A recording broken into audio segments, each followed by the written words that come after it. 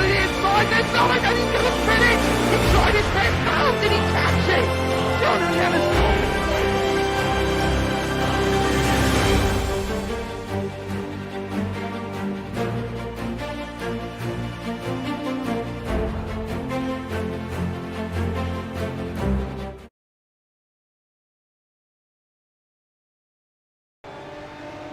Good morning, good afternoon, or good night wherever you are in the world, and welcome to the 2022 running of the VWSC 4.8 Hours of Le Mans, presented by Champion Motorsports and powered by Storm Gang Simulation. I'm Ross Smith, and I will be kicking off today's events with you. Soon I will be joined by Jake Sanson and some special guests in the commentary booth as we move into the events of today. Right now on screen, you should be seeing some of the competitors out there getting some final practice laps in before we kick over to qualifying in roughly 8 minutes. And it is going to shape up to be an incredibly interesting race today. Lots to talk about, lots going on. It's going to be fun. So again, thank you for joining. If there are any things that you'd like to put into the text chat, feel free. We'll respond to them during the broadcast and hopefully have good back and forth there. Can't wait for my co-commentators to get in here and we can really kick things off. But for right now, let's just see how everyone is doing within the race so far. Obviously still just a practice session, of course. 8 minutes, 25 seconds to go. Checking out Jerry Chen here as he's coming down past Mulsanne, heading off towards Indianapolis. So I guess we can start off with a little bit of an overview of Champion Motorsports here. The league has been around since before the 2000s. Headed up by the league founder, David Anderson. It's been a place to gather for young and old, pros and rookies alike. And it's just a wonderful environment for everyone to get their feet wet and enjoy some really great competition. Every day is filled with racing from Sunday through Saturday. It's across all platforms, all modern sims, some not so modern. Anything from rally to multi-class racing like today's race, stock cars, open wheelers, just everything is on offer within our own community of rFactor 2, so fans who are coming in to watch specifically for that. There are actually 3 chapters within the league that host daily racing, and that is the MNRL Historics on Tuesday nights. That is the Americas locally. Then you have the Thursday night series of NARS, the North American Racing Series, which kicks everything off from, I mean, you could be racing the multi-class cars like you see today. You could be doing monster trucks, Robin Reliance, figure eights and box masters, open wheelers in Macau. It just goes all over the place, and it's great fun, great group of drivers, and people just to hang out with and chat about anything racing or whatever's on your mind. And of course, there is the Saturday endurance racing. It's the Virtual World Sports Car Championship of VWSC. And today we are doing the modern 2022 custom-made WSC mod.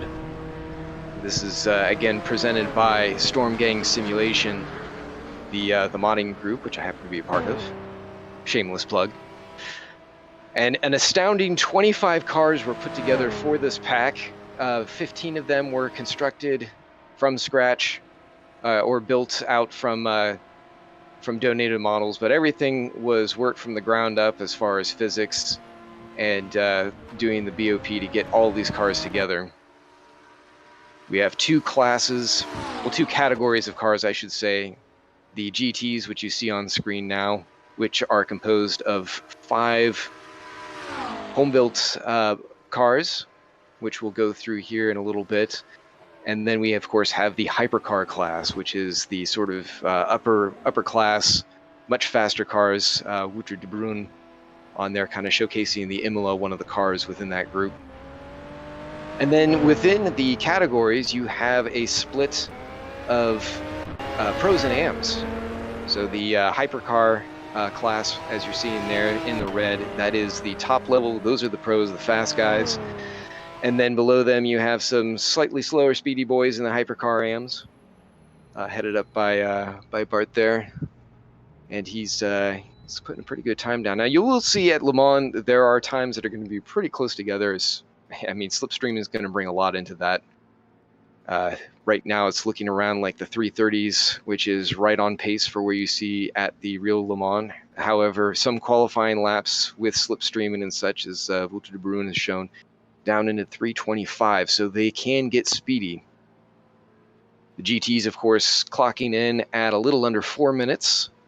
You'll see race pace kind of float around 355 to 357 range. Maybe even a little bit higher than that with today's conditions, which we'll kind of poke at here in just a moment.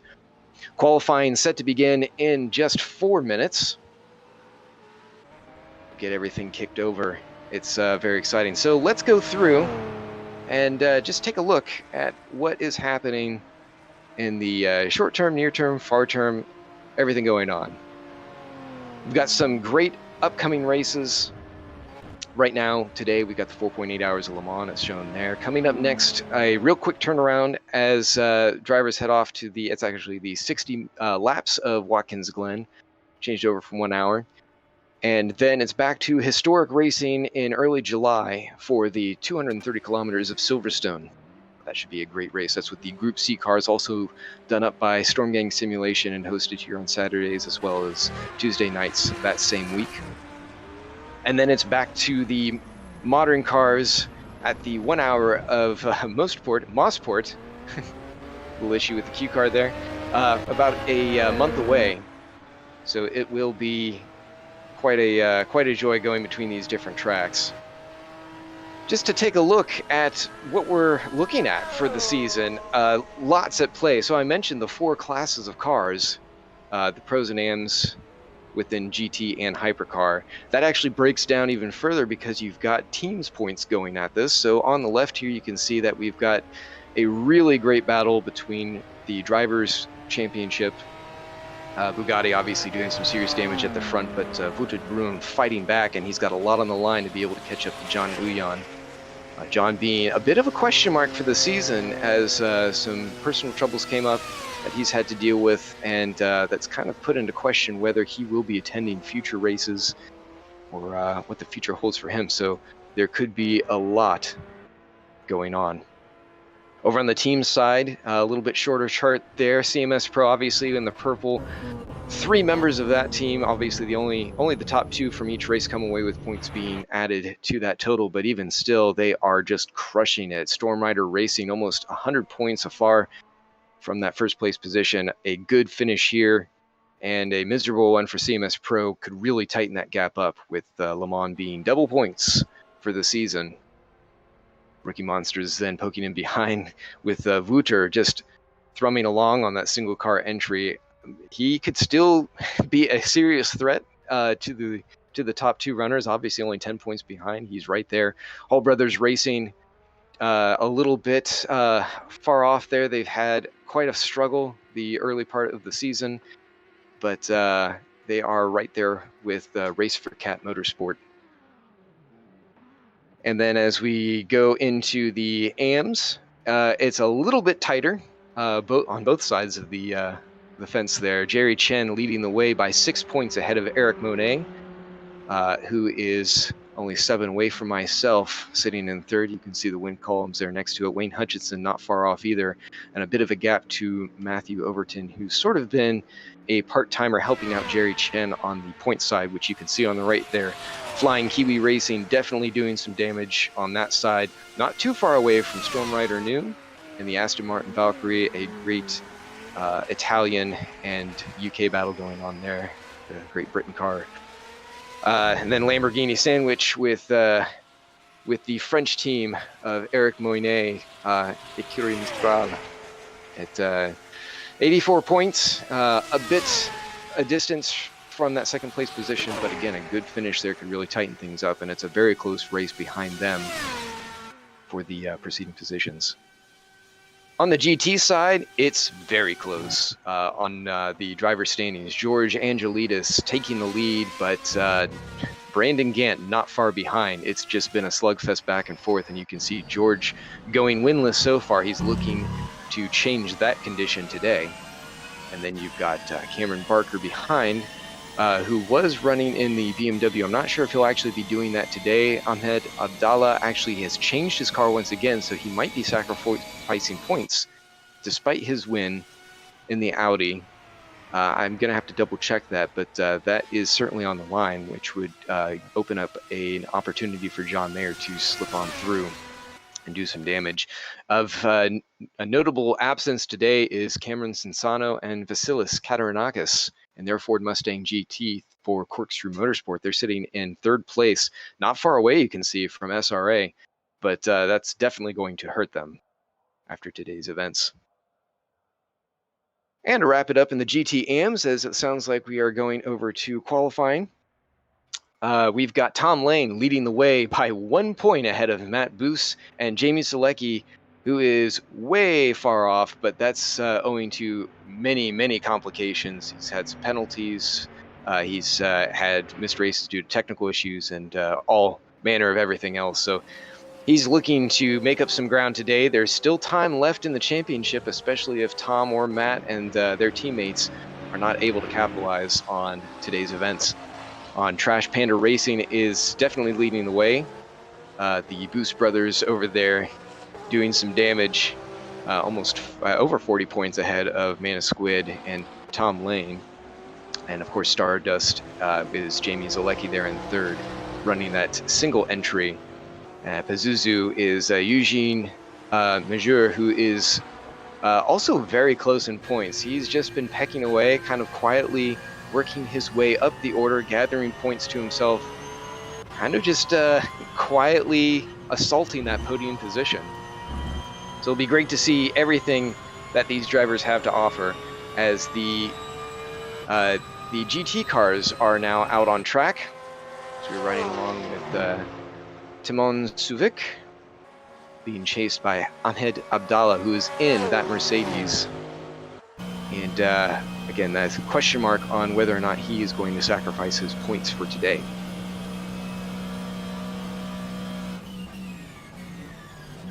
So as you can see, the lighting is heading off into the nighttime. The race itself will be, of course, 4.8 hours, and it is time accelerated by 5. So we will see a full day-night cycle. And believe me, even though it's only a fifth of what they're going to be experiencing, the drivers will feel like they've driven 24 hours, even with swaps. So it's a grueling race. Anyone who's been around motorsport knows that this track is it's duplicitous, because there are parts of it, it seems like, oh, you've got these big long straights, no problem, you just got to turn in and deal with that. There is so much to deal with as we go through. And it looks like, so the practice, the qualifying is actually only 20 minutes, so the GTs will have 10 minutes to start. They're about 3.5 through right now. Not a lot of time. You basically have an out lap and 2 flying laps to get the job done. So you can see that a lot of them are really taking their time. You're going to see that these first laps will probably be quite a bit slower than what they're capable of, because they just want to get on the board.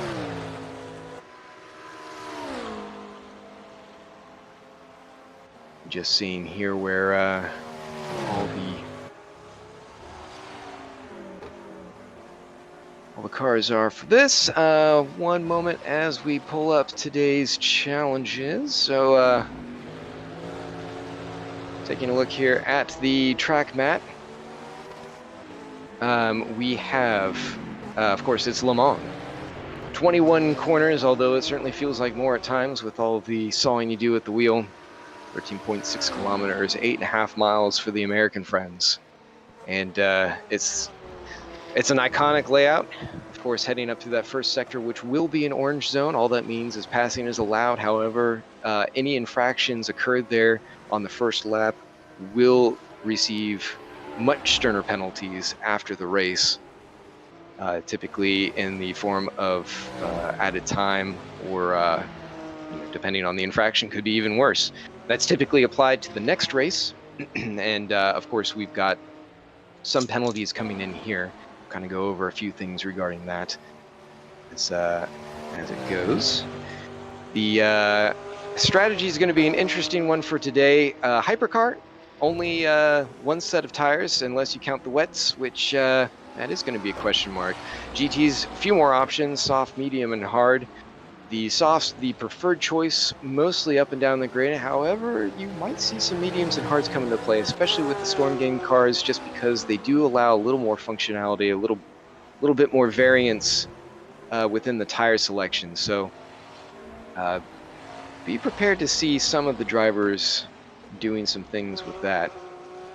Today's challenge is, of course, the heat. It is going to be around 40 degrees Celsius, over 100 degrees Fahrenheit at the start of the race. And the big question there is what drivers are going to do with engine and brake maintenance.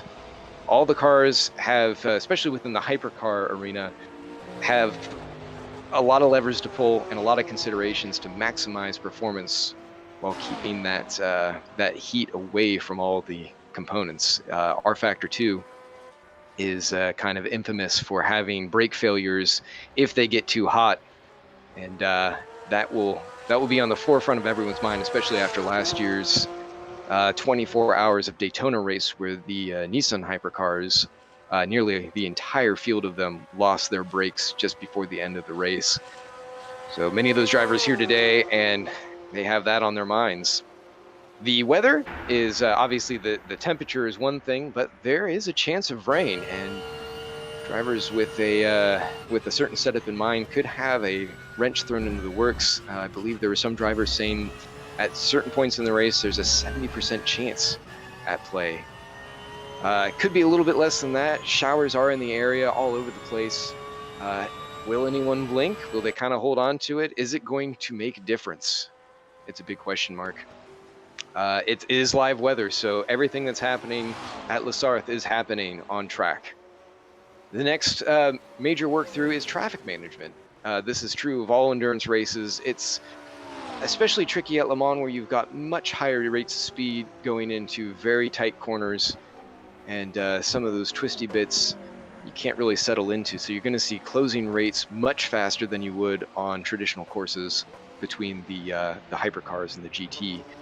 And of course, when you have slower cars within your own class, that can create problems. Have some bottlenecks. There is opportunity to get by and slipstream on the straights, but of course that works both ways, and you'll see a lot of back and forth drafting fights as the race wears on. We definitely had a great battle through the end of last year at the top of the field between two Nissans, and it was epic.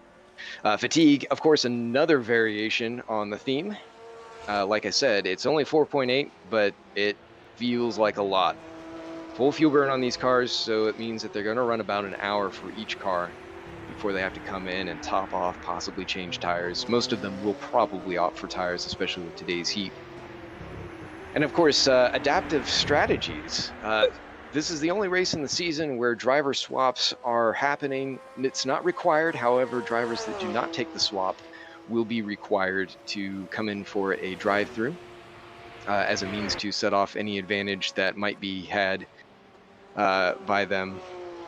And of course, we have some sponsorships here, which we're not going to look at just yet, because we want to take a look at what's happening on the program here, as it looks like it's about 2 minutes left on the qualifying run, and the GTs are still waiting for some timing to update there.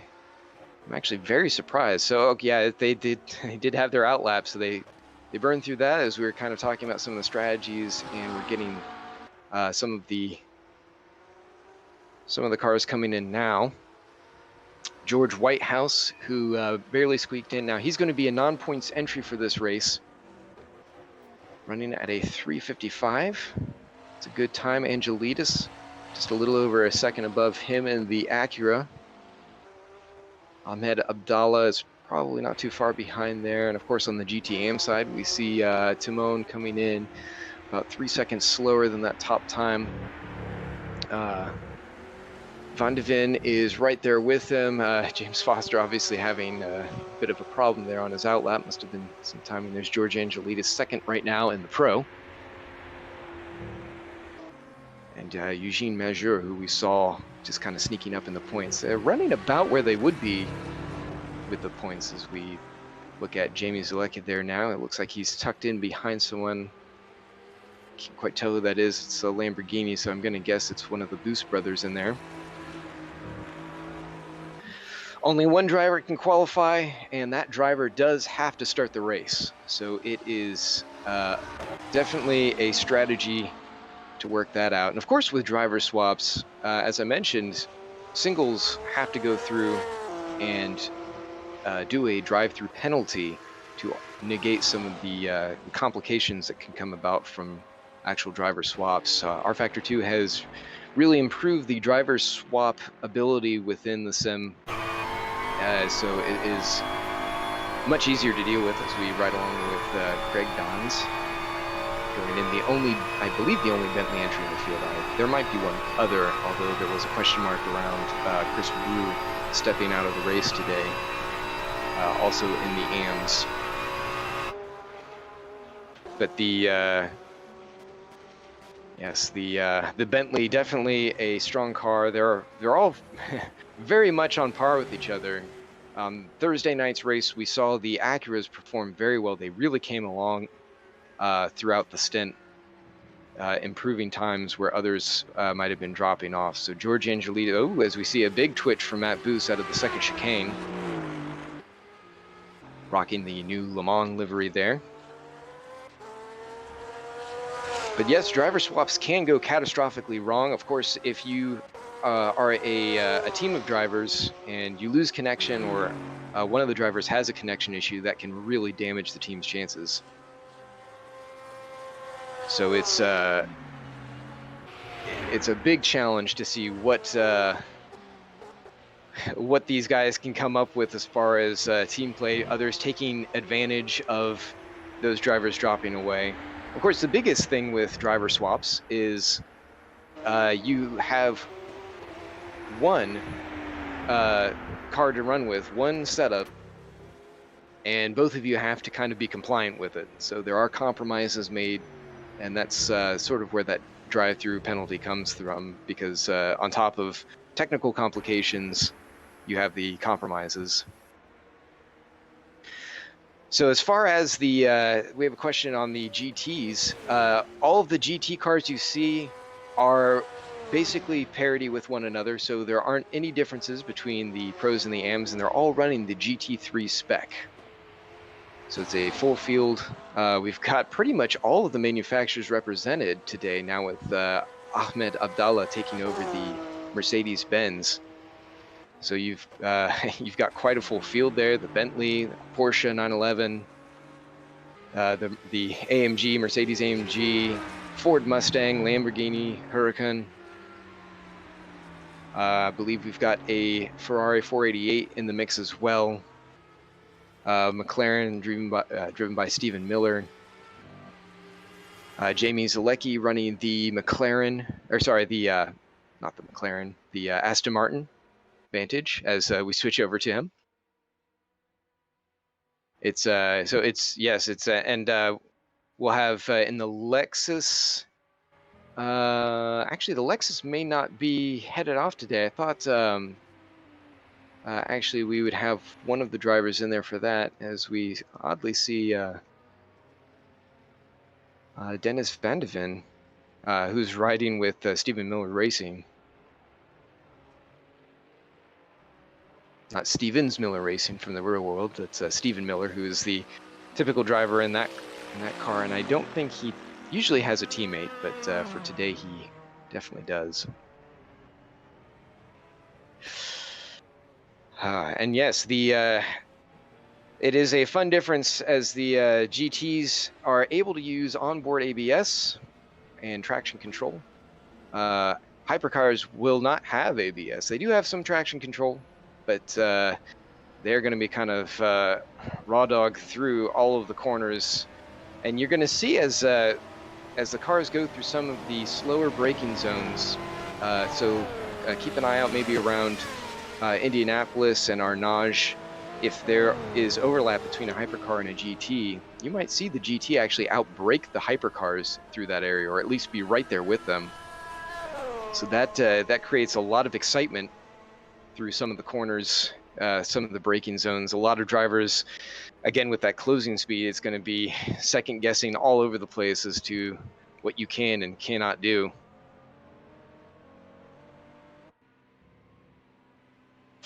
One of the also non-point scoring teams here today, Alicio Neto, sorry, for the Visceral Esports. Actually, I'm looking at that. For a second there, I thought that was the Cisco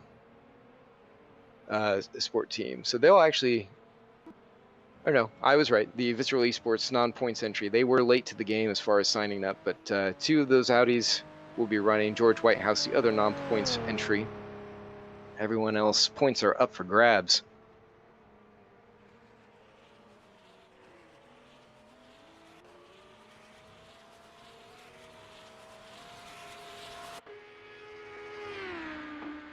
So it seems that a lot of drivers, unless I'm looking at the timing screen here, most of them are in the garage.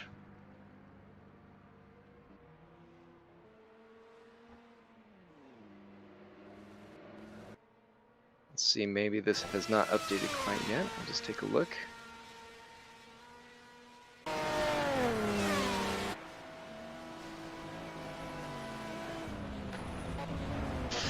Yes, so that would make sense because we have switched over. So now the hypercars are on track, driving through. Ooh, as we see a big slide out in the background.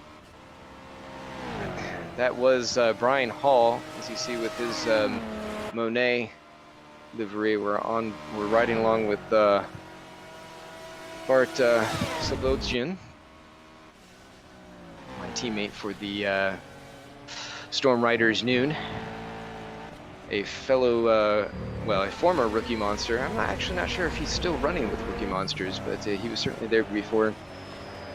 Ben Borman, a Rookie Monster in the pro car on the team, all riding for Storm Riders Racing. There's the pro entry is the red version of that car, quite chromy, so it looks pretty good. Robert Pahn looks like he'll be running the stint for, I believe that's Wouter de Bruyn's car. And it's looking a little bit lighter than normal, so I think he took the alternate version of the car. Usually it's the black one, but I think he's sticking with the white one. The Imola, a very slippery car through corners, suffers a little bit at the top end, but it is still very quick and very, very strong in competition, as de Bruyn has shown. He's had some great battles with John Uyan and this man right here, Ben Borman. Ben and his teammate Jason Whited, who will be riding that car together, have both suffered some unfortunate incidents throughout the entire season. They've just really been struggling. One of the reasons why they have not kept up in points with the CMS Pro team. Also at a disadvantage is that other team, the CMS Pro, has 3 drivers. Looking at Wayne Hutchison, he's also in contention for some good points within the AM Championship, running 4th, I believe. And Francesco Concas, he's decided to go with the Senna. I believe he was running the Ferrari FXXK, slightly older model, still looks good, has of course been bounced. The original Studio 397 Senna is a beast, definitely overpowered, and has way more grip than probably that car actually has in real life, but it has been adjusted by the Storm Gang simulation team. who also made this bull lead here, which is being driven by Daniel Kirby, who will start the race for the CMS Pro drivers, running #1 in the championship, and I believe he's in 3rd place right now in driver points. Speaking of 2nd place is Eric Moynet. He's actually 2nd place in the driver standings. I believe I might be thinking of that inappropriately, but yeah, he's definitely up there, and his team is also sitting 2nd. Grain Duncombe, he's currently running with, find him on the chart here, Tom Mountjoy. He's decided to step in. Both drivers also running the Studio 397 McLaren Senna.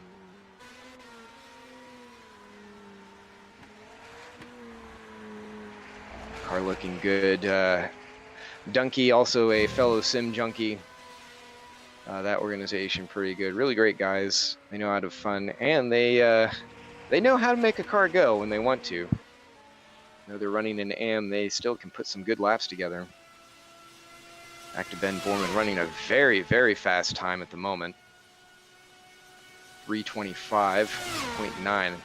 He was saying that he can probably get into the 3:24s, as you see Bart Slobodjian is also running pretty low there in a 3:26, much faster than Eric Moynet. Now I can say from personal experience that that Bart is a very quick driver.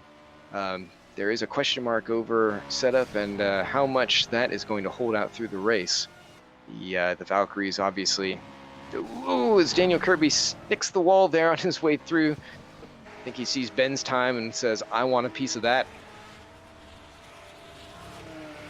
Francesco not too far away, but on this one, he's coming up. Let's see if we can find out what his laps are looking like. As he comes in, and that's actually the end of the session, so drivers are going to finish off their laps. He's going to come through. Can't quite do it. Still going to sit at around 4 seconds. See if Eric Moynet can make any improvement as he comes up through the Porsche curves. Pushes out there a little wild. Definitely running this thing and strangling it all he can. Wayne Hutchison just up the road as he goes through the chicane complexes leading up to the start-finish line. Is he able to improve on his time? He does a little bit, but it's not enough. Eric Moynet should be coming through the background. We can see his lights there. And Eric Moynet comes across the line. He does improve it, but not near enough to make it count. So yes.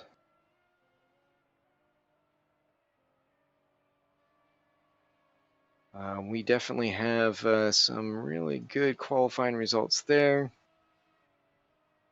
I'm just seeing if there's anyone else still running around on track circulating. Yes, there are. We have Ben Borman coming around to see if he can improve his time further.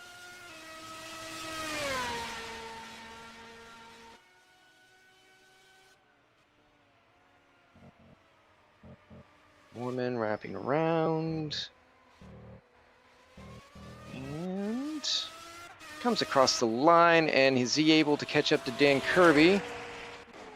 Doesn't look like it. So Daniel Kirby actually, even after bumping the wall, is able to beat Ben out by about 0.3 of a second. Graham Duncombe coming around, obviously not a great lap on the first run, 29 seconds up. This should be quite a bit better. We'll see if he's able to do anything. And still not as strong as he wanted it to be. 12 seconds off from the lead time. That's still a very strong time at the front, so don't feel too bad. So we have some really wild session results. Let's go ahead and run through them here. Up at the front of the board, Daniel Kirby with a blistering time, 3.25 and followed closely behind, just 3/10 off, by Ben Borman and Brian Hall, a ways away from the two front runners at a 3:28. Robert Pahn clocking in at a 3:29, a second off from there. Very close behind him is Francesco Concas in the McLaren. And Norm Graff not setting a time. He should be able to start. We'll see what's going on with his car, if there's anything. He may just have missed the start of the qualifying session, or just wasn't able to get a clear track and that working. On the Hypercar AM side of things, my teammate Bart taking the head there by a pretty substantial margin. Eric Moynet in at a 3:30. Pretty big gap back to Wayne Hutchison, and another one to Graham Duncombe. But don't expect that order to maintain itself as we go through the race. There is a lot to happen from start to finish. On the GT side of things, Alicio Neto does net himself a pole by quite a good margin of a second over Ahmed Abdallah, who's coming in the Mercedes-Benz, his switch. George Whitehouse coming up in third in his Porsche. George Angelidis, a not too distant fourth in the NSX. Brandon Gant close behind him. Well, maybe not too close. He's 4 seconds off from the top time. Luciano Ichazo is in there at a 4:04, well above. And then we've got Kasperzik and Goncalves without a time.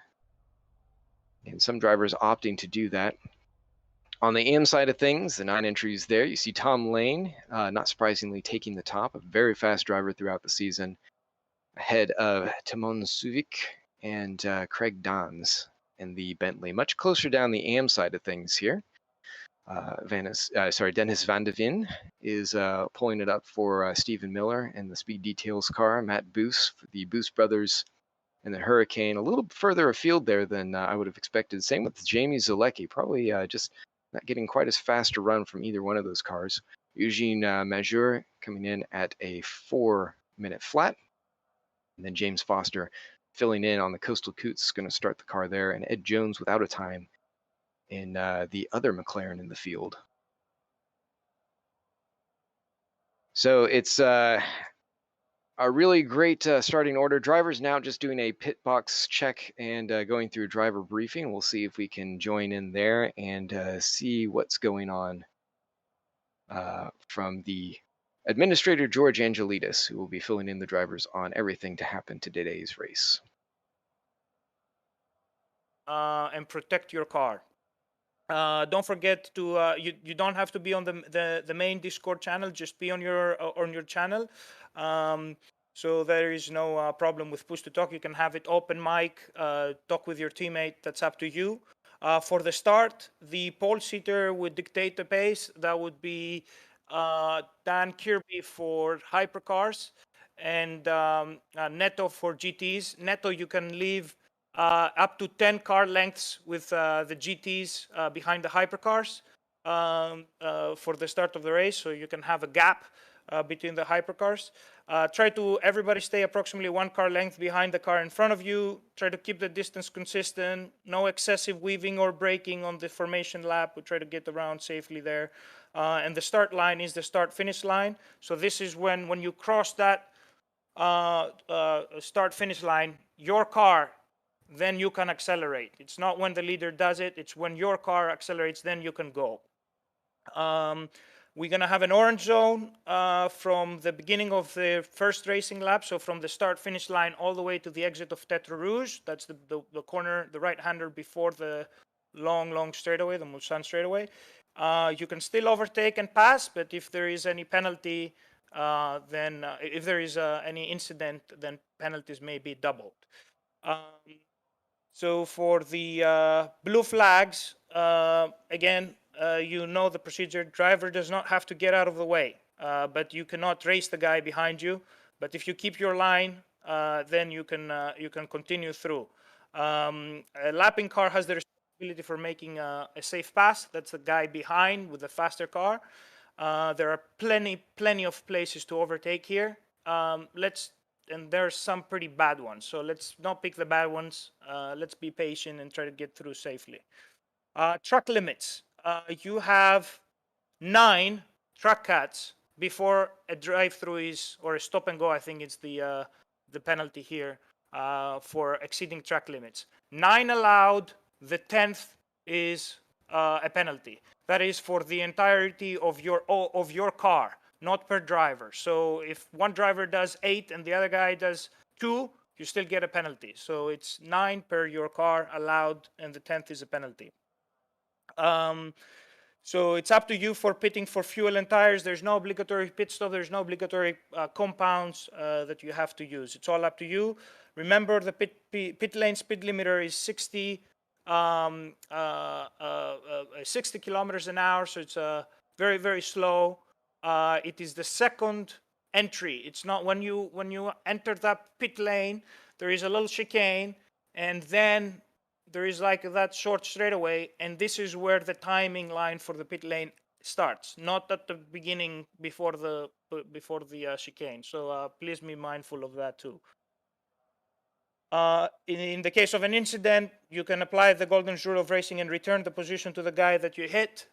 If there are still discrepancies or you want to file an IR post-race, the penalties will be attached to the race results of this race.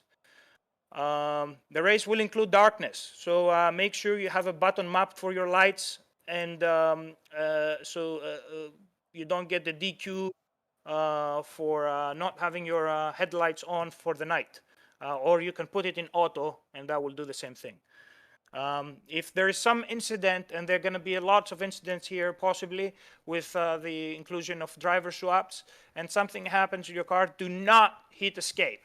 If you want to continue racing, do not hit escape. Literally, you should be only hitting escape if you blow up your engine or you run out of fuel. These are unrecoverable incidents. But if you damage your car, you cannot get back, or you disconnect from the server, Control-Alt-Delete, kill rFactor 2, and rejoin. You will be 2 laps down, but you can go for points, and you can still recover in 5 hours' time. There is lots of play there, so you can still continue. If you get a DQ in the race for either abusing track limits and not serving your penalty, or for having no headlights into the night, or for any other reason I cannot un-DQ you because I'm racing, I possibly can at the points where I'm not, but again, it has to be subject to the situation of the penalty. If obviously it was because you didn't serve your penalty, then you deserve that DQ. I want us to do a pit box check now, so please go ahead, go outside, and then call for your pit stop. You don't have to do a lap, just come out, call for a pit stop, and then park your car there so we see who is sharing, so we have an idea. And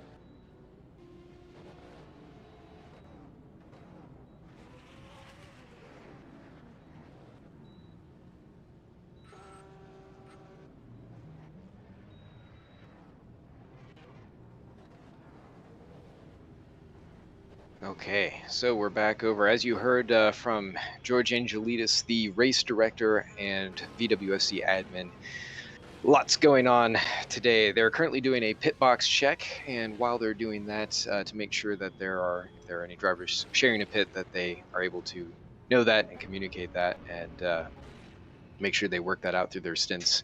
It can create problems, but you will see maybe some drivers, teams, sharing a pit stall with 2 cars in the pit box getting service at the same time. It's pretty wild. But while they're doing that, we would like to go through some of the wonderful people, groups, organizations that have helped make this possible. Champion Motorsports, as mentioned at the top of the broadcast, is a fantastic league. Lots of sim racing, thousands of members, from people just starting out all the way up to professional, lifetime, real race car drivers, and racing enthusiasts, organizers, just everyone from the racing world, young and old. We've got guys in there that are barely learning to handle a car, all the way up to guys who are in their 80s approaching 90, and everyone in between. Just a really great organization, really well ran, and it's a great place to be. So come check them out if you are looking for a place to call home in your sim racing world. Storm Gang Simulation, a big emerging modding group coming through, providing most of the cars that you see today. Only a few studio cars, most of the GT3s, I should say, come from Studio 397, with the exception of 5, which were mentioned earlier. The entire hypercar field, except for the McLaren Senna, has come from Storm Gang Simulation, working with the wonderful partners that you see down in those bottom 2 rows there, to be able to acquire models and assets and other talent to be able to make this possible. Z1, the actual official sponsor for Champion Motorsports and its subsidiaries, Z1 provides wonderful onboard telemetry software for sim racing and real racing alike. They provide a great dashboard tool that is actually used by Storm Gang and several other Champion Motorsports members to be able to track data and fine-tune those setups to eke the most out of their cars and identify potential issues or potential exploits as the race wears on. Great partner, simrace247.com. All racing news in the sim world, big and small, they've got it all. Great group. We've had a wonderful experience working with them. Go check them out.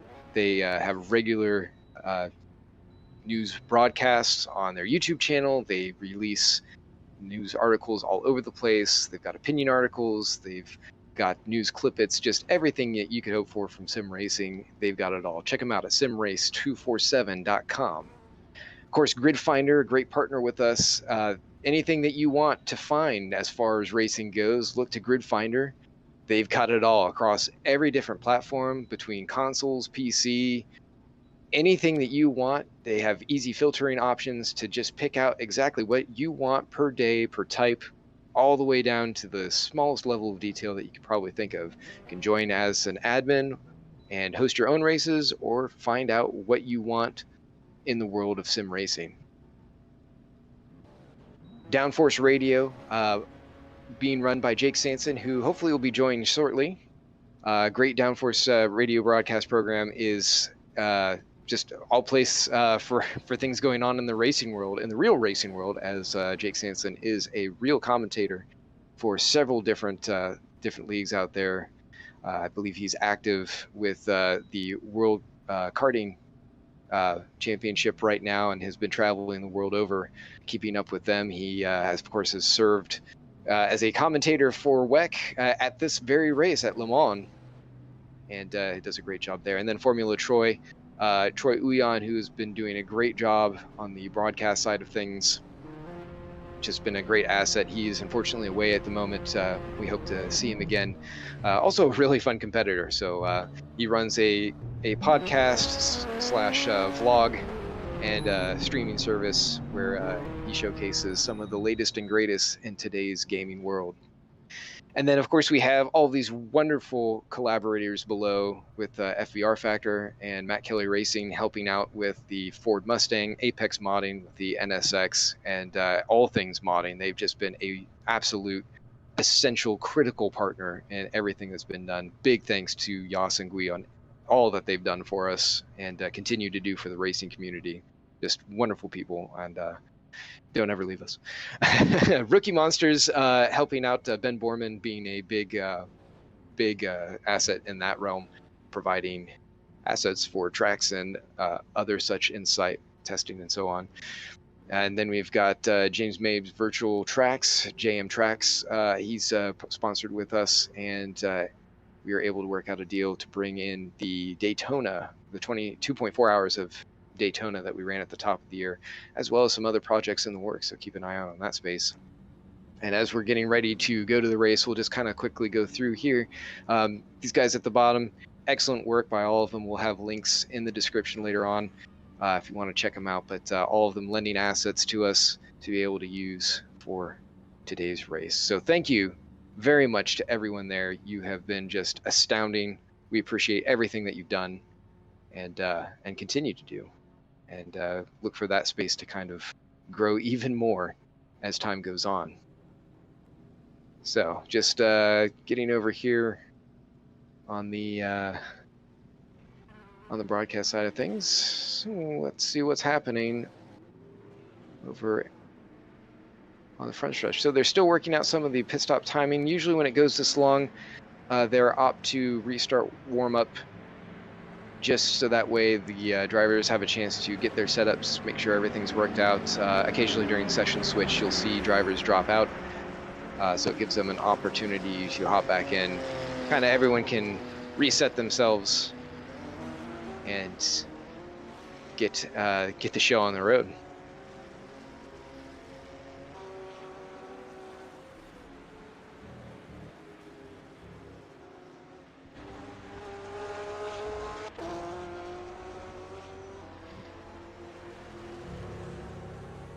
So right now you're going to see some of the drivers circulating, just kind of getting themselves put together, getting their heads in the game. Everyone's switched over to their own private voice channel.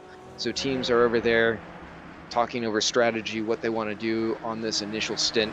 It's going to be chaos. There are lots of last minute changes happening. I know from all sorts of the teams trying to figure out this heat. That's going to be number one on their minds as they go in here, on top of just staying clean and getting away, because that's going to make or break the race and set the mood basically from here on. Just checking right now what's going on with our onboard timing and scoring. We should have some. There we go. You might be able to get some insight here on what's happening within each of the cockpits as drivers go on. 4 minutes left in warm-up, so it's possible they actually kick that over unless we're getting restarted now. So we should be good to go. That was actually pretty quick. So that's as we see Craig Dan sparking things up going over the curving. Sparks, of course, if you're following the world of rFactor 2, have been a recent addition as of the last update. So you'll see as George Angelidis does there, clobbering over the curves. Quite a bit of fireworks going off, and that's going to really be noticeable at night. But a good indicator on whether or not you've got your suspension and everything else set up correctly for your chassis. If you're grinding into the road way more than you should. So of course you've seen on some of the IndyCar races or stock car races when they're running around the ovals and the cars are just pressed right into the track. Get some sparks going like we see there as George Angelidis runs off the road. Abandons the chase down into the second chicane. There's James Foster getting ready to get his race going, just getting his head in the space. Running that beautiful throwback livery.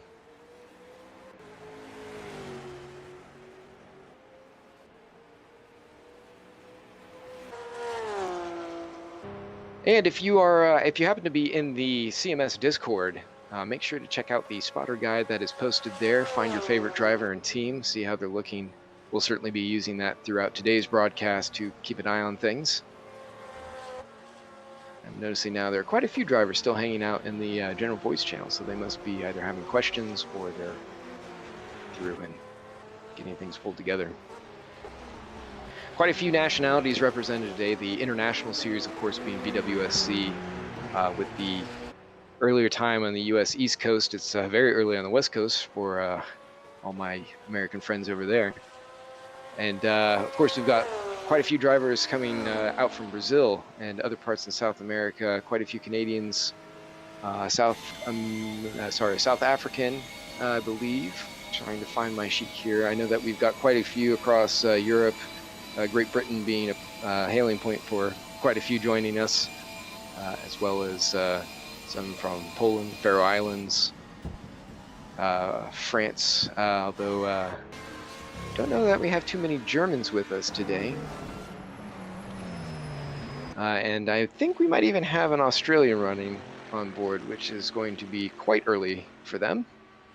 I believe it's coming around to 11 o'clock at night. Or thereabouts, depending on which side of the country you're on. So really a lot going on. And for those looking for live timing, yes, there is. There should be a link in the video description for it. If not, we can post that here in a little bit. It's also posted on the Discord, brought to you by Live Racers. And we're closing in here, just a few more minutes to go, and we'll be on the grid to start. Hopefully we won't have any restarts. Everyone will just get in cleanly. Because we've got the driver swapping, typically we'll have close to around 50 drivers, anywhere from 40 to 50 depending on the race weekend. But with the swaps, many drivers doubling up. So fingers crossed that we don't run any technical issues. Obviously rFactor 2 doing all these wonderful improvements, quality of life improvements and so on.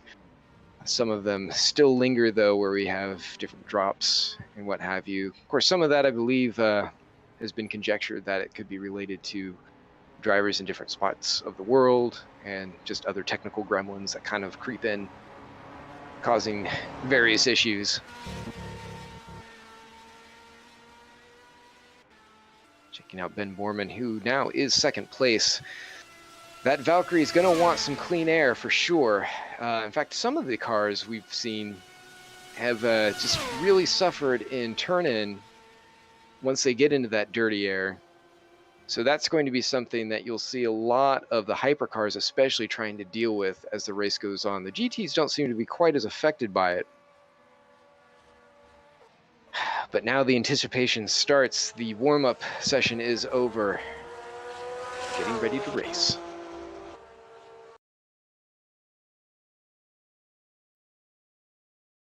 Attention grid, will all non-essential personnel leave the grid now? Okay, so grid will start forming up. Haven't heard anything as far as driver drops just as of yet. We'll just check over here on the server and see if anyone left. Doesn't look like we have lost anyone yet.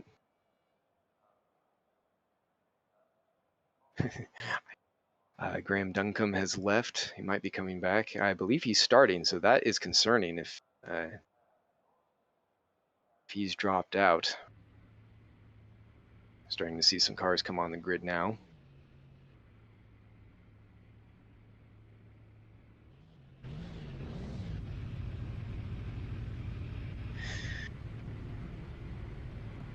Quite a big grid, over 30 cars in the server right now. 27 drivers, it looks like, actually, so we do have some that dropped off. They will do a full formation lap. This is not a standing start, but just a... We've got a penalty already. Let's see who that is. It looks like James Foster. He might have been rolling on the start. So moving on the start, that's going to be rolled through. I'm seeing some drivers, they're just kind of snipping. We might have a restart just because, like I mentioned, we had what looked like some drivers disappearing immediately on the start. And it looks like the two Storm Riders, Valkyries, are up there at the front. My teammate Bart there running the AM side again. I know that quite a few people have gotten kind of excited over that, but remember, it is 4.8 hours. I still have to get in the car, and there's a lot that can happen between now and then. He's not as familiar with the Valkyrie as some of the other guys who've been working on setups and getting that on through the season, so it'll be very interesting to see how he copes with the changing conditions of the car, especially with the Storm Gang cars using their own custom tires. They have definite wear points different from what you see with the Studio 397 tires. You can't just sit on sauce and run them out. There's definitely a lot more to take into consideration. Running the lowest pressures is definitely not advantageous. I'm seeing quite a few drivers out in the pits. So I'm fairly sure that we're going to see a restart, because I think, yes, George Angelides, the admin, kind of dripped away. So yeah, they're going to restart it, get everyone back in here.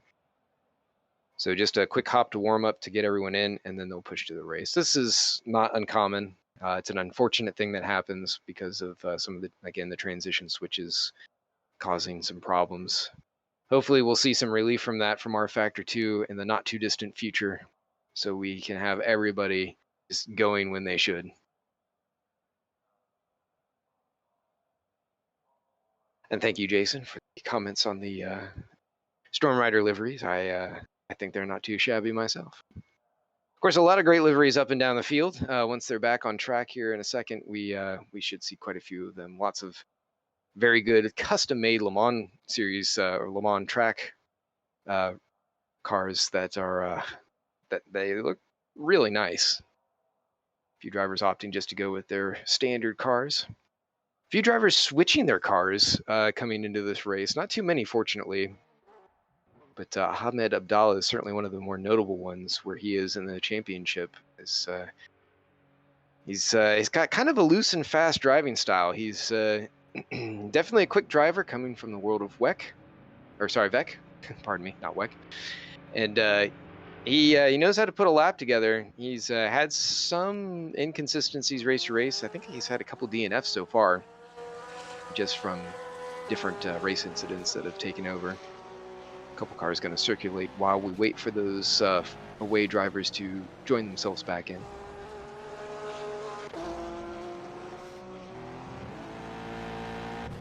So I can say that the big question mark at the front of the field is going to be, can Daniel Kirby continue to press his advantage in the CMS Pro team?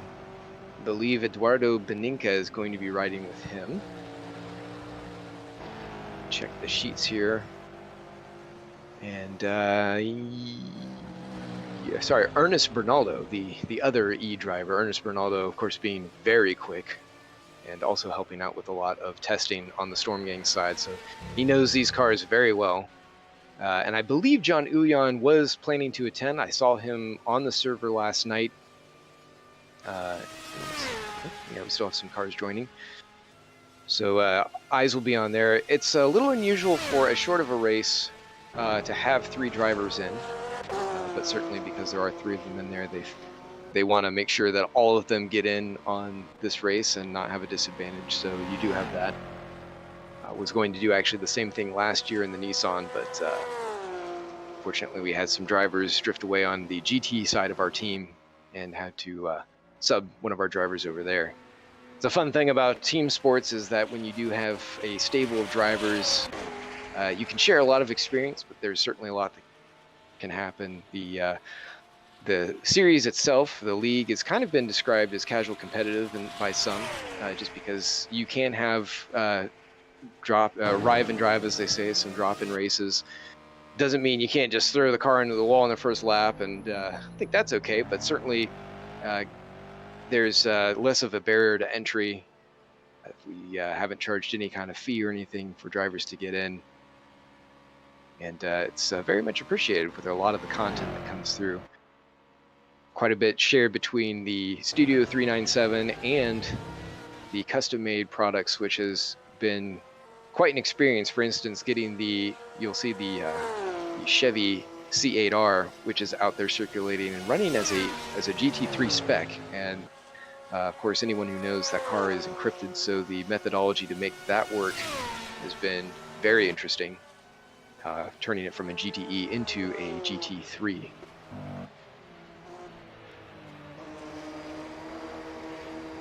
Here's Bart Slobodian, who is coming around the Indianapolis corner and chasing up to one of the Porsches. Quite certain who that is. I'm still kind of getting used to some of the Le Mans liveries. But yeah, it's very interesting to see how these cars play together, and I believe we have 2 in the grid. Luciano Chasio, who's running in Esport ARG, and Vinicius Goncalves, who's in the other Corvette. Both of them will be up there. And you know, the Corvette is a great car. I helped out with some of the testing on it. It's very flexible, and it has all the ABS and everything else tied to it. Lots of fun to drive, but I personally prefer to stay in the Hypercars. It's just something a little bit different, and we are currently working on the package for 2023, and I think everyone will be very pleased with the cars that will be present there. Not all the ones that you see here today will be included for the next release as we start in January for the 2023 season at Daytona, although there will be a test race most certainly before that, likely in December. And it's going to be a blast. Most of the GTs will be here though, especially as the FIA has said that they are going to switch to the GT3 spec, although they're a bit vague about what they're calling it, because of course they are. And that's actually the impetus for what we've done here, and George Angelides should be in later on to kind of talk about that. He certainly is very proud of the work that's been done. Kind of call him the Nostradamus of racing. He's actually been able to predict a lot that's gone on with Hypercar and GT, all the way down to individual manufacturers, teams, and drivers, and what's happening with them. So he's got some really great insight. He's an engineer at HPD, so he knows the industry pretty well. As we see Ben getting caught out a little bit over that very tricky Tetrarouge, and you're going to see a lot of drivers pushing there. As you heard during the broadcast, there have been increased track cuts to account for the increased amount of time drivers will be on track. So 10 and you're in for a penalty. You get 9 you're fine, 10 you're mine, as they say in the world of speeding on the real roads. So drivers are going to definitely be sensitive to that. It's going to affect the way that they take corners and how much they push the cars, especially as they're driving with each other and they get caught out in an aero balance, or imbalance, I should say, going into corners. You'll see drivers backing off earlier, not taking the chances because they don't want those cuts. It definitely affects you mentally in the way that you go into the next corners. So all those drivers keeping that in mind. 9 feels like a lot, 10 feels like a lot. But believe me, as someone who was able to get 3 on their first lap out on Thursday, they go by quick. You can burn through them faster than you can burn through all of the fuel you have in the tank, which will actually be another concern, mostly for the Hypercars. GTs are sort of locked in with their fuel burn. They'll be coming in at around the hour mark, maybe just a little bit shy of that because of how long they're running at higher RPMs. But the Hypercars, they'll have a little bit more to concern themselves with. For instance, the Valkyrie here has a 70-liter tank, whereas the Bolide, I believe, and many of the other ones go up to 120. Fuel burn is effectively half. I think it's about 4.5 liters per lap, somewhere around there, versus the Bolide, which is around 7 to 8. And that thing is a monster with fuel. So much torque coming out of the Bolide versus the Valkyrie, for instance. They're just totally opposite cars. The Valkyrie being a rear-wheel drive, Bolide being an all-wheel drive, and you have a bit of mix of that. The AMG 1 also an all-wheel drive car. And this warm-up's still running a bit long. Would have expected things to switch over. I'm going to see if there's anything being said within the Discord chat by drivers.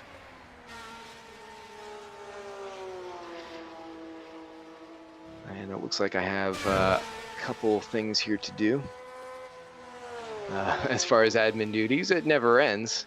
I was hoping that we'd have Jake here, but it seems that he might be running late, otherwise delayed. So bear with me as I run everything from cams to comms to assigning some different voice channels here for VRC Goncalves.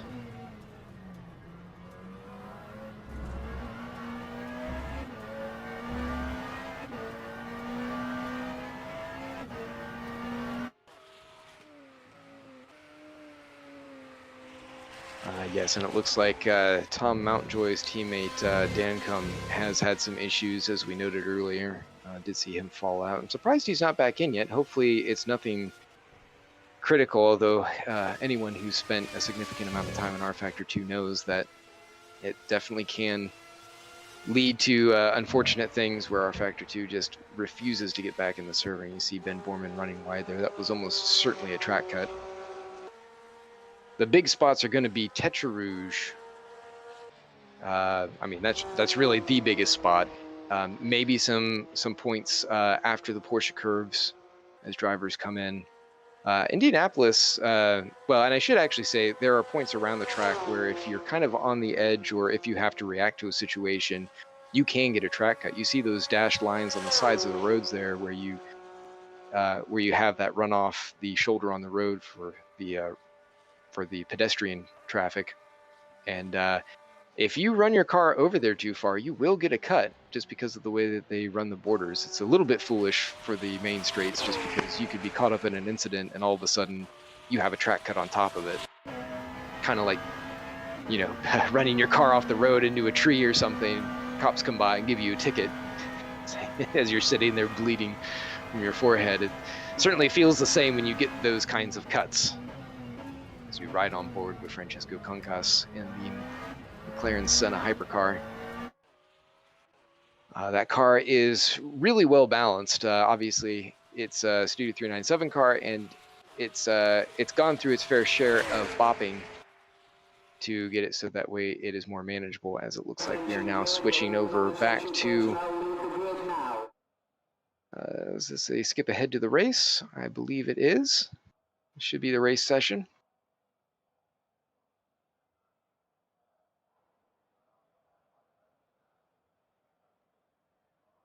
Yes, and it looks like it is. So drivers should be lining up. I'm not sure if Dan Combe was able to get back in. Just looking right now. I'm not seeing him. However, another driver did pop in.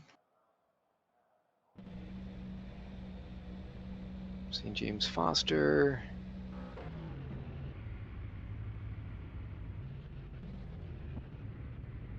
So a little concern there. I hope that that doesn't cost the team that they're able to actually join, but a big question mark over that one. If that team's chances are shot. Tom Mountjoy and Dan Combe. I'm not seeing Mountjoy. Oh, no. That's Wayne Hutchison. Yes, so for the Hypercar AM side of things, that is going to be a huge question mark. I'm very unfortunate for them if they're not able to start. But one more look here quick. See if I can find them. There's Wayne Hutchison. And Brad Nielsen Vestergaard also sliding down the order. I'm not sure where he is. Is he on track?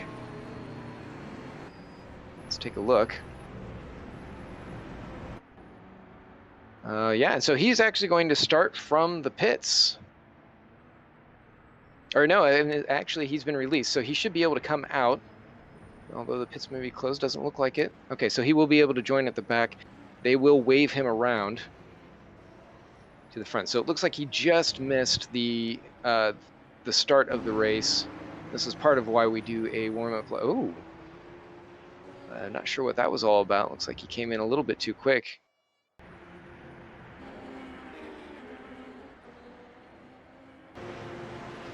Now, he may have some issues with setup. That is always a concern. He's also having some, this might be having some server lag here, at least with his car. Let's see if that continues on. Let's jump to the front and see if any of the other cars are having some problems. Yes, it does look like it. Generally, when you have all of these cars, especially at Le Mans, you will see a bit of this as the server kind of sorts itself out.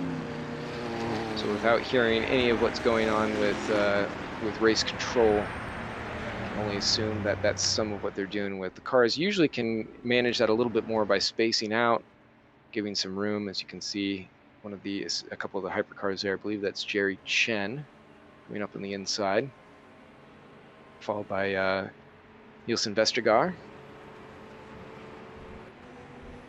I'm not sure if we see any other ones coming up through the field. 28 cars it looks like, so we did have some drops and drivers not make it. Very unfortunate, but still a very full grid. We'll see how many of them make it all the way to the end. 4.8 hours. Should come in at just about that once they come back around to take the start. You see them kind of moving quickly here as they make their way down. This is, they're not racing yet. They're just doing the formation lap. It will be single file. And that is to avoid some of the lag spike issues and everything that that can happen at the beginning of an online race. And as you can see, there's a little bit more jumping around. That is certainly something that can happen. I think drivers are going to be very conscious of that as they head into these first opening laps. Nobody wants to ruin a nice long race like this that they've been prepping for, especially such an iconic one, and one where you've got a lot of points on the board. In the world of endurance, 4.8, not that big of a deal, especially compared to some of the 24-hour races that are out there, 12 hours, even 8 hours, all of those quite long. But there'll still be attrition, and that's what drivers are looking at. The temperature still very hot, starting out at, I think it's 41 degrees Celsius right now, well over 100 degrees Fahrenheit. Those engines, brakes, tires, they will be on fire. Drivers are just going to have to stay cool as they come around for that first stint, that very critical stint where they set themselves up for the rest of the race. Will we see any damage that needs repaired? Will we see anyone able to make a jump and really break away and give themselves a gap? Is there going to be a team that decides to just take it easy from the start, stay out of everything, like Eugene Mazur, who's just kind of just chilling behind where everyone is and letting the chips fall and pick up what he can? It'll all be a big question mark as we kick things off. Oh no, I don't believe that was a lag. Timon Suvic has just banked it straight into the wall. That looked like it was a force feedback thing. It could have been lag related though. That looked damaging. He was coming to a stop. Let's see if we can pick him up here. And that is a DNF.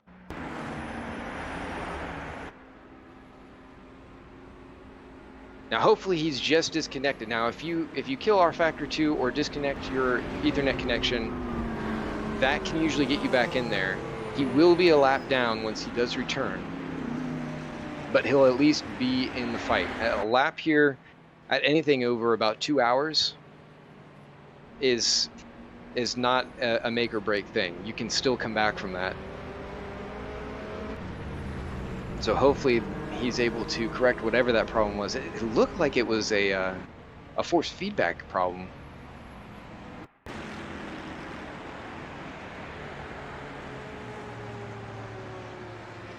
So the Hypercars now making their way around. They are coming up through karting section, side of Porsche curves, and they're heading down to the final chicanes.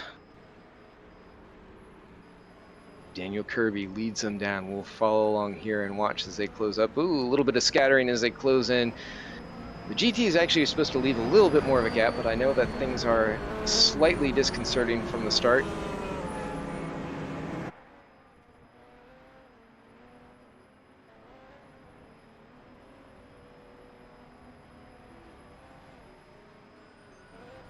Daniel Kirby doing the split livery, and here we go. So coming around for that final corner, they make their way through. Driver starts when they cross the line.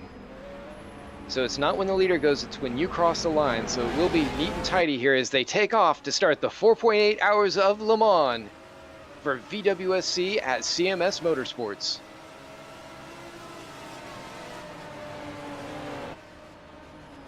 Down into turn one. Neat and tidy up through the grid. Robert Pond back in the Imola also able to take it without much issue.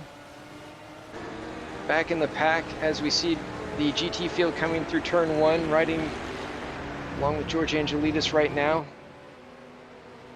This is going to be a critical race for him. He wants to get the start early and good. GT's spreading well out right now.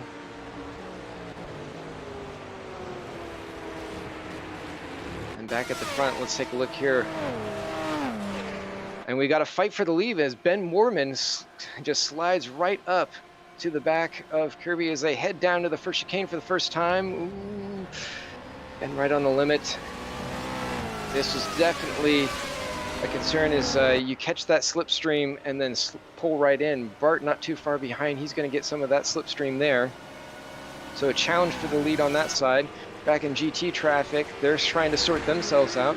As you see Stephen Miller's car, not Stephen Miller in there right now, but he's trying to take advantage. I believe that's Van de Ven. That's third, trying to close up on Gant as he's caught very quickly by Matt Boos. He's going to pull to the side to try and take advantage there as they head down to the second chicane. And just up ahead, Brandon Gant is also making a move on Dan's. That's for second place in the G. Oh, I'm sorry, Brandon Gant looking at. I'm all over the place. So Gant, that's actually for fifth place, fifth and fourth. Jamie Zalecki further back. He's also trying to work his way past. He wants to dig himself out of the ditch he's in, but he's right now caught up behind Eugene. And says Van de Ven, I believe that's actually a pro car up ahead of them. It looks like looks actually like Nieto's car. No, it's Kasperzak. That's his teammate. The other entry. He's being and Zalecki is being chased down by James Foster behind. We see Brad Vestergaard was not able to make his way through, or he had an off somewhere. As we see Angelitas now going for a pass on Tom Lane. Those two drivers are very close in skill. Tom's able to do quite a bit as they go through Indianapolis. Tom gives him the space. Tom is running in and he's the leader there. So he's obviously not going to fight him. He knows better than that. Although sometimes he'll give it back if he can. Then Hypercar and Wayne Hutchison keeping pace ahead of Jerry Chen, who again kind of fell back early on. And they're trying to catch up to Eric Moinet, but they have Norm Graff in front of them. Norm had a disastrous race on Thursday, crashed off in Indianapolis, I believe on the first or second lap. Just a little bit of a lag spike, and that sent him off. But that's all it takes in being a single driver entry. It's all on you, so what happens, happens. And, you see Dennis Van de Ven getting harassed by the hypercar of Brad Vestergaard, and that's really going to hurt him early on because he's having to work his way through this lap traffic as Eugene goes a little bit wide there. Got to watch those corner exits. Don't want to use up your cuts early. And it looks like drivers are peeling off to serve. So those are the single entry, I believe, for most of them. Should be all of them. Although, Eugene looks a little bit ambitiously up the inside. They managed to not. That was not nice, as Dennis Van de Ven gave him a little bit a piece of his mind as they're really leaning on each other. Come on, guys, now it's a lot of racing there. Sort it out. Eugene gets squirrely. That's going to open up the outside. Oh, and they're all over the place. And oh, no, Eugene slides off. Pushing that. You could tell he's driving backwards. He's got to be careful.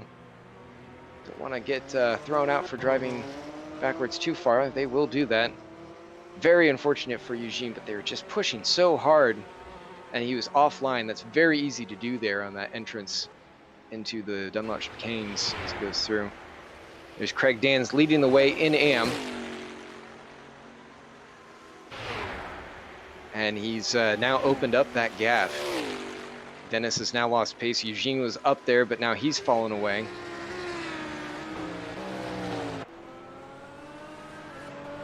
Wayne Hutchison has now closed hard onto the back of Jerry Chen. Jerry, I believe, is just running a much cooler setup, and that's part of why his pace is a little bit off. I know that he's suffering through some heat things that, just some physical stuff to deal with while running the car. But he wasn't really showing too much discomfort in his times. But we'll see how this plays out. And he's keeping pace over Wayne. Of course, the The AMG 1, an all-wheel drive car as mentioned before. Very strong early on, but it is very, very easy to burn the tires off of those cars. So he might be trying to just take advantage right now and get as much track position as he can early on, anticipating that fall off on the backside of the run. Adversely, the Lamborghini SCV12, the Essenza, is very balanced. It's a very strong car, has lots of downforce to work with. It's a very strong competitor throughout the entire season, and it's one of the reasons why they are leading the championship and the drivers' points right now. Looking back a little bit here, Craig Dans keeps closing back in on the back of Brad Nielsen Vestergaard, so I'm thinking that Brad is having some struggles with that. He's just not able to fully clear that GT field. In fact, he still has quite a few drivers up ahead of him. Brian Hall now heading into the pits. So I thought he was going to be running with his brother Lonnie, but apparently that was not the case. So there should be a drive-through penalty to offset that solo entry. Doesn't look like he's going to come in for anything. Let's keep an eye. He's kind of peeking. Or he's just driving down the middle of the road, who knows? So Brian Hall, yeah, just serving his drive-through. So that's going to send him back to the back. Keep him back. Very lovely livery done by Brent Owen of HHRL. Just a phenomenal job. Not a partner for Champion Motorsports, but has been a close ally and definitely very helpful in the assemblage of this mod. So we thank him kindly for that, and definitely thank you for the very beautiful car that Brian gets to drive for the season. Back up at the front, it looks like we're dealing with some traffic already with the Hypercars. They've spread out a bit as they settle into a bit of a rhythm. Daniel Kirby still leading the way, now open that gap up to about 1.5 seconds. And maybe about 2 seconds back from there, for Ben, is my teammate Bart. Gotta remember Bart and Brad there for the Hypercars, keep them separated. Looks like we get a bit of battle brewing down here as the GTs have done their cycle through the pits for the single entries, and now Jamie Zalecki is hot on the heels of Matt Boos. He is not letting him out of his sight at all. Both those drivers running a special Le Mans livery, both looking very chic, very nice. Stardust Motorsport, the single entry in 3rd place in the teams, pretty far behind, so he wants to get ahead of the Boos brothers as much as he can and capitalize on those points.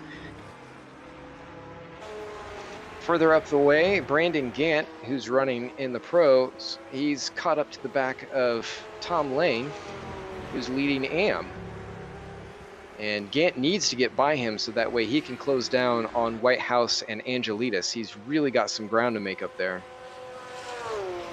He might be able to do it here. Both of those cars, front engine, both Storm Gang simulation. We've got the Nissan GTR, which has been an indomitable force throughout racing history and still looks very much identifiable with the Ford Mustang, which should be showing up in 2024, so that was an early anticipation. And if you follow SRO racing at all, you've seen that car, the Mark II Mustang, running at places like Mount Panorama. And you see Lane there behind Eugene, who's, I believe he's getting lapped now after his issue before. Actually, no, he's not. That is 4th position, so I apologize. Tom Lane driving behind him. I thought that they actually had teammates. The only reason I could see them being behind is if they had to do that drive-through. So just checking out the scoring chart now, yes, Tom Lane is a single entry, as is Matt Boos, as is Brandon Gant. So yes, all of them did their drive-throughs. They're coming back up now, so that is 4th position. But that was sort of anticipated, Eugene's pace being a little bit off, and certainly even more so now after that spin fighting with Van de Ven. Oh, so we see a bollard go flying. Unfortunately, I don't think any of the bollards are going to survive to the end of this race, but if they do, I believe George Angelidis will be sending that down to the winner of the race, free bollard. As we see Norm Graff, Jerry Chen, and Wayne Hutchison all coming in. I'm not sure why Jerry Chen's in the pits unless he got a drive-through. It's very possible if he got a track cut. Although I can't imagine he would have used them all up unless he had one of the very infamous track cutting issues where you get a ton of them right in a row if you go too quickly over a section. That's entirely possible, or that's something that's self-imposed. We'll have to see that later. I didn't see a penalty pop up, but I was looking in all kinds of different places. You got to be careful on that turn 1 Dunlop chicane section. It is very tricky coming out of the pits. It's so hard to judge your speed, and of course, if the brakes and tires have cooled off, you've got to brake sooner. You see him trying to, he's really struggling to get that thing back together now. He should have it. Ahmed Abdallah now coming into the pits. So he's also, I believe, a single car entry. Quite a few of them. So you're going to see these cycle through. Ahmed actually did not register for the event as he was required to, but they were able to work something out with the group runners. So they're going to come out of the pits very close together. Robert Pahn actually now not too far away from Bart Slobodjian.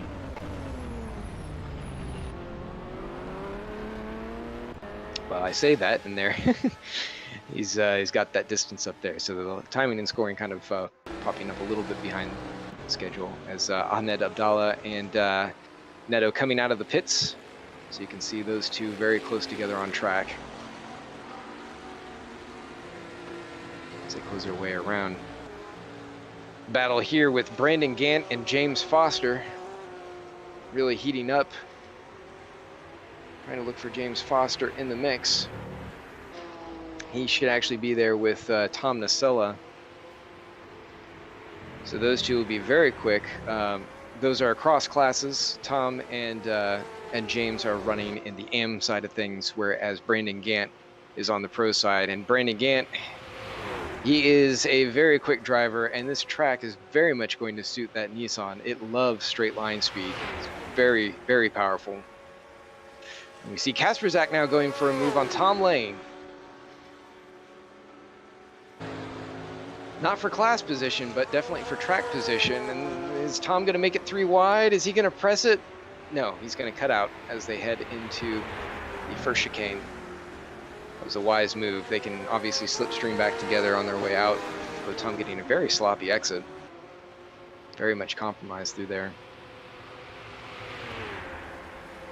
So Kasperzak is going to come up to Eugene here and make his way by for position, but Eugene is not in the same class. He's down in the pros, so Tom Lane will need to come by him and get back up there into 4th. We'll probably side by side into the braking zone. That's going to compromise Eugene quite a bit. Let Tom close in as we switch over to the Neto Ahmed battle. Abdallah coming through and taking that position away, and it looks like he's holding it fairly well.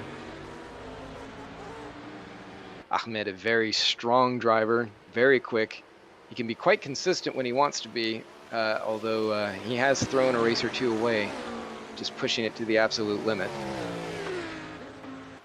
Alicio Neto, I believe he and his other teammates have done quite a bit of work on the WEC circuit, and certainly around some of the other endurance racing, but he's definitely shown up with a very strong livery here in the Audi, Studio 397 car.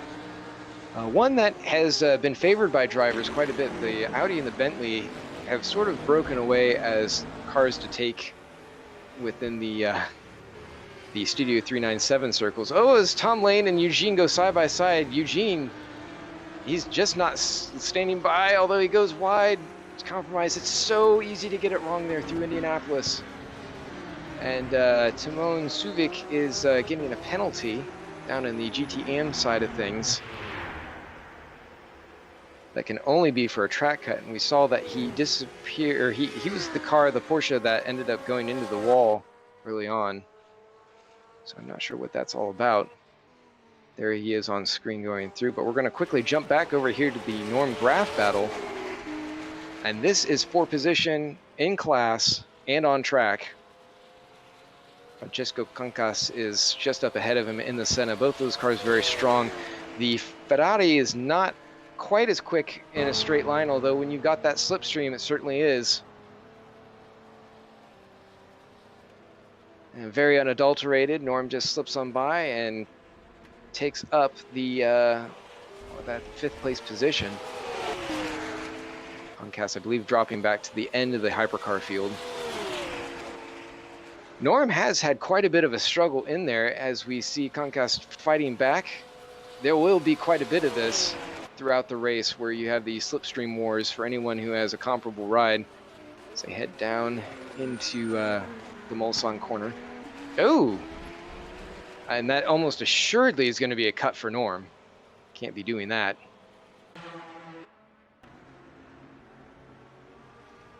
And here back in the field, we have the 2 Corvettes running with Goncalves and Ichazo. Nose to tail, they are very close together. Ichazo, I believe he's working off his drive-through. So expect him to come back up through the field where possible.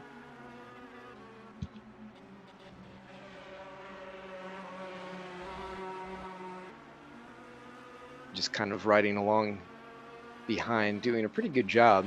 You can see them as they come out of Tetra Rouge. Very fast straight, and just kind of get an idea of what the closing rate is here once you fall into that slipstream. Thank you for confirming the stream quality, Guilherme, my teammate who can't be here.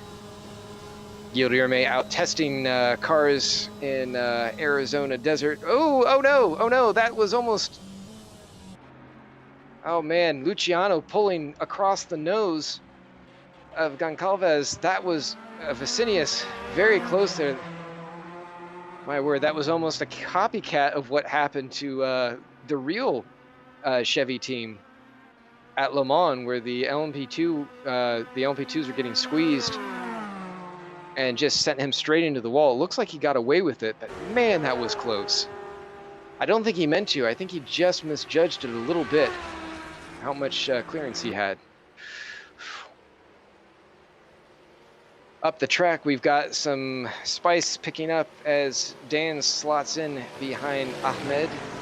Dennis van de Ven is trying to close that gap down as you see the 2 pros split up there. Down towards, oh, I thought that was Indianapolis. That's still up the road a bit. Dan's actually getting a pretty good run on Ahmed as they all file through. And Neto, as we go on board with him. So yeah, it's basically a Pro-Am Pro sandwich, a double-decker in there.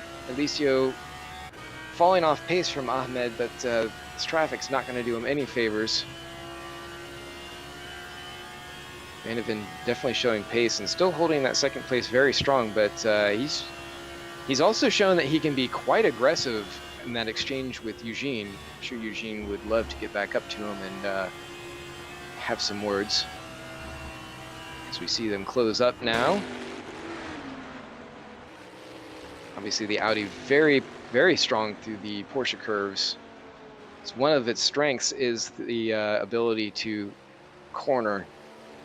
Of course, that advantage can slip away further throughout the race, as we've seen historically the Audis get very loose with the setups that the drivers run through them. In fact, I believe Ahmed's first car was the Audi before switching over to the Bentley. And then, or I say Bentley, I actually can't recall if he switched over to the Bentley.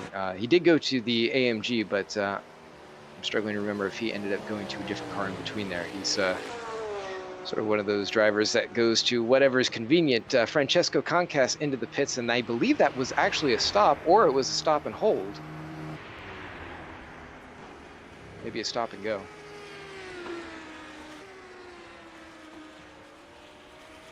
So he'll come back out 6th place, bottom of the Hypercar Pros. Definitely not what he wanted to see early on in the stint.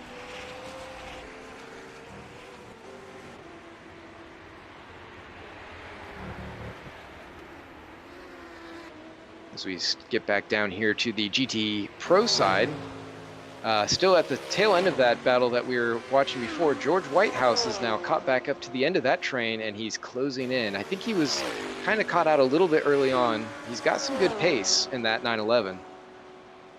And he's going to try and make his way past Van de Ven. I'm not sure if he saw any of the previous interactions that McLaren has had with drivers, but he's going to slot up the inside and take that position.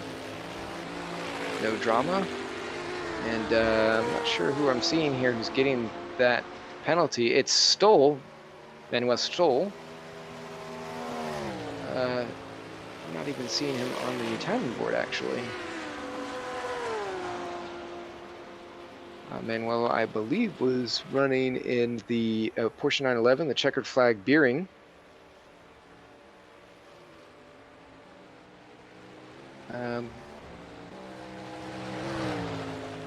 Yes, I'm actually not seeing him at all. They must have had a driver swap already. It's possible that... so that was Timon Suvik. So I'm thinking that maybe he was having some hardware issues and they got him swapped out. Which would make a lot of sense. So we'll just update the timing charts there, and that should be... Yeah, so Stoll coming out of the pits. I'm not sure why he got a penalty. Seems a bit odd, but it is what it is. So, we watch George Whitehouse getting passed there by the Senna with Concas, trying to make up some ground to the Hypercar Pro side of things, and it's getting a little congested over here.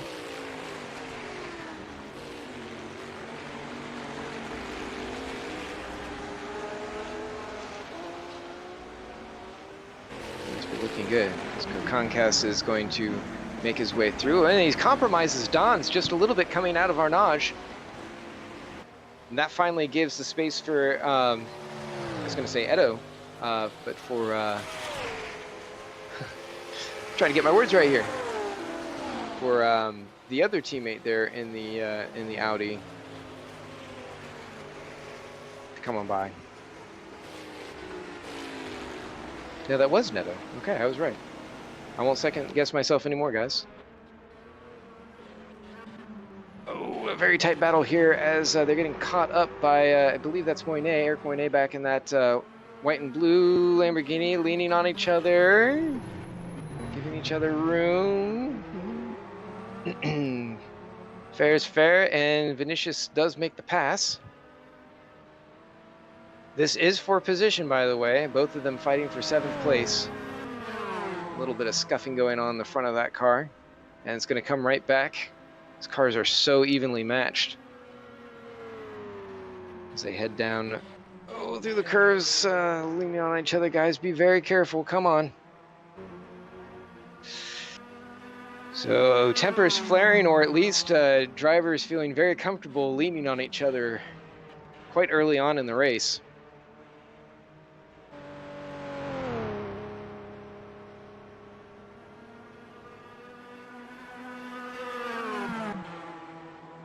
Just kind of following along with that battle, seeing if it develops any more as they head down to the chicane. But so far, nothing has kind of taken place yet. And it's mostly without issue there. Hopping back up to that other battle we are keeping an eye on. Van de Ven is trying to close back up here, see if he can catch any of those guys, because he needs to clamp down on Dan's. He doesn't want him to get away. And right now, George Whitehouse in the Porsche is giving him as much tow as he can. And if Whitehouse does compromise him going, no, he's going to back out. I say if he leaned in there a little bit too much, that could have been the opportunity that Dennis needed to be able to slip up and catch some of that slipstream and just wind him down as they would head to Indianapolis. But it looks like he may not have that opportunity, although here's Whitehouse again looking on the inside. Whitehouse has his own race to go, so he wants to get that position and catch up to Neto further up the track in the Audi. So that is taking place there as it goes through, and there's the compromise like we talked about.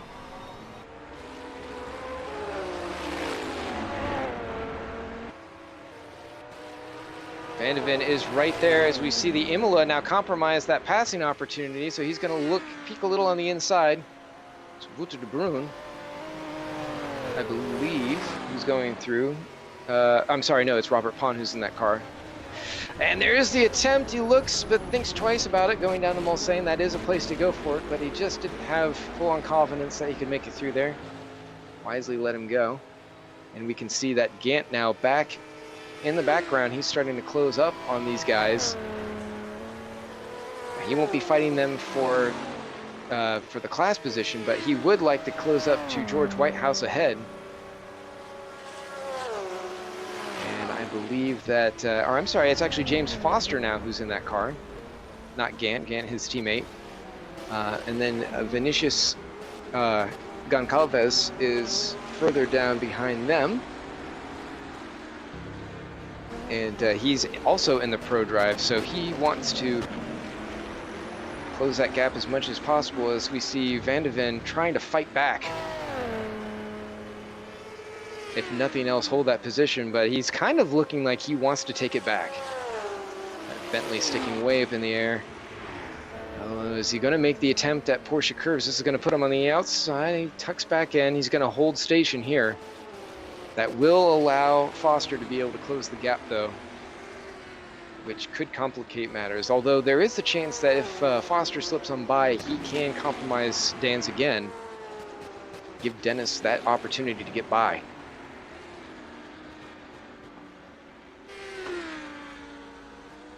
Opens up a little bit. Dan's goes way wide there. That's got to be a track cut. Now you can negate it if you do find yourself on the other side of the cut zone, just off track. If you let out of the throttle, slow yourself down, it can interpret that as saying, okay, you've negated your advantage that you took there, we'll let it go. But it's very difficult to do, and it's not as consistent as you'd hope it to be, but sometimes you can get away with it if it's just marginal. And Calves, we're seeing something happening there as he's starting to slow down and now get caught again by Chazo. But now we've got a battle up here as Matt Boos slides it right up to Eugene. Marzog, and they're very close as it comes down, but not too much incident. And Matt Boos now has his eyes set on Zolecki just up the road. So this is 4th, 5th, 6th, and that might be 7th off behind them. Oh, what was that? Was that... Oh, that was Eugene. Oh my. Oh my, that was huge. So he had another off.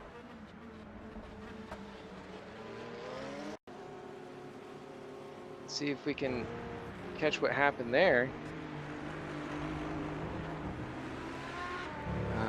Just trying to find that in the replay now.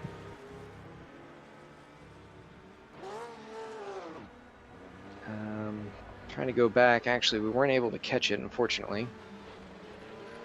But yeah, it looks like he just went off way too hot into that corner. And it looks like he bailed on the inside and just slid up. Good thing he didn't hit anybody, but he now is getting caught up by these pro drivers in the Corvettes, and they will more than likely pass him here as his tires are cooling off and he's compromised as Norm Graff enters the fray. And he's going to want a really good run off of here. He should be able to slip by them without too much problem. Yes, he does. Man, a lot kicking off here as we hop back over to our battle going on up at the front, and Gans is under threat. Gant closes in. All of these guys going for position. Gant now coming off that corner. Oh, as he makes a pass there on on Kasperzak. Kasperzak is, I believe, in class. Let me look here. Doesn't appear to. Actually, no. He's in class, but he's actually a non-points entry. But that will be for position. So the two AMs fighting it out just ahead of the two pros, and the AMs are going for the lead in class. Is now. Brandon Gant looks to the inside, so they must have had a switch at some point, because I was seeing Foster before. So it looks like they got Foster out of the car as quickly as they could. Gant's in, he makes it without too much issue, and now we've got Brian Hall sliding into the mix in the Lamborghini not too far behind. That will potentially compromise somebody's line. Looks like it might be Van de Ven's. He's not going to like that too much. But Kasperzak now has to deal with that McLaren. And Brandon Gant's going to be coming up to Craig Dans here probably shortly, because he has been reeling that gap down quite quickly.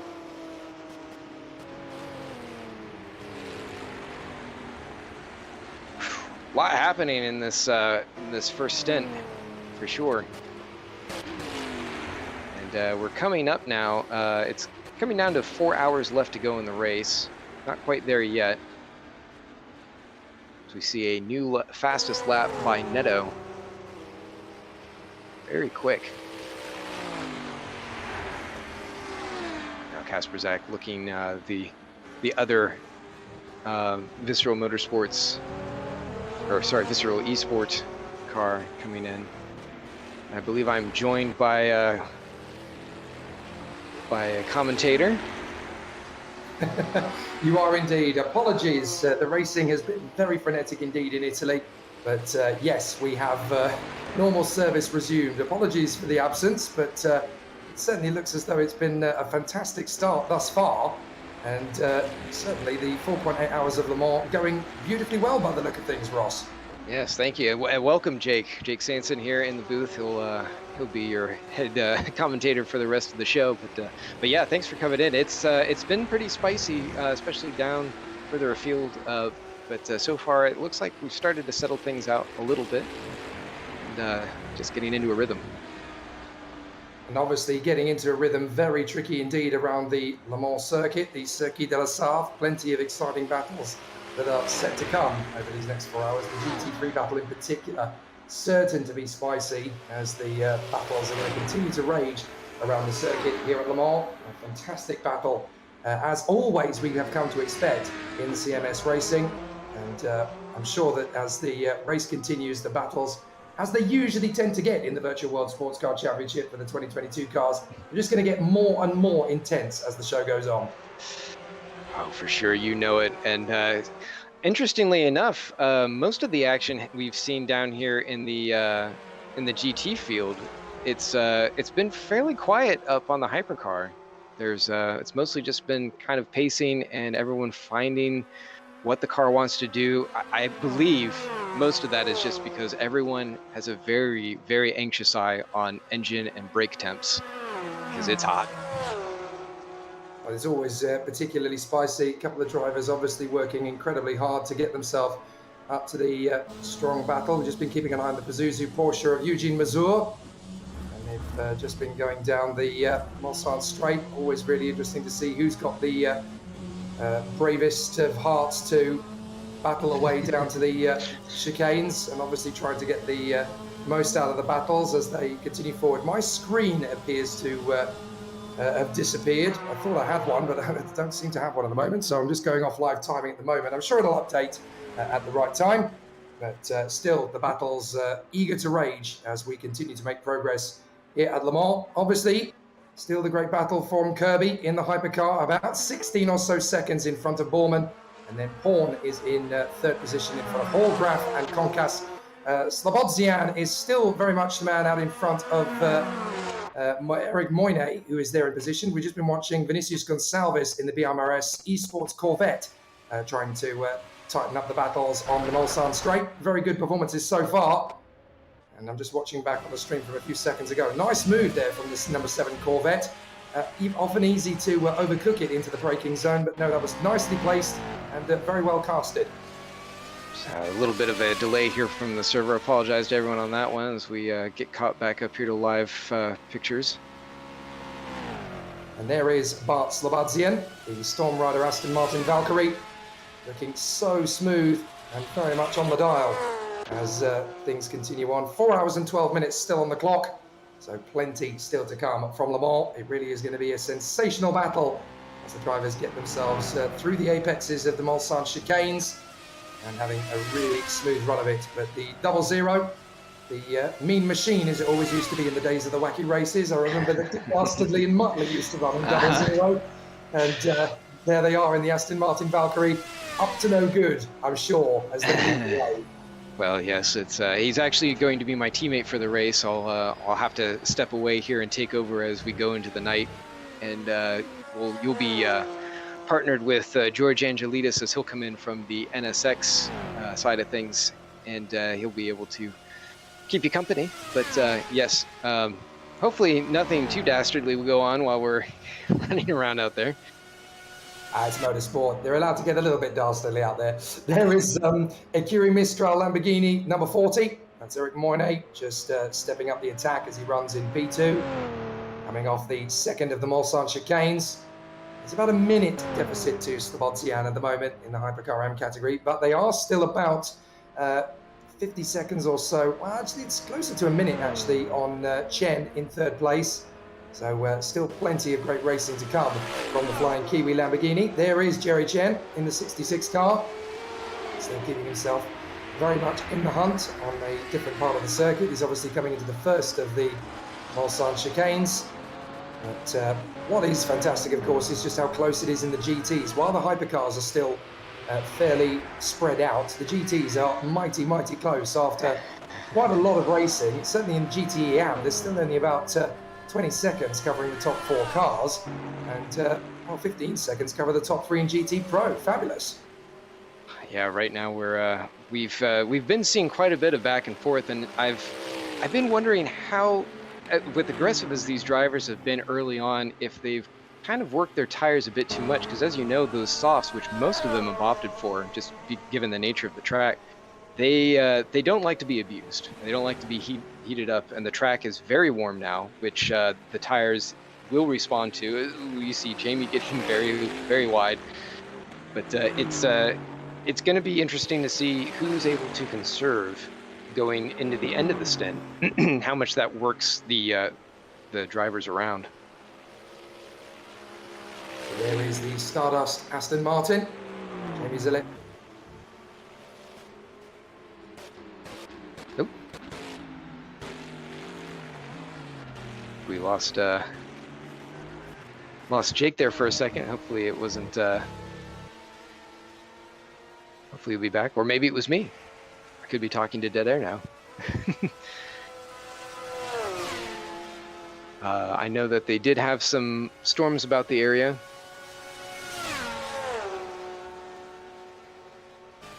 Hopefully he'll be able to come back in. Yeah, slight signal drop there. Apologies for that. Always a hiccup when you're doing inter-country broadcasting. I'm sure out there in America it's much more pleasant than it is out here in sticky Italy. It's very, very busy at the moment.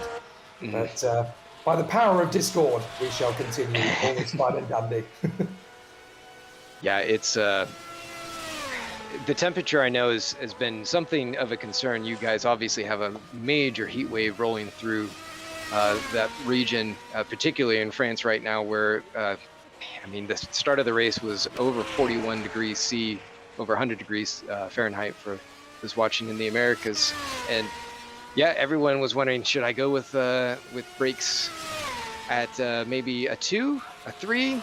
What kind of blanking do we need here? And same thing with the radiator, because this is a longer race than what we're typically used to, where you can really close those things down and not suffer too tremendously, but you got to make it through the night. You can't suffer that engine damage like you would in some of the shorter formats. No, indeed. Keep up to date with everything that's happening on cmsracing.com, the Virtual World Sports Car Championship. 4.8 hours of Le Mans 2022. Jake Sanson and Ross Teenad Smith giving us plenty of exciting battles out here on the course. But Ross Smith has been holding the fort beautifully while I've been indisposed on motorsport.tv. Thanks so much for holding the fort for the length of time you did. Fantastic job, Ross. And of course, you'll be getting ready for the cars themselves. I have had a message through on the YouTube stream. Dennis van der Veen has managed to get the lead in GTM. Now, that is a lead change, of course, as Zalewski was in the lead of the race. I think Zalewski may have just made a pit stop. He was, yes.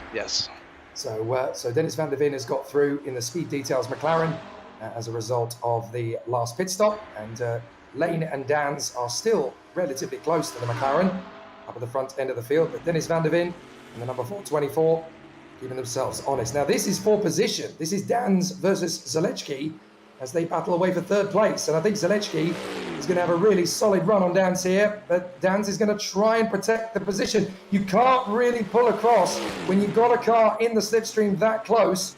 You've got to be so careful. There is Matt Boyce in the Trash Panda Lambo, and he's going to be the beneficiary if these two do tangle at the chicane. They're just up the road in front of us. Is Zalewski going to be in front? No, Dans is going to hold the inside line at the chicane, I think. And so Zalewski has to live to fight another day.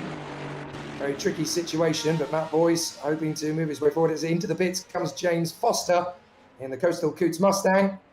So that is where we currently are with Foster's machine as he comes back out on track.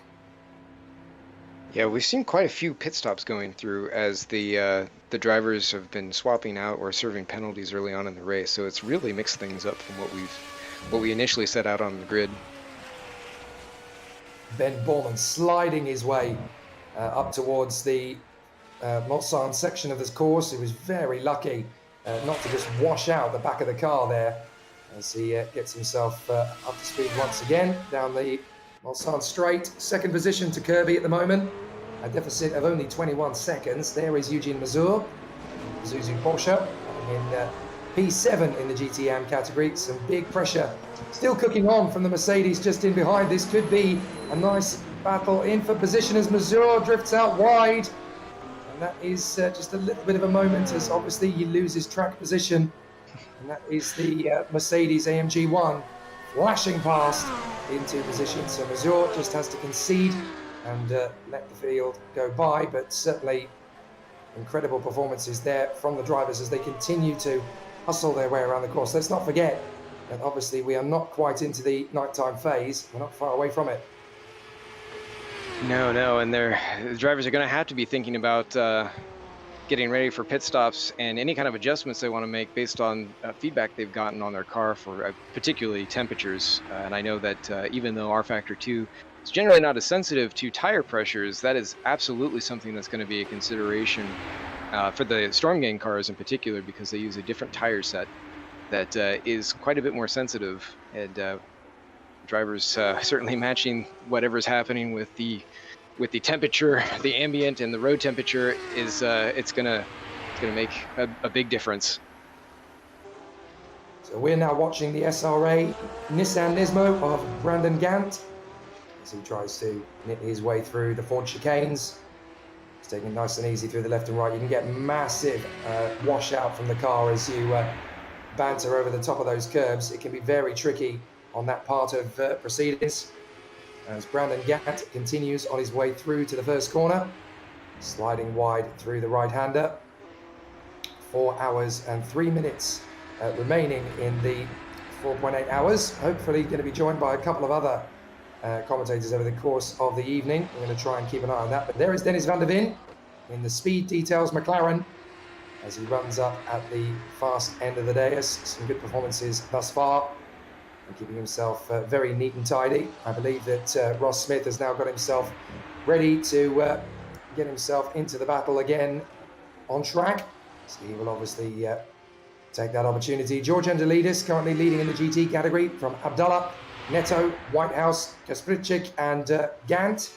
We are watching out on the circuit as well. Brandon Gant in the Nissan GT Nismo GT3 car, just keeping himself to himself at the moment and trying to get himself back in the battle. There is Robert Pawn in the Pagani Imola. And Robert obviously trying to make sure the car doesn't wash out, goodness me, in the Porsche curves. A very tricky part of the course, that. And the back end definitely trying to overtake the front there for the Pagani Imola.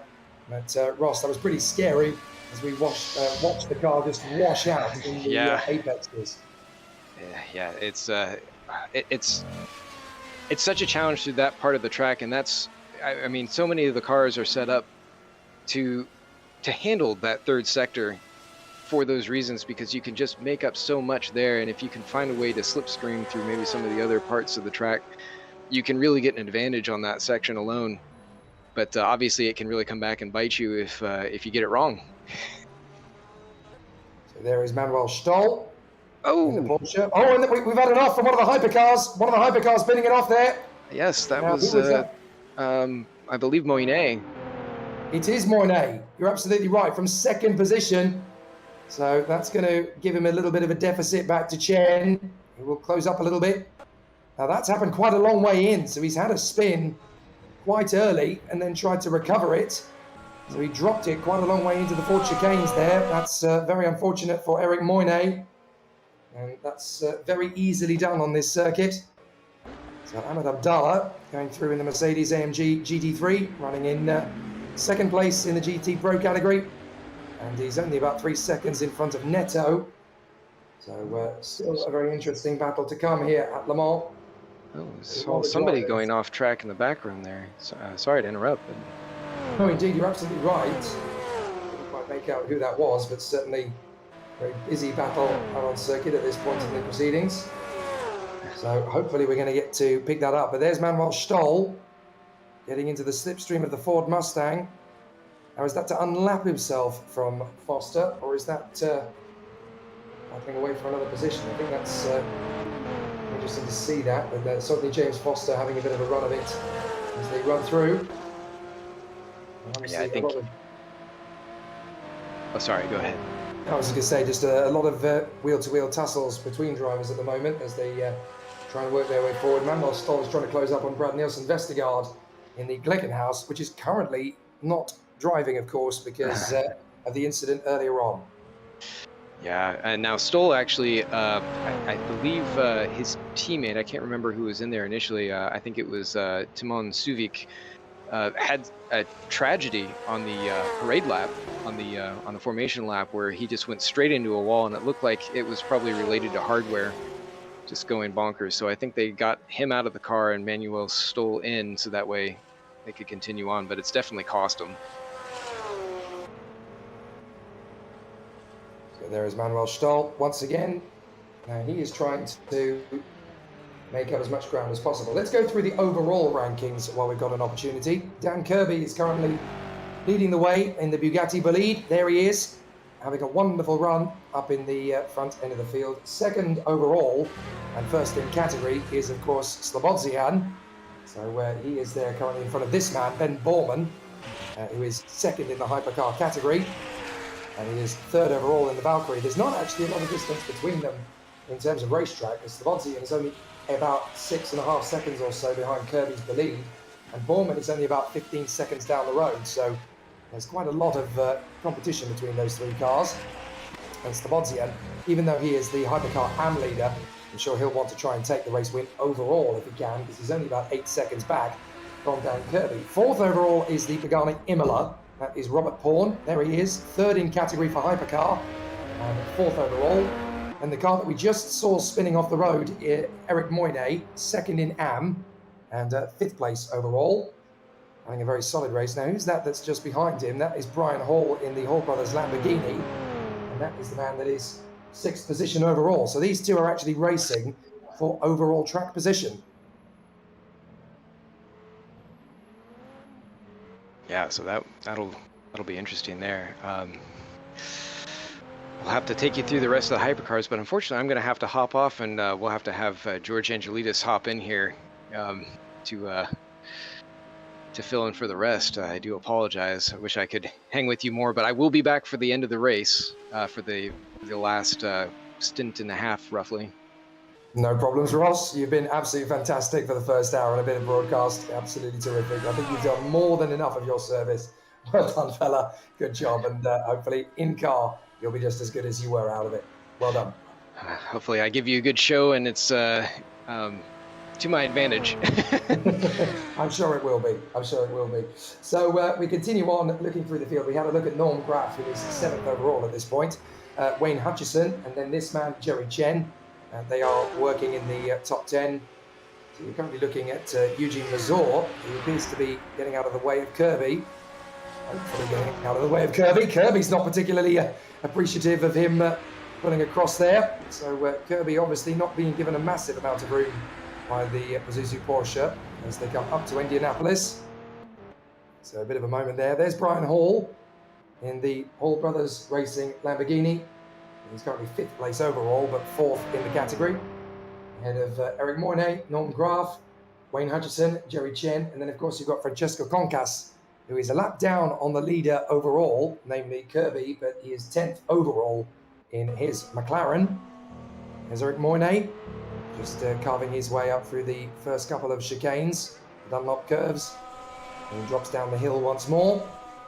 So good work from Eric Mornay as he runs in front of Hutchison, Chen and Concas. Then Angelidis, who we're going to be hearing from a little bit later on in the broadcast, 11th place. And then 12th position at this moment in time is Ahmed Abdallah. There is Wayne Hutchison, who is currently 2nd in the AM category, and 2nd place overall at this point. Sorry, 2nd place in class, I should say, in the AM category, and 7th overall. That makes much more sense. The Mercedes AMG 1 going very suitably well here at Le Mans. Still plenty of time for things to change, though. There is Matt Boyce, who is currently 4th in the AM category in the Trash Panda Lamborghini. That is the man who finds himself currently in 20th place overall, behind the likes of Ahmed Abdallah, who is in the Mercedes. He's currently 12th position overall and 2nd in the GT Pro category. Eliseo Neto, 13th place in front of George Whitehouse, then Maciej Kostrich, and then Brandon Gant, Dennis van der Veen, Tom Lane, and Jamie Zalewski in front of Matt Boyce. There's Brian Hall, 4th place at the moment in the Pro category for the Hypercars, 5th place overall, and the Hall Brothers Lamborghini still going beautifully well as he keeps it nice and tidy, about 43 seconds or so back from the race leader. Robert Pawn bouncing his way out of the Ford chicane and is keeping it neat and tidy at this moment as he continues to put on a bit of a spectacle out here around the course. And Robert Pawn has just gone past the pits because Kirby has pitted and so has Borman. So Kirby and Borman have both managed to make a pit stop there. So for the moment, the temporary overall race lead goes the way of Robert Pawn, because Bart Stabadzian has also come into the pits from the race lead in the Hypercar AM category. So Borman is in pit road. So too, excuse me, so is Stabadzian. There is James Foster in the Coastal Coots Mustang. In front of Brandon Gant in the Nissan GTR Nismo. So Brandon Gant, who is currently 6th overall, 6th in the GT class, I should say. And where is Brandon Gant in relation to James Foster? James Foster is actually 24th overall, while Brandon Gant is currently running in 16th overall. So clearly the GT's running well. There's George Angelidis, who is leading the GT category in the Honda NSX GT3. Perfect run from him so far. As we continue to count the seconds for Borman and Stabadzian, they are both going to get out in relatively good form. So far, so good. There's Robert Pawn in the Pagani Imola, coming down the Mulsanne straight once again. So tough battles galore as the racers are really working hard and putting on an excellent display. So the fantastic battles continue. So the races doing a fantastic job. There's Luciano Picasso in the Corvette C8, just currently tucking in behind one of the Mustangs. Now is the car in 5th position, of course, so that is going to be Dan's, I believe, as he runs in position. You can tell that he's in 5th place in class because it says so on the digiboard readout on the windscreen. There is Manuel Stoll in the Porsche, still continuing on strong as he is one of only 2 cars at the bottom 3 that is still running. And Jones in the McLaren and Brad Nielsen Vestergaard in the Glickenhaus, obviously both out of the race already. Everybody else still motoring on and still keeping it nice and tidy. As into the pits comes Norm Graf in the FXXK Evo. And, oh, well, sorry, I should say coming out of the pits because they've already made the pit stop, Norm Graf. Looks like Brian Hall has also made a pit stop just late. 23.3 for him compared to a 28.9 for Norm Graf. So it's the splash and dash style pit stop. Yellow in sector 2.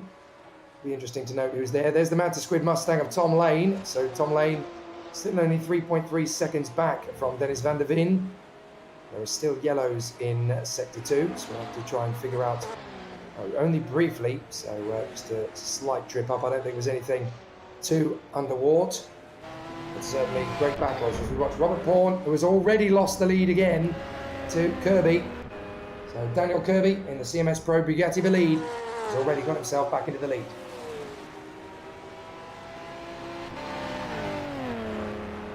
Pagani Imola is cruising in behind the Bugatti Bolide, and he's coming straight into the pits. So Robert Bourne now finds himself into position. No major issues there. And Jamie Zalewski in the Stardust Aston Martin Vantage is also going to peel into the pits on this lap from P3 in the AM category. Still the battles raging here at Le Mans. Still a lot of fantastic driving to be had, a lot of very close competitive racing.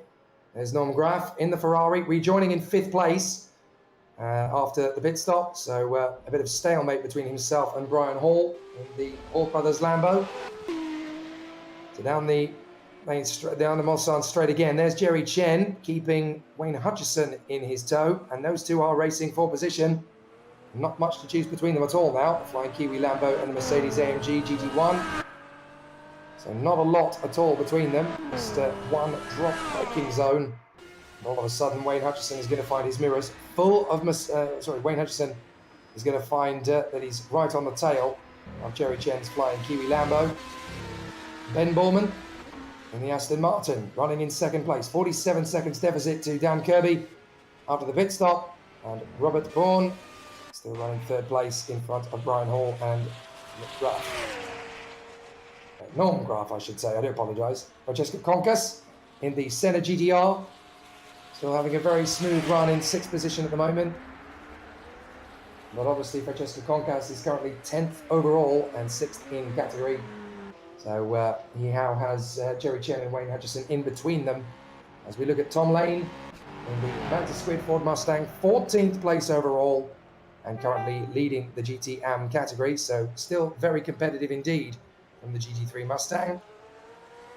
So it's been a really solid battle and a great duel so far between the contenders at the front end of the field. George Angelidis, 22 seconds now ahead of young George Whitehouse in the Porsche. We haven't seen much of George Whitehouse of late, and that's because he's been keeping himself very much to himself and trying to pull the gap out over Brandon Gant of late. So no major problems. There's Maciej Kasprzyk in the visceral Audi R8 LMS. I have to say Maciej definitely going very well at the moment in time as he continues to hunt down his opposition. And of course is Vinicius Gonçalves in the Corvette just up the road, I think. So 1.2 seconds to close up, and they've got the Pagani Imola bearing down on them, so that could get quite awkward in the braking zone. But Robert Bourne manages to read it quite well. Absolutely fabulous as he comes through again. No problems at all for the Pagani Imola, just drives through, saunters past. Pretty straightforward to get past Vinicius Gonçalves as well, with Alicio Neto, 10 seconds clear of Gonçalves' car at this moment in time. There's the Mistral Lamborghini.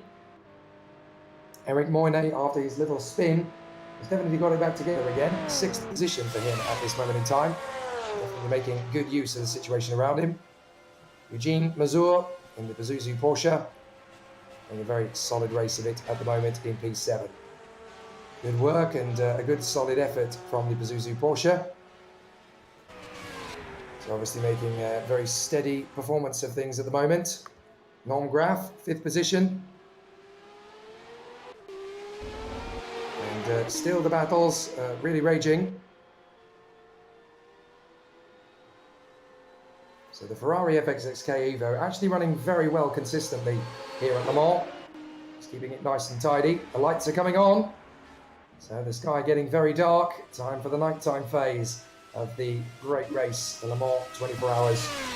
Shortened, of course, in Virtual World Sports Car Championship mode to just 4.8. We are hardcore, but we obviously need to make it watchable for the entirety of the broadcast.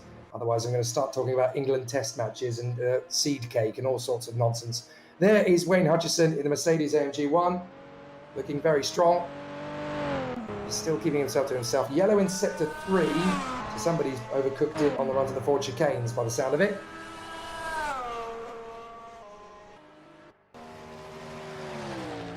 And it's pit lane activity galore. There's Brandon Gant coming out of the pits. Whitehouse is in. Barge is in. So that, of course, is a very solid run so far from the competitors out in the field. Barge getting into the car, so that's a driver change.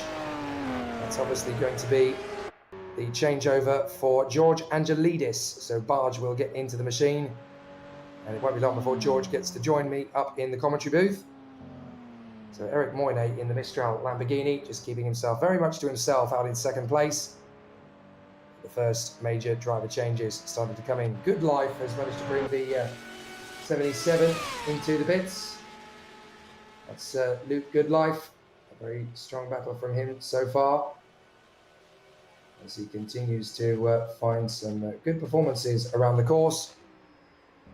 But dropping out of the top 6 now, Luke Goodlife, the Reptile Bentley, as up in the position comes Maciej Kasprzyk.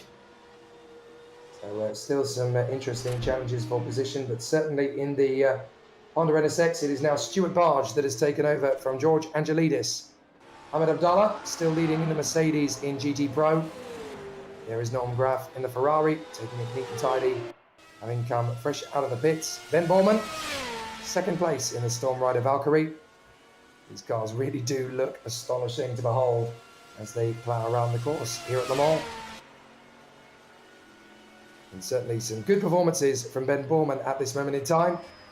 The Storm Rider Valkyrie, very much hungry for continued success. There is Robert Bourne, the Pagani Imola, ahead of Hall and Graf. So 5th for the Hall Brothers Lamborghini and 7th overall for Norm Graf in the Ferrari. And they're currently propping up the top 5 in the Hypercar battle. And sector 2, just another quick trip off the road, no doubt. As we now watch the Viscerally Sports 2 Audi of Maciej Kasprzyk. That car is currently running in 16th overall. Yellow in sector 1, not always the most common place to drop it, but it's clearly sorted out nice and quickly. And there is another yellow in sector 1 incident as Ben Borman runs in second position. Ross is back in the room. What can you tell us? Well, some technical challenge as rFactor 2 unassigned my controls, so when I tried to switch to the proper cockpit view, I could not. So we changed the plans and adaptive strategy, so he's going to run the second stint, and then I'll have to do it actually to the end. So hopefully I can make that work. So that's obviously changed things up. Tell us about, what that's like within the team when you're having to make those last-minute plans. Has it been particularly stressful, or have you guys managed to keep it quite chilled?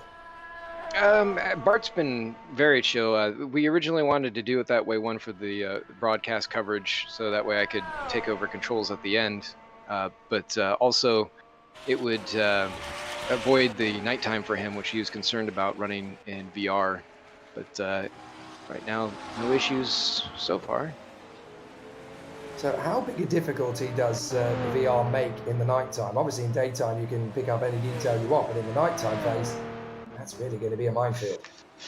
Well, if the performance is there and the VR can compensate, if you've got the hardware to run it, it is actually kind of a dream because you can pick out brake markers and everything so much better. Ben Borman actually kind of did a small dissertation on the whole experience, and it really is quite magic when you're going through the immersion. It's just like nothing else if everything stays with it. But obviously with Le Mans being such a big track and the graphics level being turned well up, it can lead to unfortunate stuttering and other problems that just just throws your race off.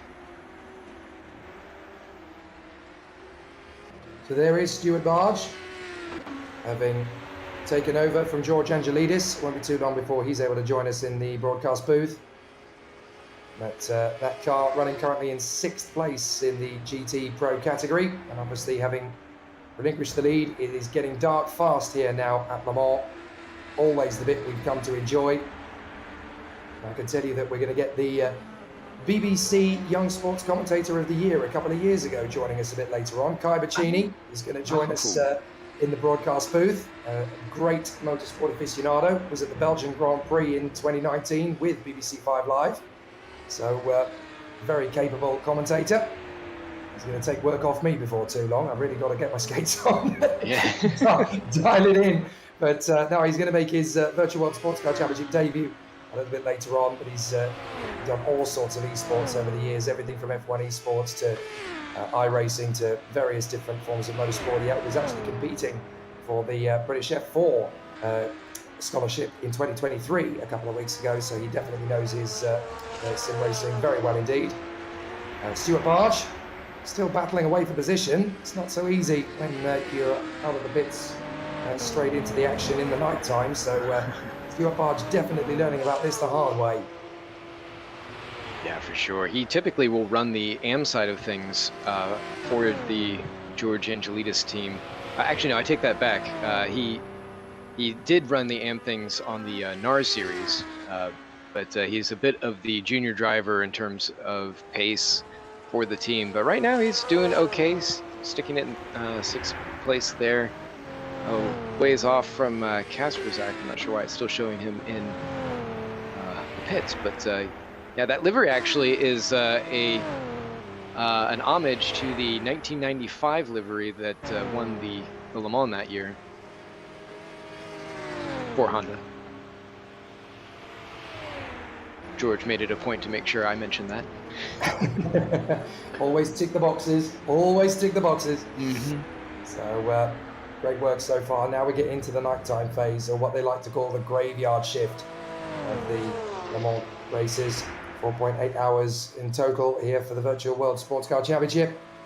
Follow all the action on cmsracing.com and get yourself in the game, quite literally, as the battles continue around the course here. You can see to the left of your picture those coming in, and there is Bart coming out of the pits again, having made the pit stop. So serving a penalty, I'm afraid. Oh, it's a penalty. Oh dear. Mm-hmm.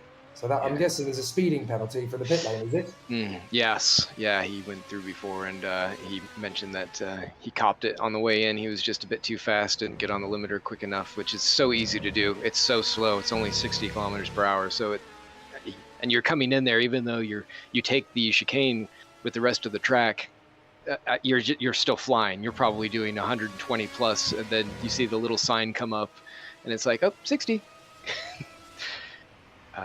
Yeah, it's hurt a bit, but so far, I mean, he's still holding station against Eric Moynet, still over a minute plus, so all good there from what I can see. So Kirby still leads the way in the Bugatti Bolide. Borman in 2nd place, then Porn, then Hall, Graf and Concas, pretty much as it was when we joined back into it. Hypercar Ram category, Bart Stabodzian. Still your race leader in front of Eric Moynet, just over a minute between those two cars, then Jerry Chen and Wayne Hutchison. The only 4 Hypercar AM categories still running, because rather sadly we lost Brad Nielsen Vestergaard a little earlier on with the Clickenhouse having technical problems after its rather nasty moment. Yeah, that was unfortunate. He was looking forward to this race too because of the he put that livery together. It was finally showing this time instead of having used a generic, but was not to be. Then of course we have the battles in the GTs still going strong. We've got Ahmed Abdallah still leading the way as he battles in position. Alicio Neto now in the Audi in 2nd place of that group. George Whitehouse, Brandon Gant and Maciej Kasprzyk. There is George Whitehouse for his own team in the Porsche 911, the bright red really showing up in the Le Mans nighttime skyline. So really good battle and fantastic performance from George Whitehouse thus far, keeping it nice and tidy in the top 3. Every chance he could take the win in GT. Yeah, for sure. And Brandon Gant is now putting pressure on him. He's closed that gap up. Brandon very strong in the car, and I'm impressed at how long he's able to make that Nissan last through a stint. Being the front engine car it is, at least when I've driven it, it burns the tires off so quickly unless you really work the setup to make it just not do that. And I mean, the track is suited so well for the Nissan just because it has that high top end speed, and it can really pull up to the cars in front of it and you know, negate some of that disadvantage to the cornering. But you can at least, as you can see, I mean, he's already catching up to the back of that Porsche.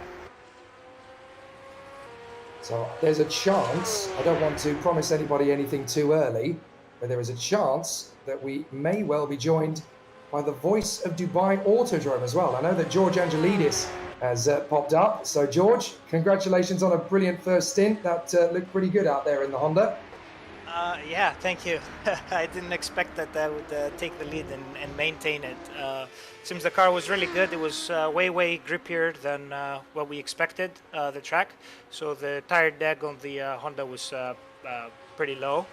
And that's why we kept consistent. Also, the good thing was that we had a gap both from behind and from in the front, so we kind of ran our pace and had no issues. So Stuart now in the car, and we'll probably do one stint in 3/4, and then I'll probably take over. So fascinating stuff so far. George Whitehouse then, we're riding on board with the Porsche, finds himself in 4th place at the moment. That is Brandon Gant's car, I believe that is just in front of him as they come out of Indianapolis and on the run to the Porsche curves. So the Whitehouse Porsche going very strongly, 74, as he continues on his way battle. So just let's talk about the drivers on the lead lap, because there are currently only 8 cars that are on the lead lap, which is fairly interesting. You've got Dan Kirby, Ben Borman, the 2 leaders in their individual classes of Hypercar. Kirby and Borman are 1 and 2 in Hypercar. Then you've got the leader in Hypercar Ram, that is Bart Slobodzian, finds himself in 3rd place in front of Robert Porn in the Pagani Imola. And then we have 5th place for Eric Moynihan, 6th place for Brian Hall in the Hall Brothers Lambo. Norm Graff is next up. And we have Jerry Chen, Francesco Concas, and Wayne Hutchison. But up to Jerry Chen, they're all still on the lead lap. So there are only 8 cars that are still together on the lead lap.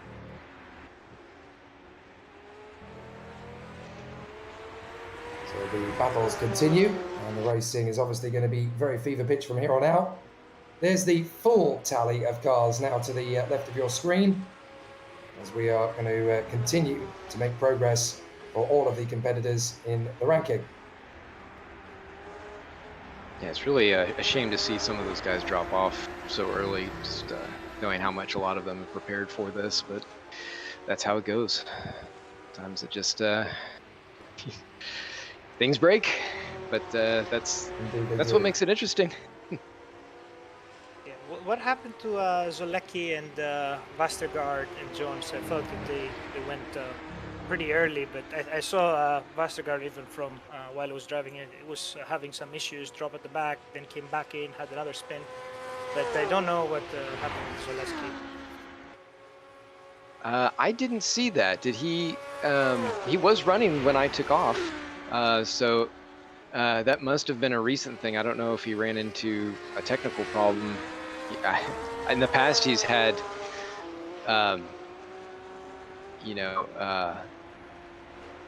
problems with that 30-minute bug, 33-minute bug, where it kicks it out. I don't know why that would still be a problem, but if he's dealing with something like that, that might have been it. I haven't seen a pop-up because usually he'll send me a message if something's happened, and he'll be fuming about it. So George Whitehouse, very much in the mix there with Brandon Gant, and this is 4th position. So Whitehouse having caught up to and repassed Brandon Gant. Obviously very exciting to see how the battles have continued. The Gaggle's still very strong in the midst here. Wayne Hutchison and Francesco Concas are currently the cars in the pit lane. So Concas obviously wanting to try and gain as much ground on the top 5 as humanly possible, but it's basically a race of attrition now for the McLaren centre of Francesco Concas. Wayne Hutchison in the pits as well. There's Vinicius Gonçalves in the BMRS Corvette C8. In a very tidy race of it at this precise moment in time. Looking very strong as the battles continue. And Vinicius Gonçalves coming in. There's Maciej Kasprzyk. And he is obviously the next one in the queue. And all 3 of these cars are actually racing for position. And not far behind them is your mate Stuart Barge, George. So this is a proper battle kicking on for 3rd place. Yeah, just a note here on the tire strategy. We actually took tires now, so that's why we are 20 seconds down. But the other guys did not. I see that all of them, Whitehouse, Gant, and Kasprzyk, they didn't take tires. So they're on their double stint now, which it's very interesting to see if they can triple. I know Brandon may be eligible to pull it off, maybe, and that's going to be determining for the race between our battle. If he can triple stint Nissan. If he doesn't, then Stuart is going to be double stinting right now for us, and these guys probably have to change tires on their next stop, so we'll offset. So 3.5 hours still to go here at Le Mans. It is night time at the Circuit de la Sarthe, the graveyard shift. And Kirby and Borman, 1 and 2 in the Bugatti Bolide and the Aston Martin Valkyrie, having a really solid race in it. 42 seconds between them, but this is where the real battle's going on. They've got Norm Graf in the Ferrari trying to come past them at the same time this duel is going on. So Maciej Kasprzyk does the right thing, moves over. Now this is interesting. Brandon Gant and George Whitehouse do not, because they're still battling for 3rd place. So obviously the Ferrari, Norman Graf, is actually being held in a rather awkward position there in the middle of the loop. Very awkward. Yeah, it was very awkward, Ross. I think we very nearly had a very nasty moment for the Ferrari, exiting stage left at the Ford chicane. Ooh, and that was that Goncalves, the Corvette back there. Yeah, he was Yes, very he slow. was. I think you're absolutely right. Vinicius Gonçalves coming out of the pits. And Gonçalves is actually holding up the cars behind George Whitehouse. So Maciej Kasprzyk getting a face full of Gonçalves there. That's not exactly what he wanted. Oh, no. I thought that was, I was trying to chop over there. Yeah, Jerry Chen, it looked like he was very slow off to the right-hand side. I think he was just trying to avoid someone cutting across. You saw the flash of the lights there. I don't think that was a thank you. Oh, Jerry goes off. He went off on the inside there at Tetra Rouge. So I don't know if he's, so okay, he's probably missed. He's soloing it too after his teammate Matthew Overton had a last-minute family issue he had to attend to. So Jerry initially was going to split it up, but now 5 hours solo could be literally physically painful for him at this point. Do you know, the only time I've ever known anybody do that was when years ago the Downforce Racing team, which is still going to make its debut in VWSC at some point, we entered the race at Sydney Race, which was a 24-hour, an actual 24-hour. And we had a problem in the night time. Our driver couldn't wake up. He kept trying to wake them up. He wouldn't get up. It was so busy. And our poor man in the rig, John Munro, who had done such a fantastic job up to that point, we just tapped him on the shoulder and said, "How tired are you?" He said, "No, I'm fine. I'm absolutely fine. No problem." Carried on, just cracked on. And I think he did something like 7 hours in the end. He was an absolute machine. Like Keanu Reeves in The Matrix trying to learn Kung Fu. Absolutely unbelievable. Just continued, ground on. And I think without him, we probably wouldn't have ended up on the podium. So some drivers, when they've got something to go for, they will just knuckle down and focus. Amazing. Yeah, I think now though that they stopped doing that. They are not allowing 7-hour stints. I think the maximum drive time is 4 hours for variable and multiple and rightly reasons. so. Yeah. Well, even an hour in the car, depending on how intense things go, you could be dripping, and you just kind of want to stop. I've had enough. I'm done. I'd like to have a nap and drink or a bath, something. Well, more of that is also the terms that the racing itself has changed, right? I mean, it used to be that it was more of an endurance race where you had to protect your equipment, your gearbox, your engine.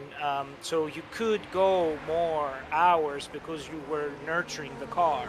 You were not really pushing. But nowadays, it's almost a 24-hour sprint, right? Or a full sprint. You go in and the cars are very reliable. They can take it, and then you go as fast as you can for as long as you can. You have a problem these days, and you're out.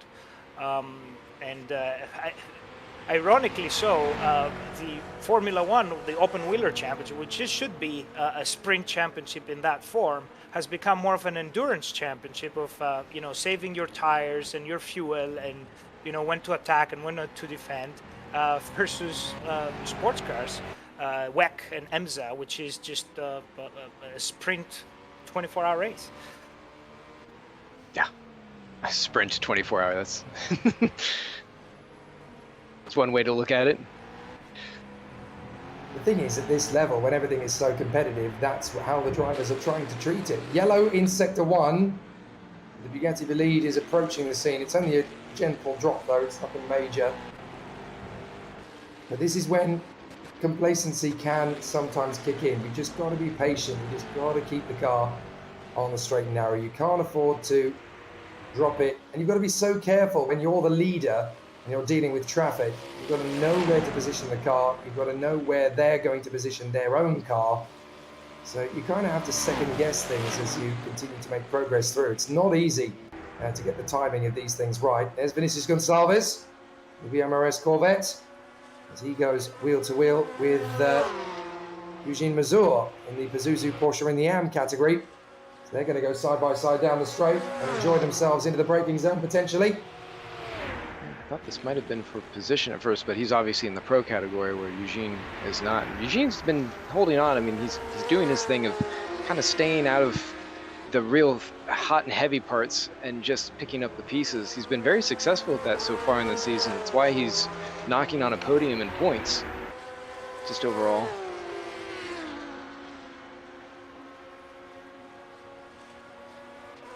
But many of the car, you can see over in the splits on the side, lots of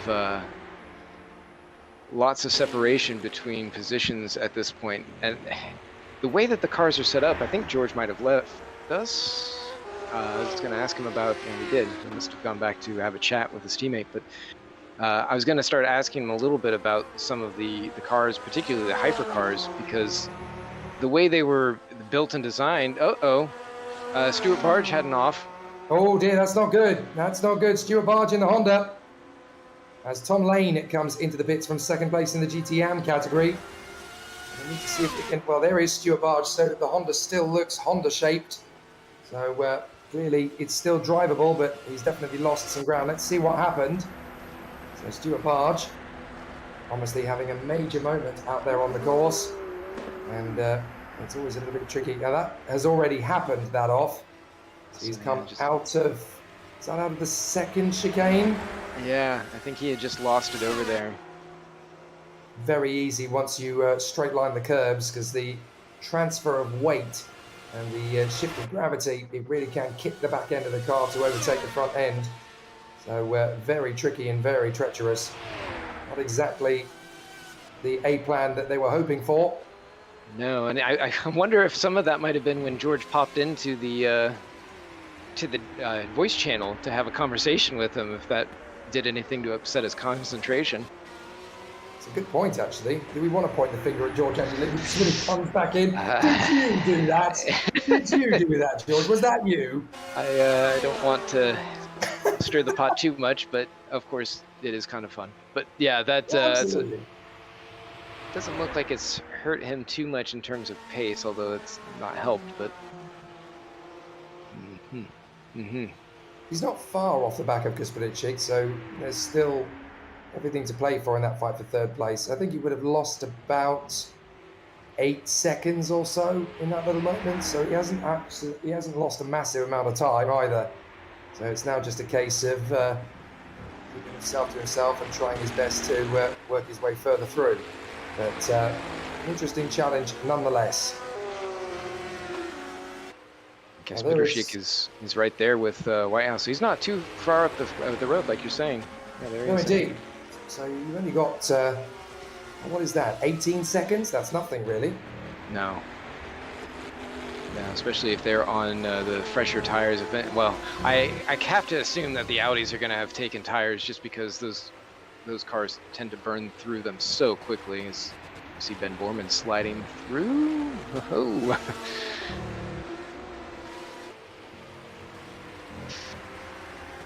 And he's going to try. Ben Borman is going to try and do everything he can to just slot through traffic and get past it quickly, so he doesn't lose that gap anymore to the top end. Which, like I was going to say about what Storm Gang and George has done with these cars, has really set them up on the hypercar side in particular, so that way they are very evenly matched across a stint. Where from the moment you take the line to when you come in and fuel up, you're going to be dead even, and what happens in between there could be anybody's guess. I mean, you might see the cars spread out ridiculously far at the beginning, and then suddenly, you know, all the all-wheel drive cars are sliding backwards because they've burned through their tires, or maybe they start to in the middle, and then it comes back to them as they're able to scrub the tires more through corners and actually get some good position there. But yeah, anything that I mean, anything that you can do to press an advantage on the car, they will. And the drivers have spent a great portion of the season trying to figure out where the strengths and weaknesses for those hypercars are, because they're massively varied. So where we're up to at the moment, Dan Kirby leading the way from Ben Borman, but Slovakian and Robert Horn in the top 4 at the moment, although Slovakian is, of course, the leader in the Hypercar Ram, and third currently overall, because Petrusik is going to get side by side with Whitehouse. This is going to be a drag race to the braking zone for the corner. Somebody's going to have to be brave and blink first. And on this occasion, it's Petrusik who gets through in the Visceral Audi. Lovely overtaking move there on George Whitehouse. He makes his bid and comes up into 4th position. Excellent work. So the Visceral Audi is able to get through into P4, and only 4 seconds up the road is Brandon Gant in the 3rd place Nismo Nissan. So excellent work so far, and Petrusik definitely able to hustle, but George Whitehouse is going to get the slipstream again. He pulls out in the Porsche. Here we go. They're going to be side by side once more into Indianapolis. George Whitehouse very nearly causes himself a world of pain, bails out at exactly the right moment, Ross. We have 3 hours left to go, plus. I know after a 24-hour race you get this close to the end, and you'll be pulling moves like that, but man, I don't know that. Well, they pulled it off, so I guess I can't say too much of anything, but man, that was close. Great racing between the two. Now, I do believe that in the Virtual World Sports Car Championship, not for the first time in 2022, because we welcomed him in earlier in the season when we were at Sebring, of course, and we're here at the Circuit de la Sarthe, and we are joined by the voice of Dubai Autodrome and regular circuit commentator at Yas Marina in real life. It's Chris Milbourne, who is joining us in the booth, hopefully for as much of the remainder of the race as he can spare. Chris, good to have your presence and company. Hopefully you're in for a very exciting race battle, but what a time to join in, just as the nighttime phase of Le Mans sets in. Once he figures out where the mute button is, of course. It's a hard task, Discord, when you're used to the analog world of motor racing, when you're used to buttons all working and being fine and dandy in the normal phase of things. I'm sure Chris will join us when he's ready to. Yeah, I'm not. He's prefers to make a grand entrance. Oh, and something happened with Whitehouse as we were kind of talking through that. He's just pulled off to the side. Yeah, that's a problem for George Whitehouse. Don't tell me he's run out of fuel. Have they mistimed that? Have they mistimed their pit stop window? I feel like he's too far off from where they would typically pit. There's got to be something else going on that he's dealing with. Well, that's a bizarre situation for George Whitehouse. He's not the kind of driver to make a silly error in judgment, so has something failed on the Porsche? I mean, it is... I didn't think the GTs had near as much to worry about in terms of overheating. Obviously, you don't want to press anything silly, but at first it didn't seem like it was a problem. And if that's something that's happened, then there's a retirement. Yeah, the Porsche has gone into the pit bay. That is disastrous for George Whitehouse. Because that doesn't really seem to make a huge amount of sense as to what's happened to that car. We apparently are having some technical difficulties out in Dubai, but do not worry. Hopefully, Chris Milburn will get himself sorted out to join us when he can. But it's absolutely terrible luck for George Whitehouse. And yeah, he is DNF'd, and we need to figure out what's happened there. I completely didn't notice it, but Wayne Hutchison in the Mercedes has also DNF'd it. Oh, and it looks like just going through, he's posted something here, something with his brakes, and the temps skyrocketed. Yeah, and he was not able to cool them down. And he just completely lost grip and could not control the car anymore. Well, that could be, well, I think that's game over for Wayne Hutchison. I wonder if he's up for helping on the marathon squad of members on the commentary team. I think we're going to have a nice little family of commentators before the end of the race. But that's just so bizarre. That because obviously I talked about it early in the broadcast that temperature is going to be a huge factor for this race, and drivers who hadn't really practiced within those conditions and with that consideration were going to suffer. I know the Lamborghini Essenza, the hypercar, it was suffering a little bit at the front, but the rear brakes were not having much problem at all. In fact, it was the opposite. They couldn't get enough heat into the brakes, but that was before they were in 40C. So we figured out what happened with George Whitehouse. He's posted. He did the dumbest thing apparently. He exited the final corner and he knocked the gear stick, and the car went from fourth to first. The money engine shift. blew. Unbelievable. Wow. Just terrible. Yeah, you hate when that happens. That's very unfortunate, but I've been there. I understand that pain. Oh, George. What a shame. What a shame for George Whitehouse, a very talented racing driver. Very easily done in an endurance race of that magnitude, but but he did say a big thank you to CMS for the warm welcome. He's looking forward to Watkins Glen. Good lad. Good lad. I think we've converted him.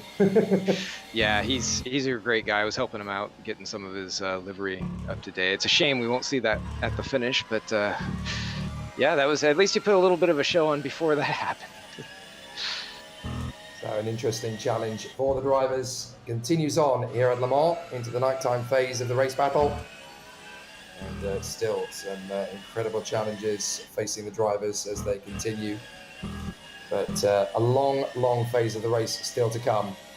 But at this moment, I actually need to duck out very briefly. I'm not going to be gone for too much longer, only about 15 minutes or so. And then I will be back in to the checkered flag. So don't worry, Ross, you're only going to have to hold the fort for a few more minutes. And then straight through to the checkered flag, my friend. Excellent. Yeah, we'll see you soon. Yeah, so much like a real Le Mans race, guys in and out here, that's it's a shame to see some of these dropouts going this way, but it was sure to happen. That's just how the races go. Hopefully we'll get George back, but it sounds like he might be working with yeah, don't worry, George, I got that one covered for the Whitehouse incident. But yeah, it's we're just riding on board here with Bart for a lap to kind of see how things look in the night. Obviously, there isn't a whole lot being seen while driving down the big long straights, but it is quite quick. We're on the Valkyrie Hypercar, and he's doing a great job running up front. He'll be coming in, and then it'll be me in the car for the rest of the race. So apologies if things go astray on the broadcast machine. Hopefully I'll be able to make it to the end, but if not, I'll be back in to help take things over. Certainly need it for the team's points, but it is what it is. If it happens, it happens. So there's Bart, my teammate, running in third place overall. Has been leapfrogged by Ben Borman, probably after that pit stop that he had to take for the drive-through. as he's closing in. I believe that's Dan's up in front of him.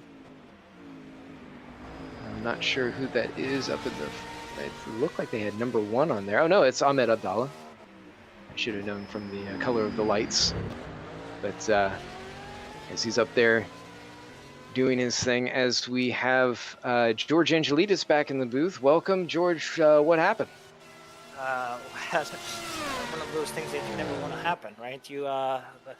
We're talking on the straightaway with Stuart, talking about the gaps in the battle of the cars. So I was telling him to take it easy, and it doesn't have to race those cars. And he said okay, and then the chicane later. Yeah, we did catch it just a touch in the background, but in fact we happened to be talking about the car just a little bit right at that time, so it was perfect timing for an unperfect thing. Unfortunately, it happens, but yeah, it seems that the car, he spun it on the second chicane. But he didn't hit the armco. As he was rejoining, he tapped it, and then the steering is a little bit off. Doesn't turn left as good as it used to. But I think it's repairable. We can repair it on the pits. A good thing that also this is a clockwise circuit, so they're not that many. It's little victories, Yeah. We're just, before you took off, we were actually discussing some of the DNFs. We caught the George Whitehouse situation. So that, yeah. Wayne Hutchinson going off, which that was the exact thing I was mentioning before with the brake temperatures and temperatures overall. You've got to stay on top of those for as hot as it is. It's still 39 degrees. So that I was seeing it in the car, and I was telling Stuart to be really careful. We were tight on the radiator. We went one click higher, and then we were running at 113, and 115 is where we are getting damage. So Stuart's call was let's keep it, because if we go into the next hour and it is the temperature starts dropping, that we're going to be losing much time on the straightaways, and this car has a lot of good speed that we're making a lot up on the straight. So he said to do it, but it's now night, and the temperature is still 39 degrees. Yeah. Well, it's it's about 6 o'clock over there, local time. About in real life? 7:17. So 7.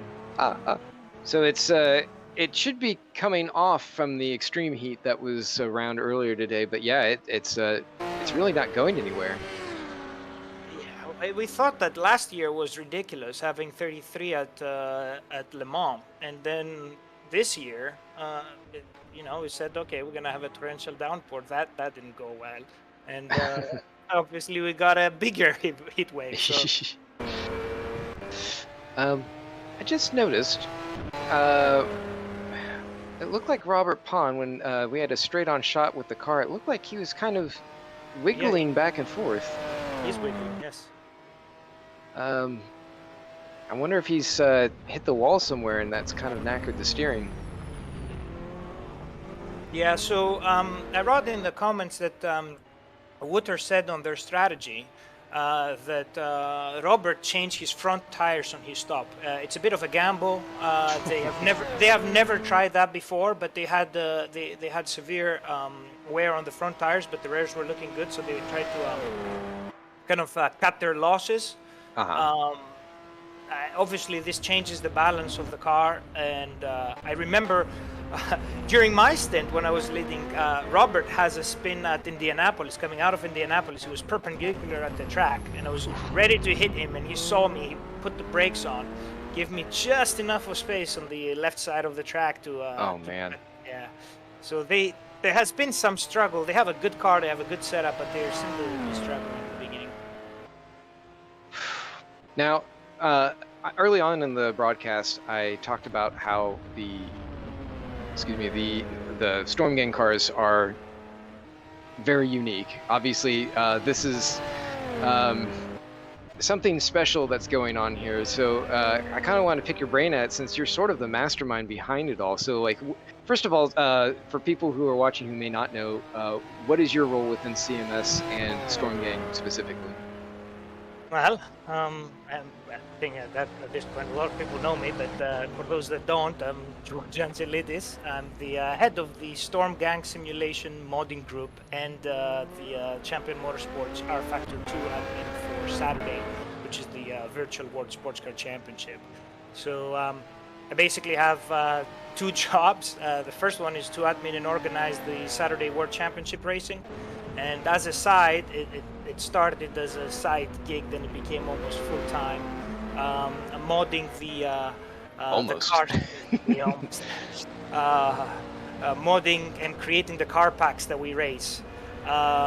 So Storm Gang Simulation was originally built from the team of admins in rFactor 2 at CMS. We collectively came together about 2 years ago, so it was during the pandemic.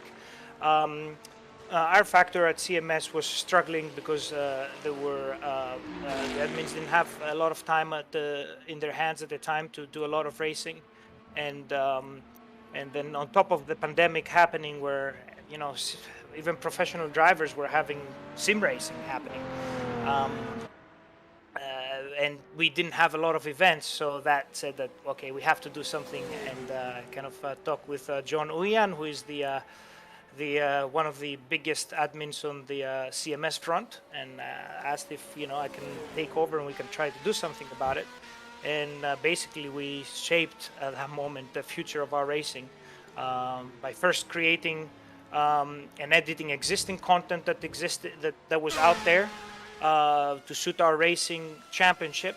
But this later resulted to making a full-fledged scratch-built mods with collaboration and guidance of major manufacturers in the industry. And also personally to me, that was very, very important, because it also gave me my real job at Honda Performance Development as a simulation engineer. So a lot of stuff there. Excellent. Yes. Quite a lot to take in for sure, because I mean, there's a lot there. But obviously it's been quite successful, just pulling everything into it. And I guess in that frame of mind, what are the cars that the team focuses in on, and what sets Storm Gang Simulation apart from other modding groups? Because obviously there's kind of something special there. Yeah, well, when we started 2 years ago, was due to the lack of virtual representation, pretty much on any sim, when it came to as close to reality as it gets to sports car racing. So that meant multi-class races, live weather conditions, day-night cycles, a calendar that follows religiously the WEC and IMSA calendar. I mean, multi-class races existed, but the cars and the classes were off. They had nothing to do with the real ones, or there was not live weather for a big period of time, unless it was like the big endurance league like VEC. But other than that, a lot of other leagues didn't have that. They didn't have the calendar of WEC and IMSA, and I feel like if you're doing sports cars, you have to do that, right? It's like being a Formula One league and not doing a Formula One calendar. So VWSC was built out of that concept to imitate this and run this championship in a scaled endurance format for the people of CMS, because we didn't have endurance events in CMS in rFactor 2 before, ever. Maybe a few in the older times as special events, but not in the more form that we have used to as now, with the 2.4 hours of Daytona, the 4.8 of Le Mans, etc., etc. Also the historic championship. So it was a scale endurance format to give a higher kind of a more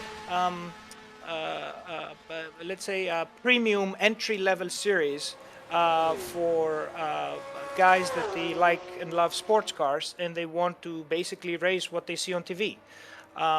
Obviously, we started with the rule change, the rule changes year. So when we did it the first time in 2020 was when LMP1 was going away, and there was discussion about what hypercar would be. So at that point, we didn't want to commit to an LMP1 because it was going away, so we stick with just the second spec class, which was the LMP2, and we still had the cars that they raced, the GTEs, as the second class. But after that, we had the hypercar regulations starting to be forming, but were not complete. So we took a stab at it of like what would be theoretically the ACO imagining that class, and that's how we came up with the Ferrari FXXK, which was one of the models proposed, and then we took the Nissan GTR Super GT car and we converted it to the LMH spec that was proposed at the time. With So a just 4-cylinder hybrid engine screams. it was a 4-cylinder screamer. Obviously, there is, for those of you that question, there is no hybrid in rFactor 2, but there is ways that you can imitate a hybrid deployment or a hybrid characteristic on the car by altering and changing its torque curve.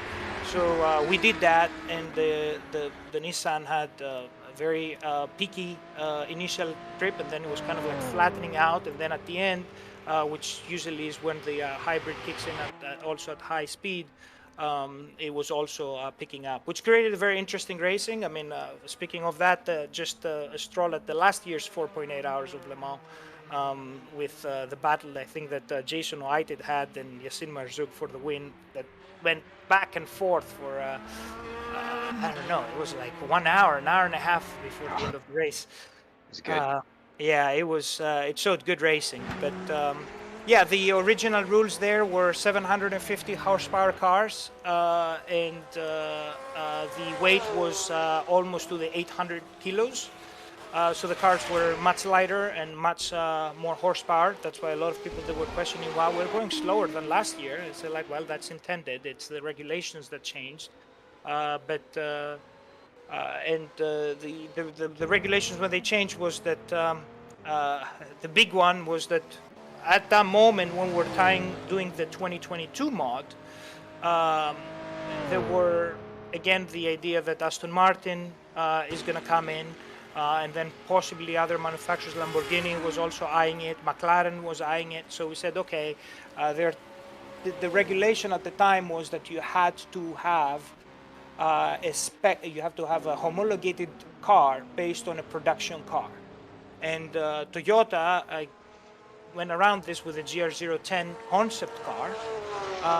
Glickenhaus had the SCG 007 built, and they had to make, I think, 25 and sell them. But after Aston Martin pulled out of WEC with the announcement of them moving to Formula One, that completely changed the scenery. That now we went from 3 manufacturers and an established main of Aston Martin to only having Toyota and Glickenhaus, and nobody else interested to join in. So ACO. Bicols was interested, but Oh yes, right. we won't go there. But in a saving move, ACO and FIA came up with the structure of okay, we are the hypercar class is kind of like dying before it starts, so they lifted a lot of the requirements. They lifted the homologation of the cars to don't have to have a production car that you have to make a race car of. From now on, it's not going to be that high horsepower that they were originally thinking of, to be 1,000 horsepower and 800 kilos. So now they increased the weight to 1,030 minimum, and the horsepower dropped to 670 or 500 kilowatts for those of you that run in kilowatts. And that changed the scene. But at the time, obviously for us, was too late. We already were committed to the that theoretical hypercar class that it could have happened, and that changed obviously the scenery, that decision, which meant that no more any manufacturer has to do a production car base. It is cheaper to build a bespoke prototype from scratch than do that. And then, of course, IMSA came along with the DPI 2.0 regulations that they changed to LMDH. Then the convergence happened, so all of those cars kind of were brought together, which made our season interesting because it's kind of what would have been with those production cars, production hypercars becoming race cars, that they kind of like died before it even existed. But their hypercar regulation seems to be very successful now. There is an interest of 8 manufacturers going in for next year. Obviously, personally, I'm involved with the Acura LMDH car, so it would be something that we want to bring, and you know, we're not hiding that. Yes, we are working on those hypercars for next year, for the next pack, the 2022 LMH and LMDH cars. So as they are unveiling a lot of the information, a lot of that stuff is unknown, but we'll have pretty good idea of where they can be or they should be. Yeah, that's where we're gonna go. So exciting seasons. 2 seasons that we had the past that they were a little bit weird with the cars that we had, not following WEC, but you know, I outlined the reasons why this happened, and hopefully for next year we're gonna be the first ones that have them all BOP together and go racing. I have to say, I for one am very excited about what the future holds. I think it sounds absolutely delightful. Really excited to see what kind of happens with it. I do believe that George Whitehouse is in the waiting room, so we might be able to get a little bit of a word with George, and then hopefully he'll be able to stick around for a sizable amount of time. So we'll try and bring him in. Unfortunately, that's beyond my power, so someone else is going to have to do that. Someone else is going to have to bring him into the waiting room for that one, because I don't have the permissions to do that one. But certainly the battle's going beautifully well at this moment in time. But I do believe that both George Whitehouse and Chris Milbourne are going to be joining us in the comms room very soon indeed. It'll be good to bring them into that position as Dan Kirby continues to lead the way here. From Robert Bourne and Jason Whitehead. Well, Ross is back. Maybe we can have George Whitehouse and hopefully Chris Milbourne join us in the commentary box shortly. They are both in the waiting room, so we'll see if it works out. First of all, let's grab a word with George. George, very unfortunate. It was going beautifully well, and a podium was definitely on, so you must be very frustrated.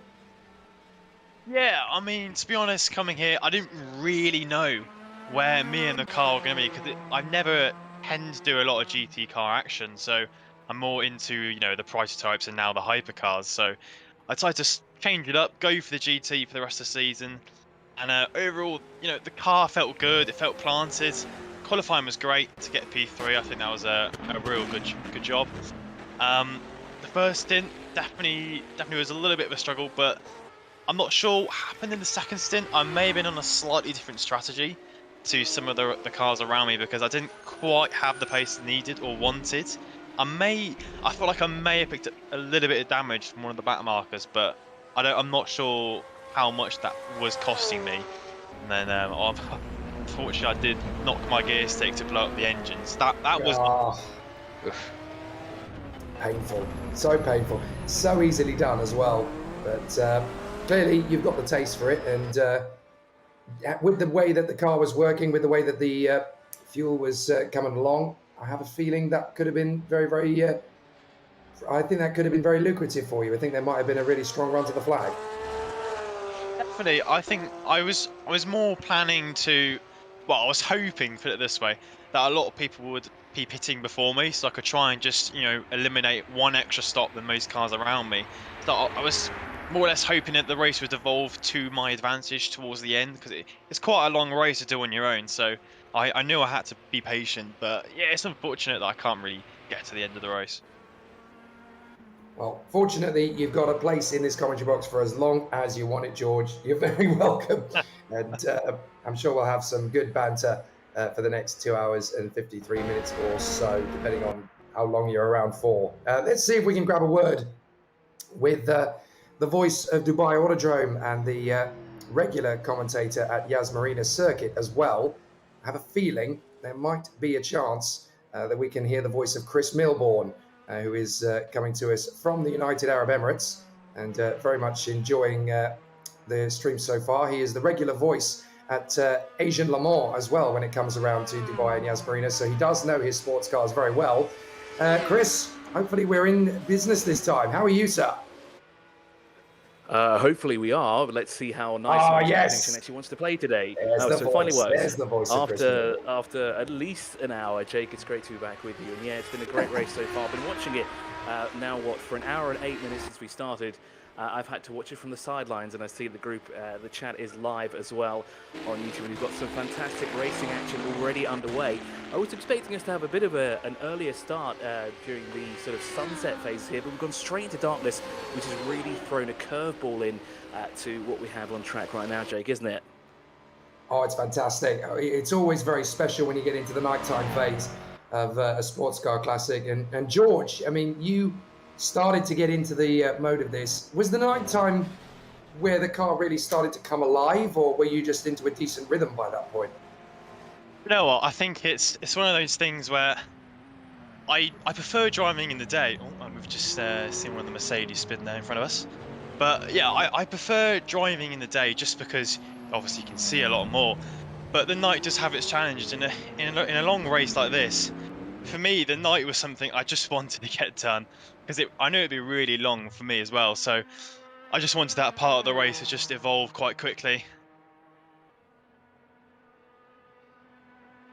There is Luciano Icazo, a very interesting battle for Icazo, as he's had a very interesting battle of it so far. Kirby in the lead of the race, and overall, of course, as well, with Robert Pawn and Jason Whitehead, who took over the Storm Rider Aston Martin. These cars, very, very quick indeed. You've had a lot of experience, Chris, of being the voice of Asian Le Mans over the last couple of years, and the battles in GT racing, especially when you get into the nighttime phase, that's when drivers really bring out the big guns in terms of the competitive strategies, and they want to get some really good racing under their belts. Certainly so, yeah, and it's quite interesting as well how the conditions vary from day to night. We're racing on the same track, but however, the night brings an all-new challenge. The streets get a lot darker here at the Sarthe as well. You can see the lights ablaze here on the C8.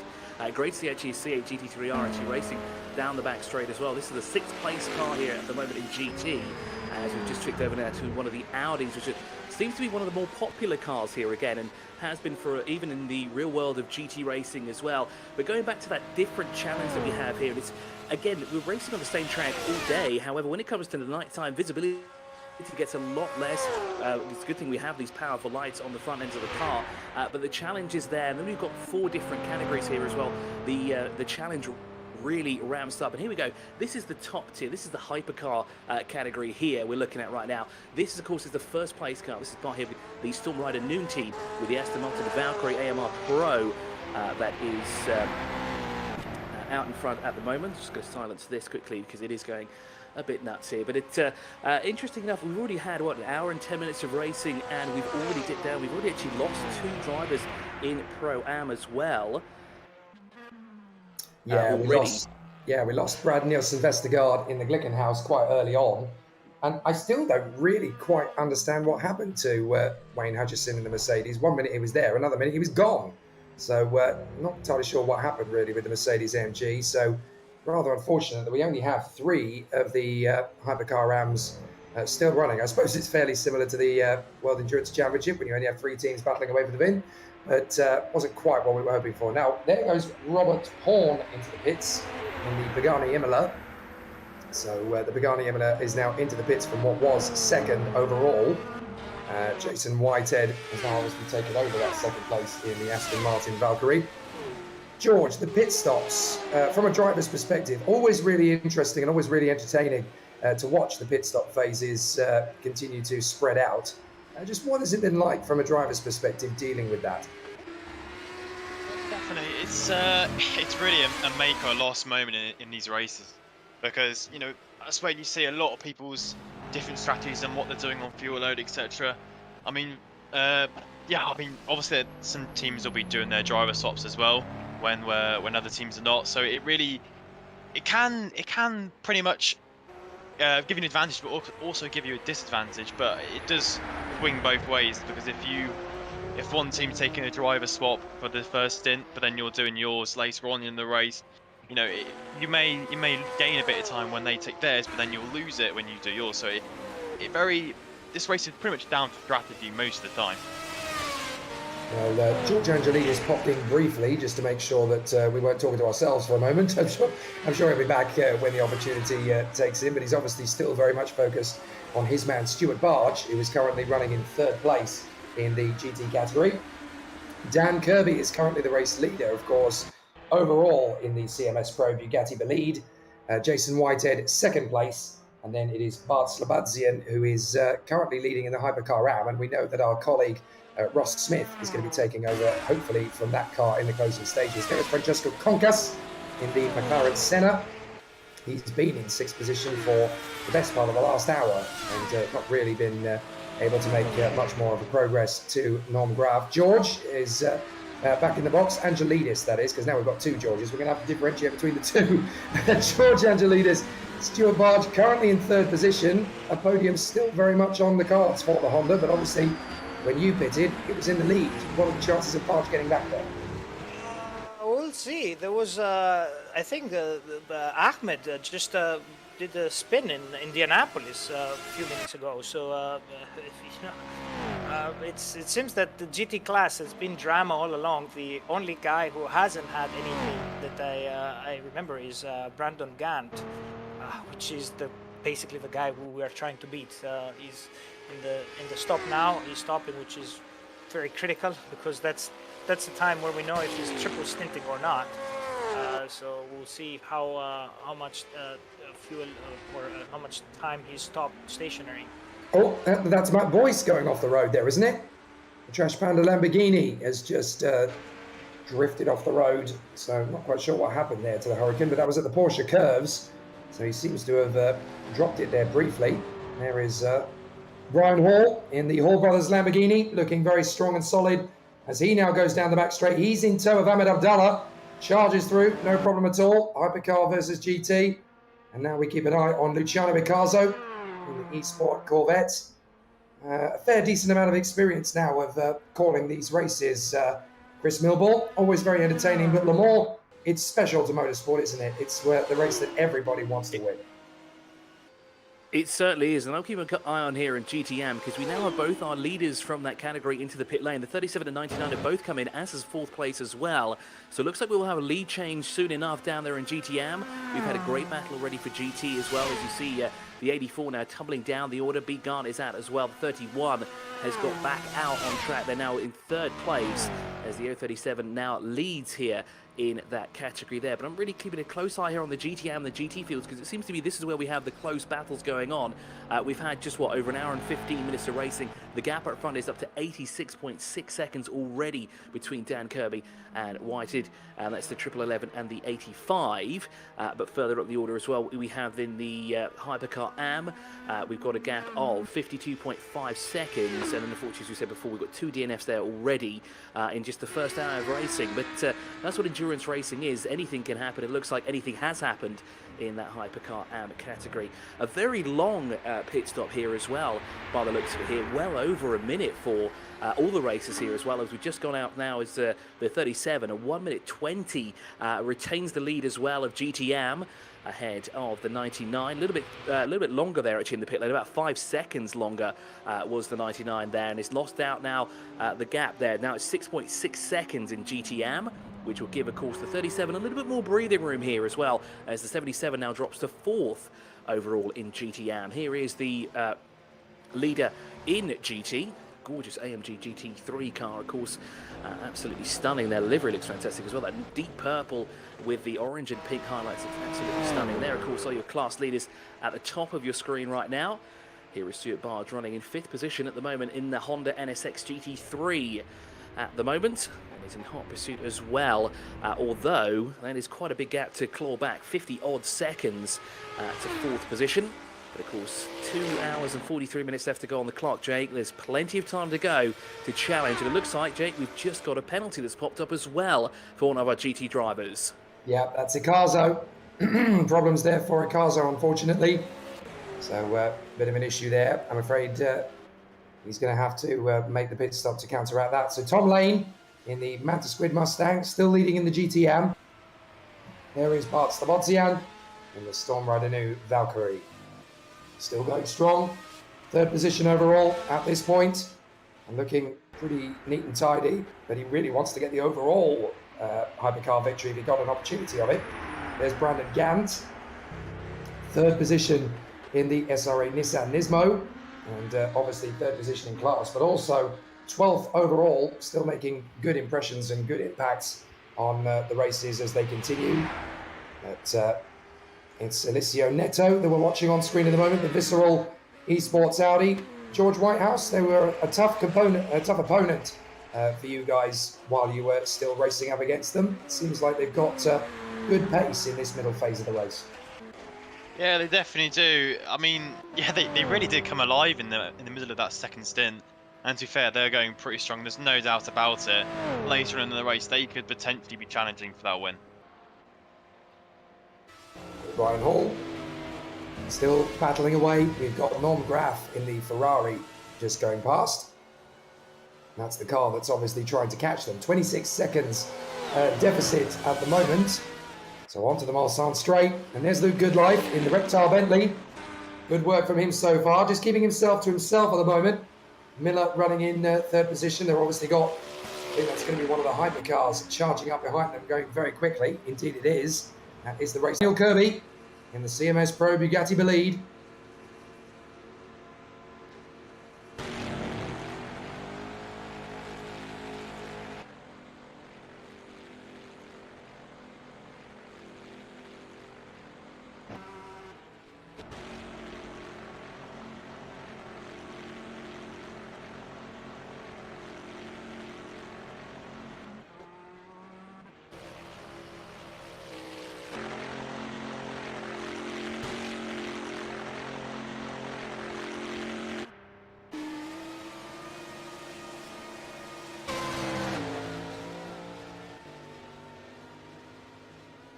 Excuse me for the slight delay there. That got a little bit interesting, didn't it? So managed to bring it back again. Jerry Chen in the Flying Kiwi Lamborghini as he runs through there. And you've got Vinicius Gonçalves in the BMRS Esports C8 GT3. Beautiful car, this one, and obviously some good battles all the way through. I'm really impressed so far with Matt Splitchick in the nighttime phase.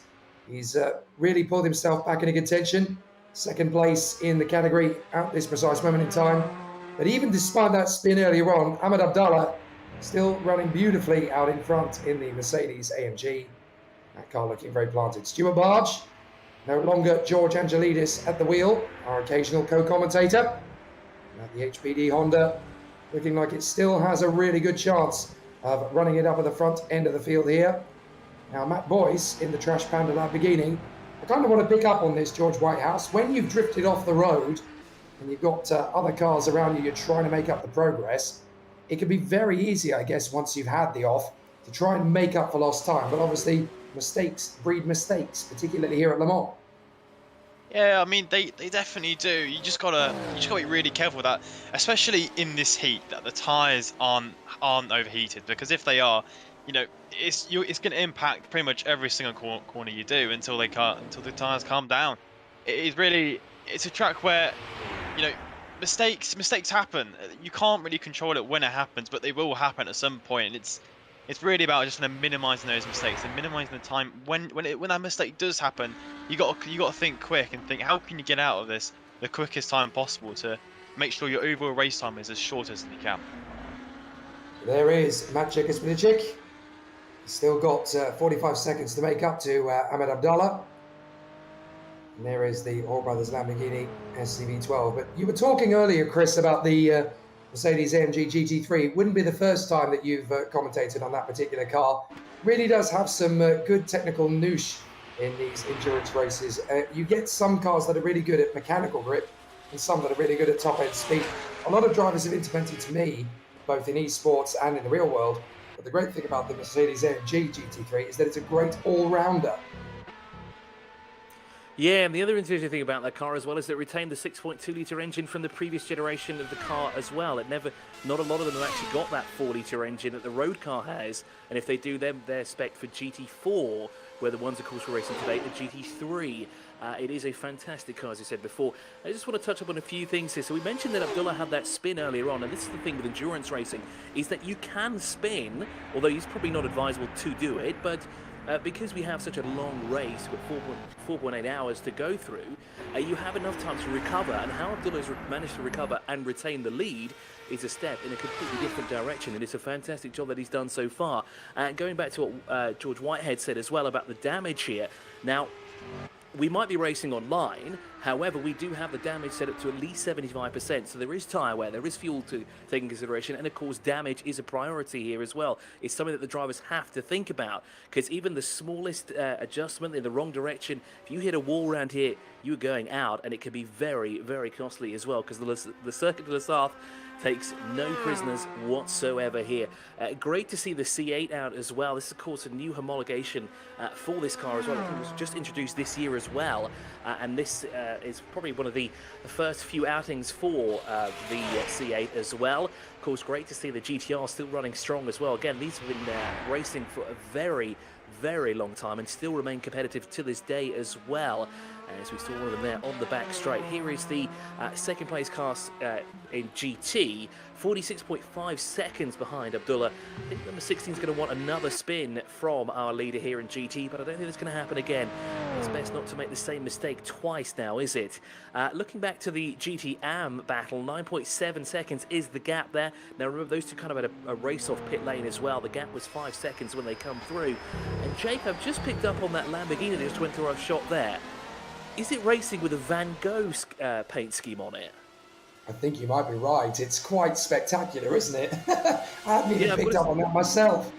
I've got to say that's got to be one of the most interesting, shall we say, art cars that we've ever seen as well. You very rarely see art cars racing on the La Sarthe. You do every so often as well.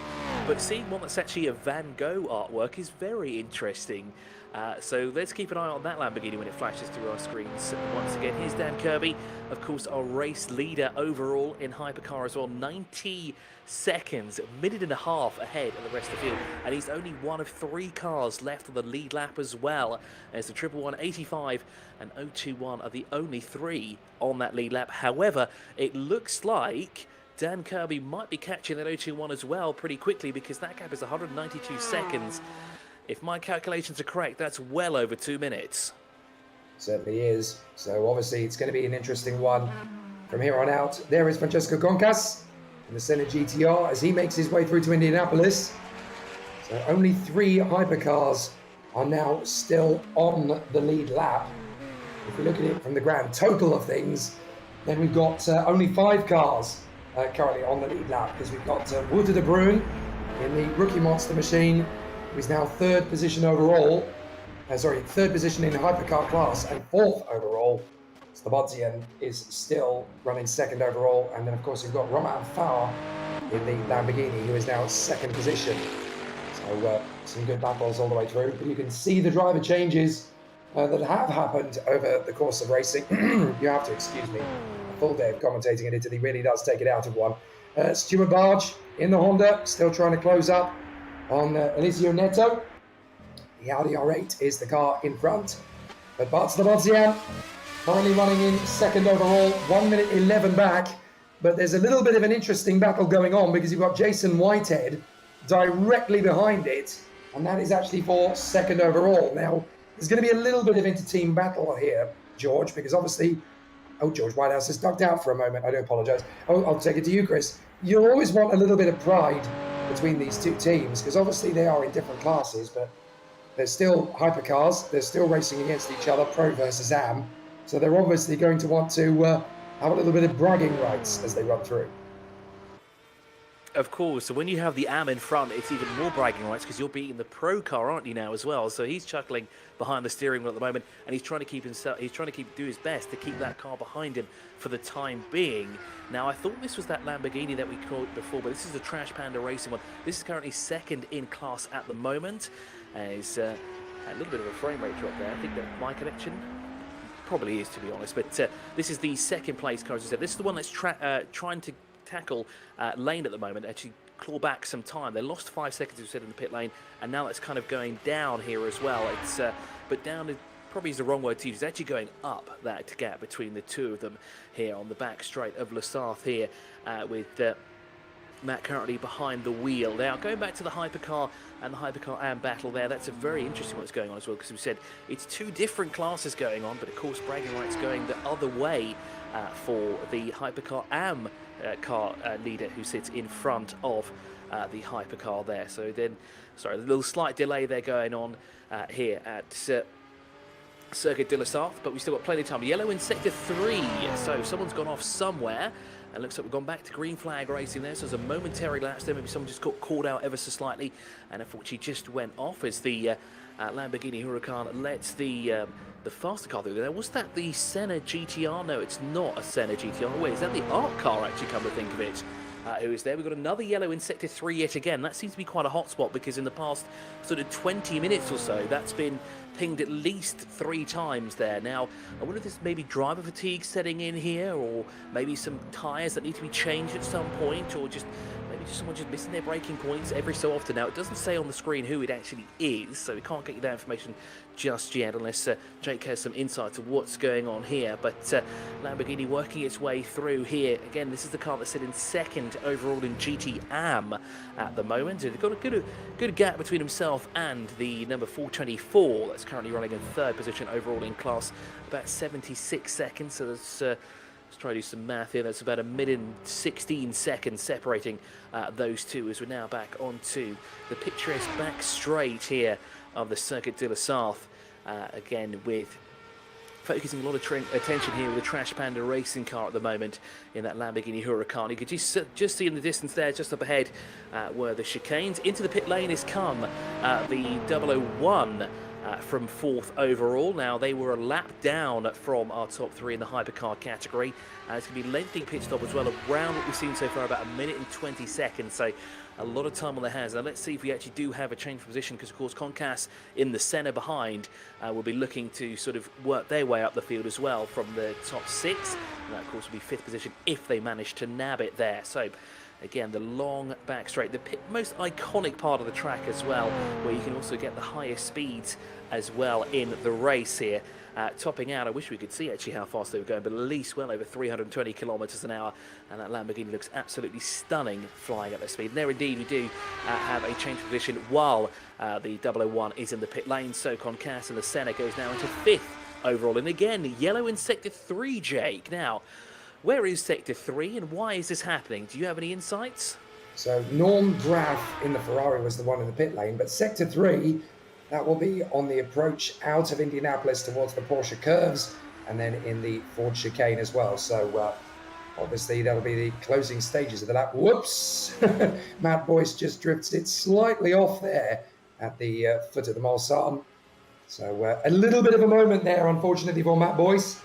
He's got to try and get that back together as he gets back on the throttle once more, powering up through the gears and on the run to Indianapolis. Very fast part of the course, this. He now tries to coax the car in the way through. Now Norm Graf is making his way out of the pits in the Ferrari FXXK Evo, the yellow machine. I'm not entirely sure why we are still stationary on Matt Boyce, because we've been following him forever in a day, but we've got one of the Valkyries now tucking up behind the Lamborghini Huracan and darting through.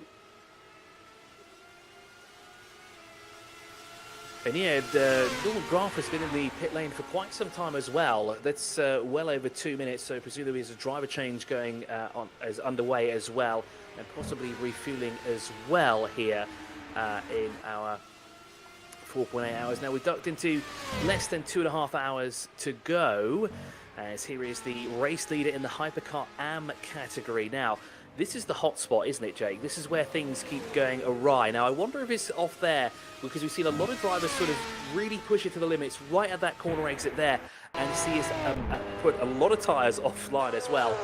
So I wonder if that's where a few drivers are being caught out, maybe running a bit wide, getting loose as well, and trying to get back onto the track, as here is the 3rd place car overall.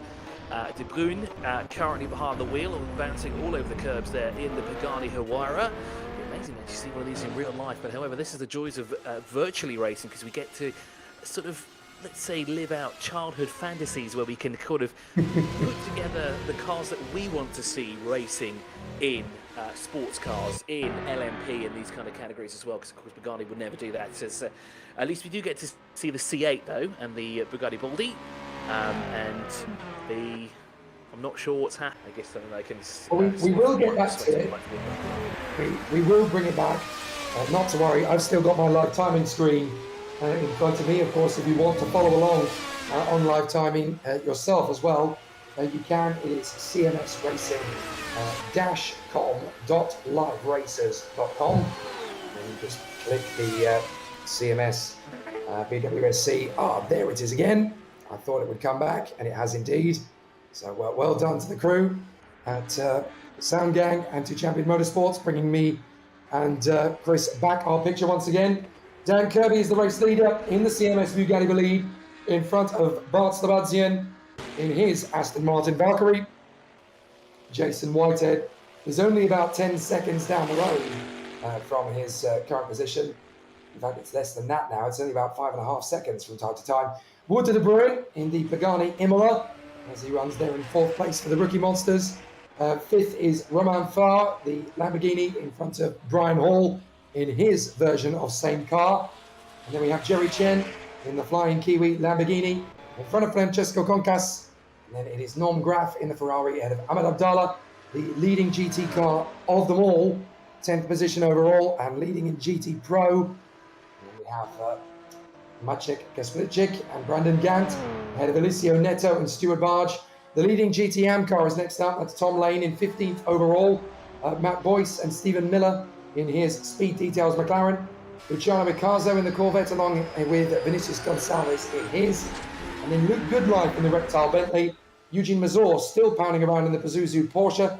And then Tom Nacella in the Ford Mustang, and Peter Bayer in the Porsche. Just 5 cars out of the race. And that is George Whitehouse in his Porsche. He joined us in commentary a little earlier on. And then we had Wayne Hutchison drop out in the Mercedes. Jamie Jalecki in the Stardust Aston. Brad Nelson Vestergaard. Let's try that again, shall we? Brad Nelson Vestergaard in the Glickenhaus. And then Ed Jones in the McLaren was the very first one to retire from the race. So I've noticed as well that Norm Graff, unfortunately, has tumbled all the way down to 9th overall, and that was a very long pit stop they had. Now, usually it's about 1 minute to 20 to about 1 minute to 40 seconds. Theirs was over 2 minutes long, and they've lost not 1 but 2 laps now to the rest of the field in their class, because they're in the hypercar category, and that's caused them now to tumble into the clutches just behind now Francesco Concas, who did get that position back from them, but that puts now another hypercar behind our leader in the Hypercar Am category, because of course in 2nd overall, amazing enough, is that number 00 of Bart Slavadzian, who is currently in 2nd overall in that overall, right behind Dan Kirby, and by 1 minute and 45 seconds as well is the gap between those two. Now a little bit further down the field, in the Hypercar Am category, there are a lot of cars in between the 001 and the 00, excuse me, and the number 40 car, because the 40 car is a much further way away. Now, if my screen would like to play nice, that'd be very, very useful. Is in 5th position in the Lamborghini. No, my screen is still not playing nice now with me. Yes, so there we go. Now it's fine. Yes, so there's at least 2 cars between the Hypercar Am cars there, which is a lot of breathing room there for the 00, and he has that advantage now of almost a lap separating the two of them as well, because the 66 has now gone a lap down, so we only have 1 car from Hypercar Am that's actually on the lead lap, and it's beating a lot of the pros as well, as we mentioned before. So there's probably a huge smile on the face of Bart at the moment. Now, in GT, the gap has gone up to 47.9 seconds, because we've just dipped down now, because of course we have live timing here, which is absolutely phenomenal. I love it when we have live timing like this, and it's exactly to the second as well. But it's the Mercedes AMG that's leading from the Audi R8 at the moment, and well, they're 5 laps behind the leader, but that gap is now 49.8 seconds. Now, going down to GT AM, the gap between those ones are I'm using the wrong mouse here. This is the issue when you use more than one screen. You have to use multiple mouses. I think that's the correct term there. But Mises, surely. Mises, exactly. The GTAM leader, of course, is the 37 from the 99 at the moment. Now, Jake, I wonder if you spotted it. Now, when we rejoined the live stream, we spotted the Audi was the first car to come through our picture, and it got very, very, very squirrely through that first sector. Now, of course, it's a bit early on in the lap to have somewhat of an issue, and it looked like things might have been getting a bit too hot there at the time being. Now, I just wish that I had the live telemetry there, but it was very, very close there for that Audi. It definitely was, and you've got to remember that this is a car that is, again, one of the all-rounder machines in this GT category. So it's obviously being pushed and being stretched to its very limits at the moment. But Alessio Neto, who we were watching, clearly getting as much out of the car as possible. Here's Jerry Chen in the Flying Kiwi Lamborghini, back to the Manta Squid Ford of Tom Lane, always towards the sharp end of the field. So not a massive shock to see Tom Lane leading in the GTM category.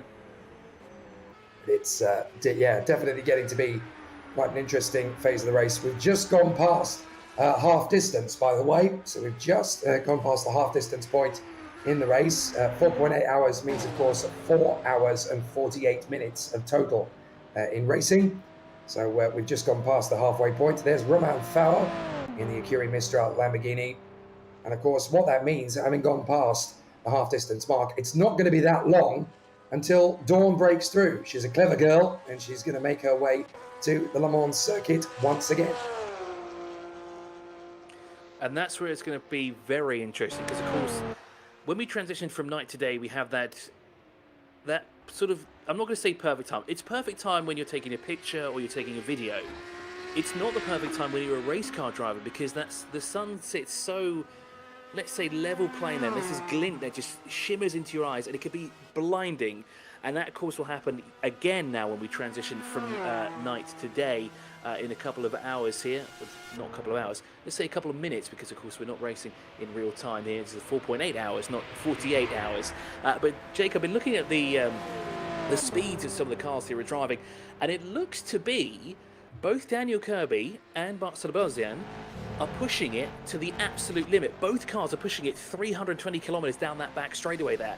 And if we look at it from a pro perspective and an AM perspective, Bart is really, really gunning it. He's really taking the fight straight to the top class of the field here, which is absolutely impressive from there. I'm also looking at the GT categories as well. It looks like Ahmed's pushing a little bit more in comparison to Tom Lane, but of course the deficit between the two of them it's not really massively significant, but of course that AMG's power is a little bit more compared to the Ford Mustang, which of course gives us more power from the drivers. However, they're somewhat reaching more or less the same speeds, which is very, very interesting to think as well. Again, at different parts of the track. So is that Norm Graf that just went off? Yes, it is. Norm Graf in the Ferrari. A little bit of a moment there.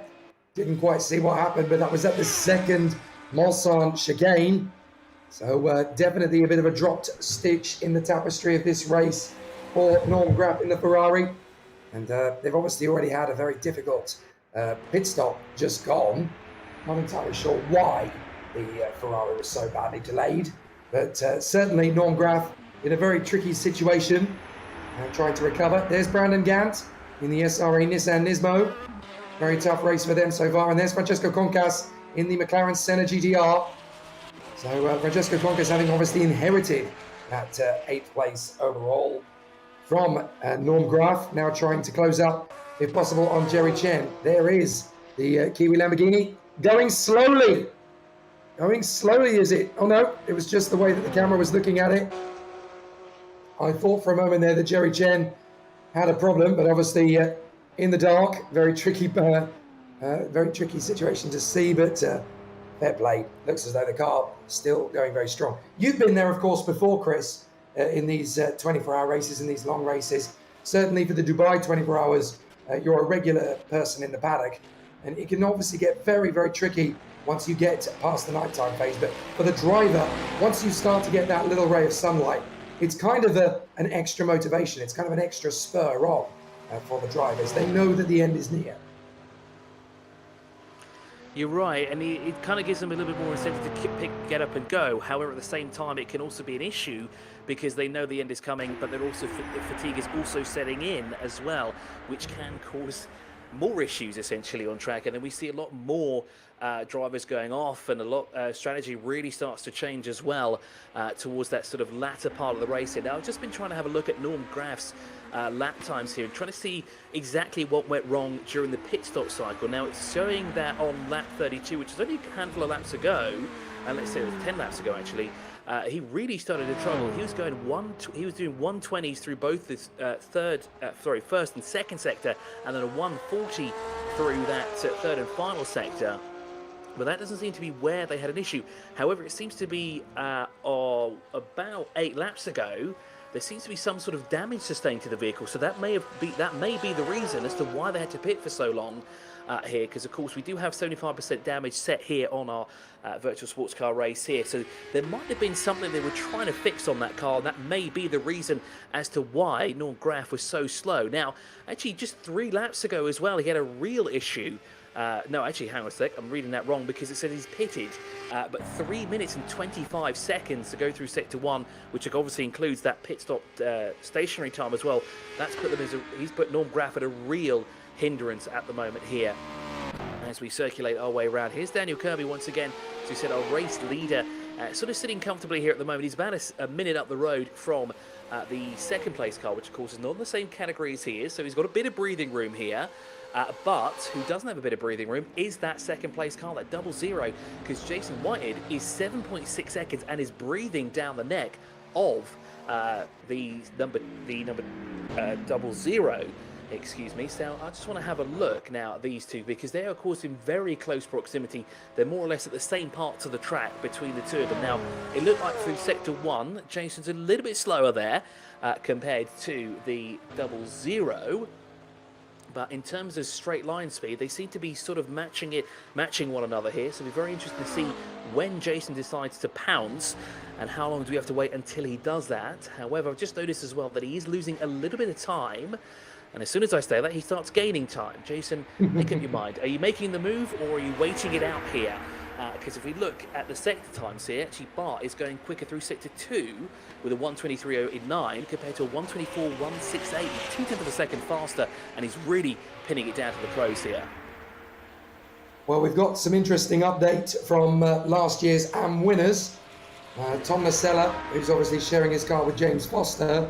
Poor James had a computer crash, which is what took him out of the rankings. He rebooted, got back into the action, but of course, as a result of that, they are now 2 laps down. There's no back-to-back stints for Tom. Of course, Tom's teammate last year was the founder of CMS, and that's David Anderson. So massive thanks to He Can for keeping us up to date with the information. And always good to have the additional updates. 23 cars still running.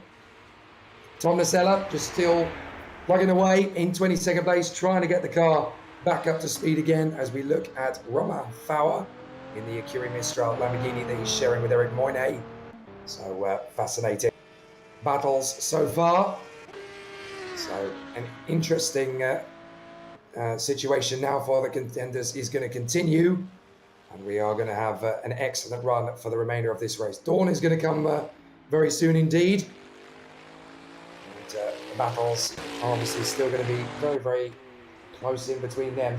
It's not actually a massive amount of time still between Jason Whitehead and Bart Stabalzi, and they just keep on trading sector times at this phase of the race. There's not actually a lot to choose between those two Valkyries, as Francesco Concas is going to get his move on the inside line there of the Honda of Stuart Barge to get by. So Francesco Concas, no problem at all for the McLaren Senna. Currently running in 7th place, a lap down from the race leader, Dan Kirby in the Bugatti Bolide. There is Matt Boyce in the Trash Panda Lambo.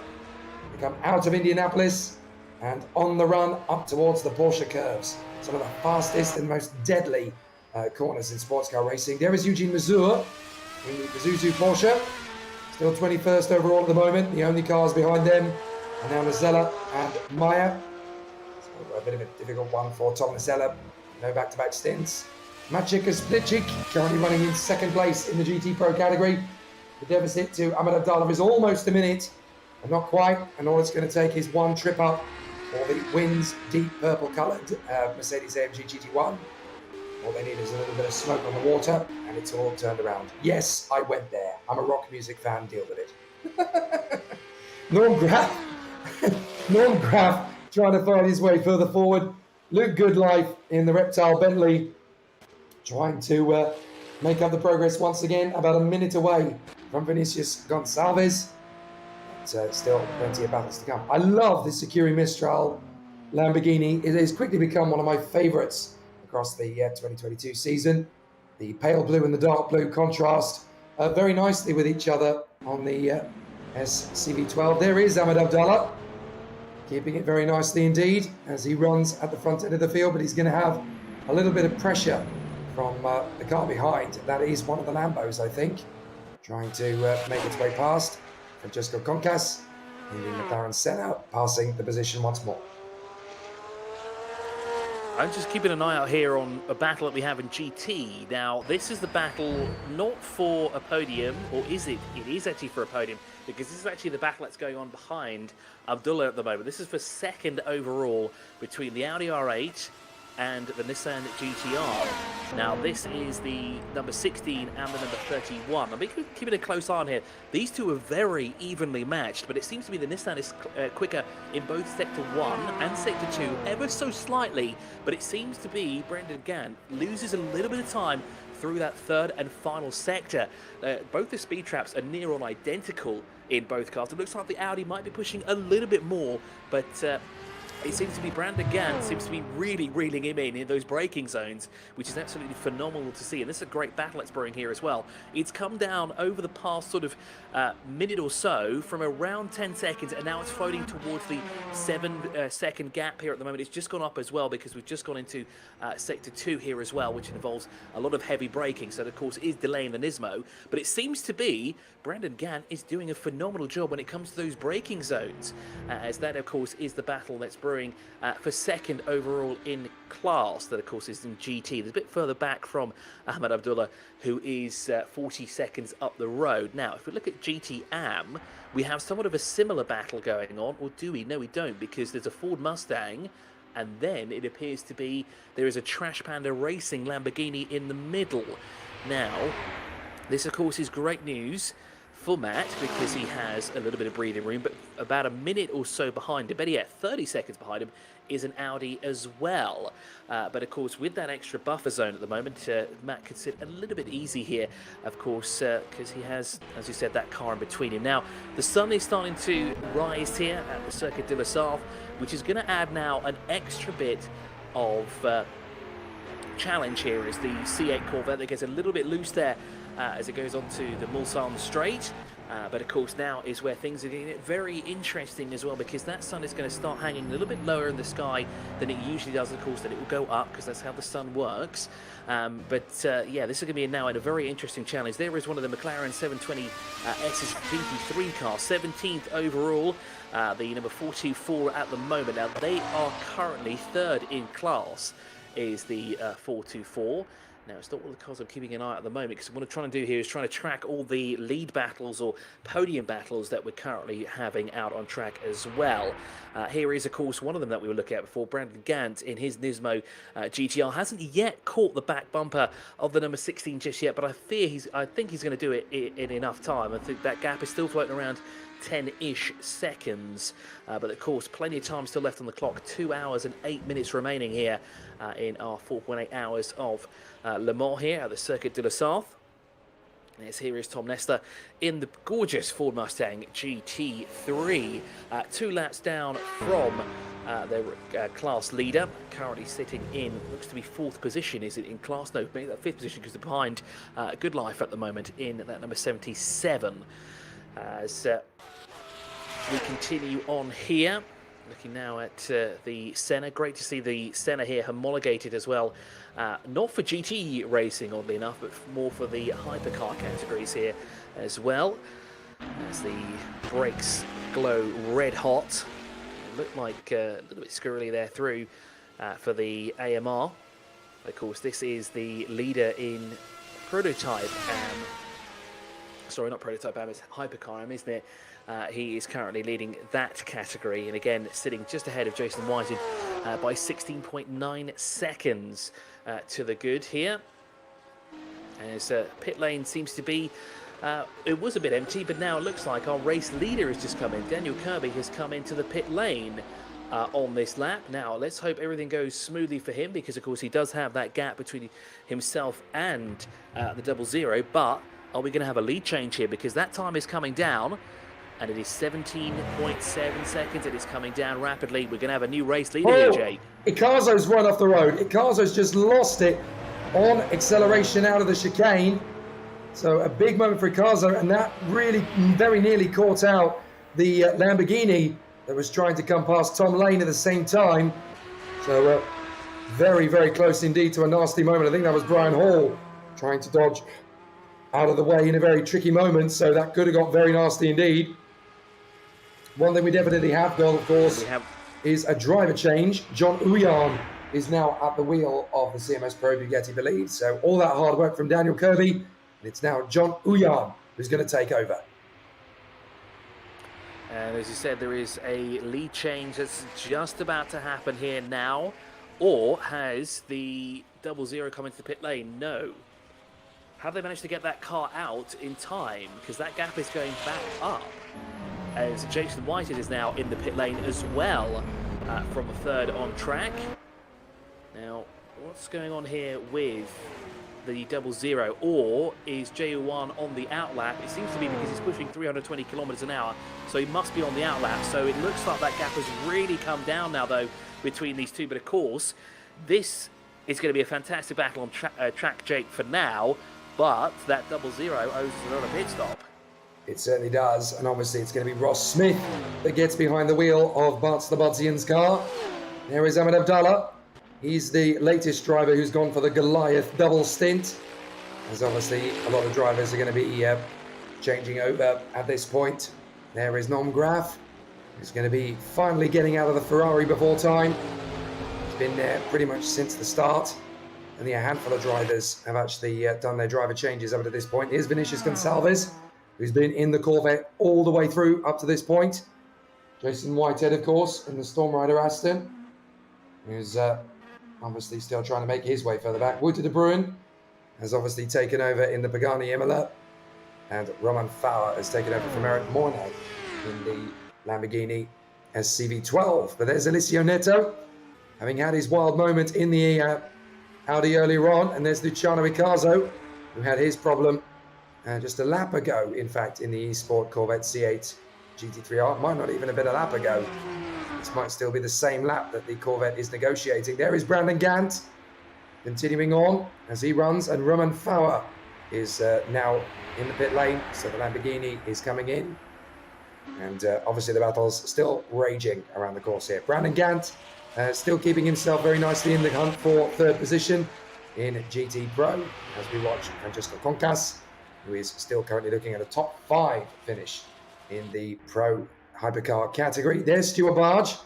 Now, obviously, they've had a couple of extra stops that we're rather hoping not to have to take.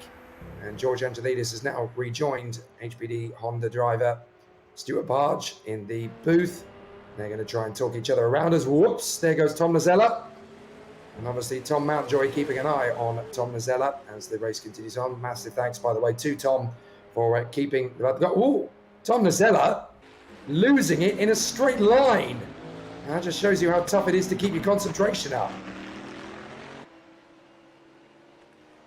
Yeah, I'm just trying to figure out now who that is that's having issues in Sector 3, because it looked like Nazelia, but however, Luke Goodlife also appeared to be slow, at least according to our live timing here. However, the car is still going. Now, it looked like they did lose at least 2 positions, not in class, but on track as well. But the good news is that Luke has got going again, and that was in Sector 3. Now, just keeping an eye out as well on the lead battle that we have at the moment between John Uwan and, of course, the 00, because it looks like now John Uwan has got back up to speed and is now putting a gap between himself I don't want to say tiring because Bart has been behind the wheel for a long time, but I could imagine that fatigue might be settling in here. The sector times don't seem to be reflecting that at all, although he is losing at least a second at the moment per lap. That gap has now gone down to up to 4.2 seconds. You see Brandon Gatt here has sort of settled himself into a groove here. Now, we said before that he was catching the number 16 car, but that gap has been between 8 and 10 seconds now for the past, I think about 10 minutes or so. So it looks like Brendan is just kind of settling into the groove here. He's just getting to grips with everything like that, just kind of pushing his way towards his next pit stop, and for the team there as well. Always have to see what he can do when it comes to the net pit stop as well. Will he do a driver change? I presume he would do a driver change because he's been behind the wheel for quite some time here. Here is the number 19. Went for a bit of a wild ride not too long ago as well. In that Corvette C8, of course, new homologation as well. So of course it is still in its teething process here, just getting the grips of the car as well. A lot of the drivers who are still new to this car as well. So of course might see some things here and there. Here's another driver that had a little bit of an incident or two on track not too long ago. There's a little bit of a lock up there going through the corner. It would look like to be the left rear as Brandon Gatt now into the pit lane here for a stop, and of course that will put him now at a deficit, and it may actually give this man right here, Stuart Barge, third overall in class. Now he is shown as about a minute behind him at the moment, and he's on the back straight now, the Mulsanne straight as we speak in the Honda NSX. Here's Look Good Life, and I don't want to be that guy, but this is probably one of my favourite cars on track here at the moment. I've always had a soft spot for the Bentley GT3. Now this is, of course, this is the newer shape as well, because there's the elliptical lights at the back. I do like the original one there. Here's one of the Lamborghinis as well, the SCV12. This is not the car that we spotted during the night time with the Van Gogh, although the colours are somewhat kind of similar there. But great to see everyone still running strongly here. Looks like no real incidences throughout the night. Just a little bit things here and there actually when the sun decided to make its reappearance here, Jake, during our races. We're about to elapse 2 hours to go. Neto on the Mulsanne straight as well here. 5th position in class. Yes, indeed. And there is Jerry Chen in the Flying Kiwi Lamborghini. It's the good thing about Vincent, isn't it? Unfortunately, you do have to wonder sometimes if his van will go. Anyway, Jerry Chen, Flying Kiwi Lamborghini, Tom Lasella in the Coastal Coots Mustang, coming over the top of the crest. This is the run down towards the third element of the Mulsanne, I do believe. So Tom Lasella just trying to get himself. And here comes Bart Slobodzian. Now, it's interesting because Voltavava on YouTube has said, is he not relinquishing that car? This is the second attempt to make a driver change, because I know they had an issue earlier on with Ross Smith trying to take over that car. So they basically elected, Ross Smith was having some technical problems, so they decided to bring Slobodzian into a second stint, essentially. They decided to double stack the stints and then give Ross Smith a chance to get everything back together again. But if they've still got problems, then, well, I'm not entirely sure what that's going to mean for the spread of the course. Because then Ross Smith obviously spent the first hour and a half of our broadcast focusing purely on doing his best Jake Sarthe impression, and he did a damn good job of it, actually. So he was holding the fort here on commentary very well.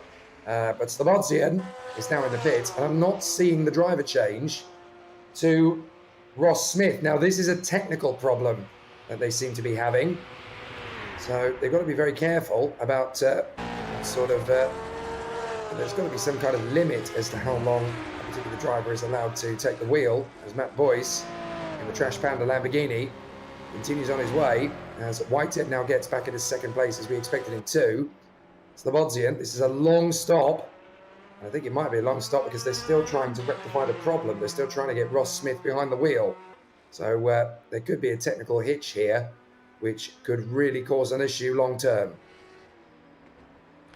And we do have a driver change as well throughout the field. Brian Hall's got now behind the wheel of the number 6, the 6th place car overall, the 44. Now, interesting, something that touched up that George Angelidis touched up with us before when he was in the booth with us is that Their closest rival is that Brandon Gant GTR car, and it seems to be they're running a very similar strategy because they've come in exactly 1 lap after that Nissan came in. Now, interesting, Brandon Gant has stayed behind the wheel. However, George Angelidis has now got behind the wheel of that Honda NSX. Stewart has hopped out, so we've got a fresh set of eyes behind the wheel, but that gap between them is still pretty significant, as George Angelidis is currently sitting in 16th overall, about 2 cars behind him, actually sorry, 3 cars behind him, because he's got, of course, got a GT car plus 2 GTM cars as well, and of course those two are battling for the lead in GTM as well.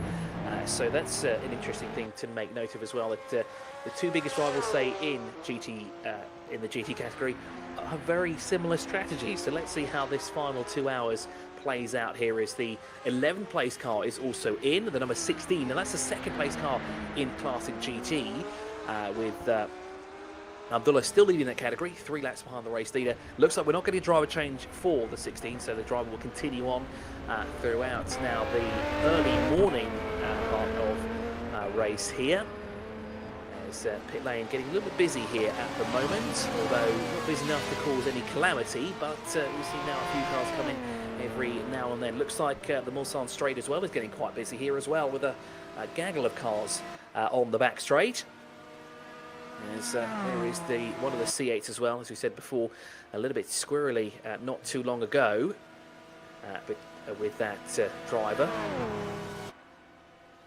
Moves out of the way though of one of the Lamborghini SCV12. Now there's the Van Gogh car, isn't it? Yes, it is. There's Brian Hall, who's behind the wheel of that car. Now that is, it looks like it's called, I think that's the Starry Night painting, Jake. I'm probably wrong about that, because I'm not very good at the arts sort of things here. I'm not a connoisseur of art, unfortunately, unless it's pop art. But the Starry Night proved to be, or better yet, to have a Starry Night, because it was relatively incident-free during that night as well. And it seems to be that SCV12 running strong here at the Circuit de la Sarthe. Here is Tom Lasela. Again, he had a few incidences earlier on, but still now running strong, although a little bit further down out of contention. Did Roman Ford just strike the barrier as he came onto the Mulsanne straight there? I think he might have just rubbed the Armco. So that's something that Roman Ford needs to be very careful of. They are pushing hard, though, of course, because you've got to remember that the driver change means that Ross Smith has now finally been able to get into the car. So a really interesting, sensational battle. But with Ross Smith having got onto the car. Oh, Neto's got a penalty. So Eliseo Neto's transgressed in some way, and that's a penalty for him now. But Roman Fowler is obviously trying to close in on Ross Smith. So a really exciting battle as the competitors continue to move forward. And it's interesting what he's got that penalty for as well, because nothing's popped up on the screen to indicate what's happened.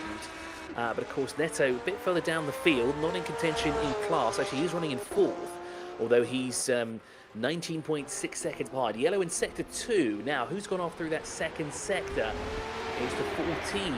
Brandon Gant. Is Brandon Gant having an issue? Because it looks like he may have stopped on the exit of the first the bus stop there, by the looks of it, is the 14. Now, it looks like he's got going again. Yes, he has, because the yellow flags have been withdrawn, and with green flag again in sector 2. But it looks like Brandon Gant may have had an issue somewhere. Now, he's 14.9 seconds behind the 99 car. He's a bit further back from the second place car. Now, that's not good, because he was in a good battle before, and a very intense battle as well for second place overall. Francisco Concas is in the pit lane as well now, in the Senna. Also, our race leader in GT is in, and one of the Audis goes off as well through sector 3. That is the second place car in GT. It is indeed. That is Maciej Kasprzyk having his moment, and there's Tom Lane, who is now 3rd overall in GT. Can we just point out that the GTM category leader is 3rd overall in GT? There's obviously, oh, Luciano Icazo! Icazo has spun it again, and he manages to turn the car back into position, but oh, crazy moment for Icazo. Yeah, sorry to cut you off, Jake. That was in the first of the bus stops there on the Mulsanne straight as well that he lost it too. So big moment for Icazo in the Corvette, trying to get himself back together again. as we currently watch in the background, Jerry Chen is trying to work his way forward. There's Luke Goodlife in the Reptile Bentley. You can really see the cool colour scheme of this car now that the sun has come up. 1 minute 52. Now, John Uyan continuing on his way, but Jason Whitehead has now come into the pits. Or at least that's what it says on the tower alongside. So Jason Whitehead for the Storm Rider Aston. Brian Hall coming through there in the Lamborghini, which he has now taken back again. And Wouter de Bruyn running in third position. Ross Smith is now about 1.5 minutes ahead of Roman Farah. That's from the finish line up to about the second Mulsanne chicane. So that's the kind of distance between the two cars at that point. So absolutely sensational battles. We're interested to see now where Ahmed Abdullah has come out. Now he's 38.8 seconds ahead of his closest rival. Of course, that cheeky spin that he had in the first chicane has definitely done Ahmed Abdullah what he needed to do, of course, spending some time in the pit lane, and that's given him now the added advantage. However, for that second place car, that means he's not getting any closer here. As a little bit squirrely through there is Romain Farah. Now remember, he was one of the drivers that we noticed before actually hit the sidewall on the left-hand side. So of course you've got to be a little bit careful here, because of course we do have damage set on here as well, up to 75%. And well, when I got the pre-race reports and when I first got the invitation for this as well, I was told that cars could fly around, so drivers do have to be very careful. As it looks like Neto is into the pit lane now. I presume this actually was his penalty here, which looks to be, I fear, is a drive-through penalty. Yes, it is, because he's still moving excruciatingly slowly through the pit lane, is the number 15, and that's going to feel like an absolute eternity for Neto, as he's going to now tumble down the order. Now, he was actually in close proximity to Brendan Gant, and of course, that was the battle for third, wasn't it? Yes, it was, because that car's now just got back out, has Neto, in the 585. Now that puts him in a real deficit. So the red mist has descended, no doubt, in that Audi R8 as well. And the red mist simply matches the exterior of that car as well, because it is red. There is Francesco Concas, recently in the pit lane just a couple of laps ago.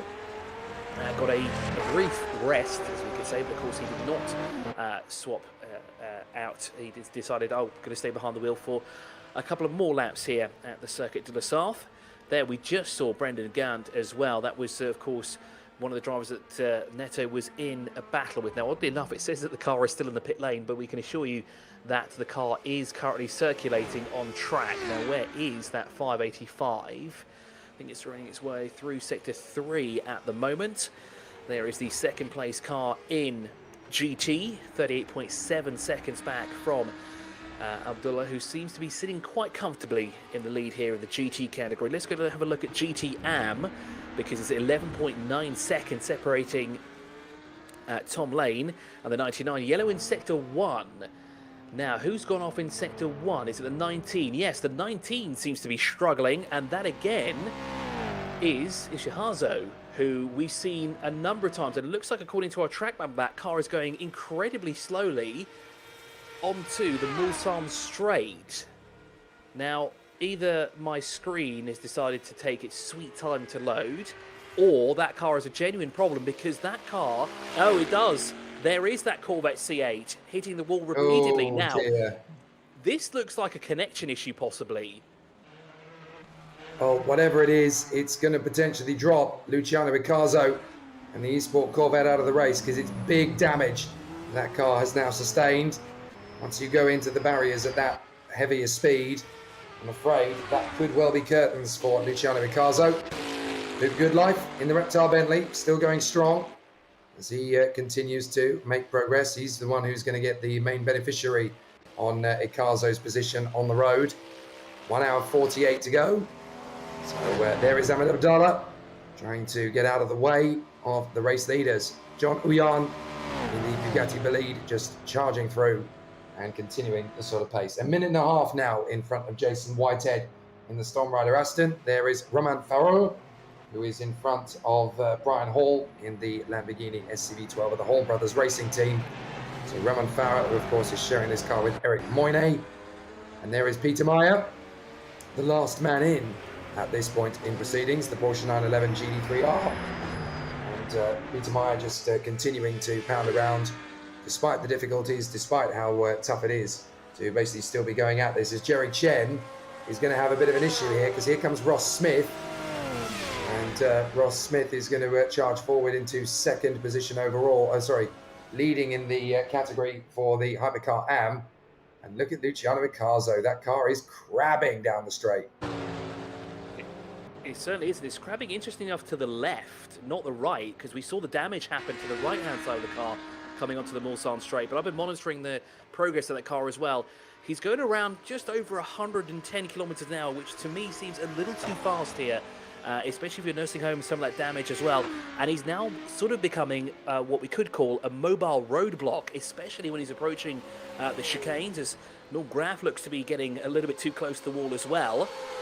Seeing what that looks like at the moment, as Luciano working his way down the back straightaway, but is at the moment, essentially, as you said, is a moving roadblock. That car needs to come into the pit lane for some major service. And it looks like we have De Bruyne in the pit lane as well, from 4th on track, 3rd in class as well in the hypercar category. He's into the pit lane here, not for a driver change by the looks of it, but that Pagani Imola, one of the better looking cars here. What am I saying? They all look fantastic. Into the pit lane there again is Luciano. At least he's pulled the car off to the right hand side of the track, out of the fast lane as well. But there's some serious contact for that car, and he's done it in possibly the worst location as well. So we saw this sort of happen towards the end of Sector 1, just before the right-hander onto the Mulsanne straight, and you probably couldn't pick a worse time to hit the wall or suffer any mechanical damage, because it's going to feel, I could imagine for Luciano, it's going to feel like an absolute eternity. He's just only got through Sector 2, and it feels to be like an eternity. I can't imagine what's going through Luciano and the team's mind at the moment. It's one of the McLarens goes off as well. I can think of one worse place to go off on the road here at Le Mans, and that's at turn 1. Because obviously that's even further long to get back to the pits. But yeah, and I have seen that before, both in real and in esports. Oh, how about this for a big moment? Oh, goodness me! Luciano Riccardo, you were right. He's essentially a moving roadblock, and we almost saw that happen there, because that was one of the hypercars as well that was coming through on the inside and almost lost it completely. Jason Whitehead was so good on his reflexes. And all of a sudden, we very nearly had a massive, monumental accident that could easily have taken out Jason Whitehead and the Storm Rider Aston Martin team. They're going to be absolutely fuming at that. 100%, and I can imagine his pants might be a different colour as well after that as well, because that was a very, very close call, because he had nowhere really to go. He could only really go on the right-hand side with that slow car of Luciano in the middle, plus there was another car, I think it was actually the car that we're looking at right now, the Gonzalez car. Jason had literally nowhere to go, almost lost the car completely. You could see the rear end stepping out, but did a fantastic job to keep that car moving in a straight line and not clatter into any of the other two cars that were in close proximity to him. So a real hat tip there to Jason. I don't know how you did that, but that was an absolute phenomenal save. The race continues on here, and a very slow Luciano working his way through that third and final sector. I feel his pain right now, but unfortunately, he's got to get that car in as soon as he can, because he's just tumbling down the order as well. Here is the race leader in the GT category, Abdullah, who's sitting comfortably pretty up ahead, 43.5 seconds to the good. And I've got to say, this car looks absolutely fantastic racing around the daylight. Here's second place overall in the GT category, as I said, 43.7 seconds. But of course, in real time, that keeps going up. Into the pit lane is Tom Lane, and conveniently enough, his closest rival has dipped into the pit lane as well. So it looks like similar strategies here for both drivers in the GT AM category, who's circulating in 12th and 13th overall. Now, both of them lost all of the sector's time with Tom Lane, so it looks like his pit stop might be a little bit further ahead, or is he still in the pit lane? No, because it looks like, well, it looks like the lead has changed. The 99 appears to have taken the lead now during the pit stop cycle. So this could be a very interesting race off pit lane here between the 37 and 99, because Tom did come in beforehand. Looks like no driver change there though, as the Starry Night driven car of Brian Hall continues on the back straight, and Luciano still hasn't found that right turn into the pit lane, or has he? Oh, Nacella receives a penalty now. Now what's that for? I wonder. Nothing is pinged up on the screen as Luciano finally finds that right-hand turn. So that's just about everybody on the circuit breathing the sigh of relief that Icarzo decided to bring it back. They're obviously choosing to keep the race going as much as possible just in case they can get the race started again. Now, interestingly, Boyce was 10 seconds quicker in the pits than Tom Lane. So that is worth picking up on when they both come back out onto the circuit, because I'm fairly sure that was a 10-second deficit between the two cars anyway. So now they are basically effectively in a proper race. So it's going to be interesting as they recover. There's Brian Hall, currently running 4th in the Hypercar Pro category. The Hall Brothers Racing Lamborghini tucking up towards the number 2 car in the GT. That's Maciek Splitchik, as Jerry Chen in the Flying Kiwi Lamborghini down the Mulsanne Straight in pursuit of Ross Smith, who leads the Hypercar AM category. Yellow in Sector 2, which we're just coming up to, actually. And it's only brief, so it's nothing major. Eliseo Neto had his penalty a little earlier on. I was just trying to figure out who that was, actually. That was the reason for that yellow flag in Sector 2, sorry. I'm also trying to pinpoint exactly where Matt Boise and Tom Lane are at the moment as well, because, of course, they would have come out at the same time. However, it's showing that Matt is actually ahead still, and that Tom Lane is still in the pit lane. However, both of them are up to speed at the moment, so Tom is definitely not behind the wheel in pit lane. Now, it's showing the 15 is just tucked in, the 15th place car is tucked in just behind 14th. Was that a car pointing in the wrong direction just then? It wasn't quite pointing in the right direction, but it was definitely doing the Tokyo Drift tribute very well. That was Tom Nacella, just power sliding the Mustang out of the second Mulsanne chicane. So, fair play. I could almost hear the music going in the background there. Brandon Gant, still running in 12th place. He's going to be the next car that is lapped by Ross Smith. And Ross Smith obviously making some good gains. There is the Akiri Mistral Lamborghini of Roman Farah. And obviously they're still making good headway into the battles at the moment. So Roman Farah still having a really positive time of it out there. And there is Eugene Mazur, the Pazuzu Porsche 911 GT3R.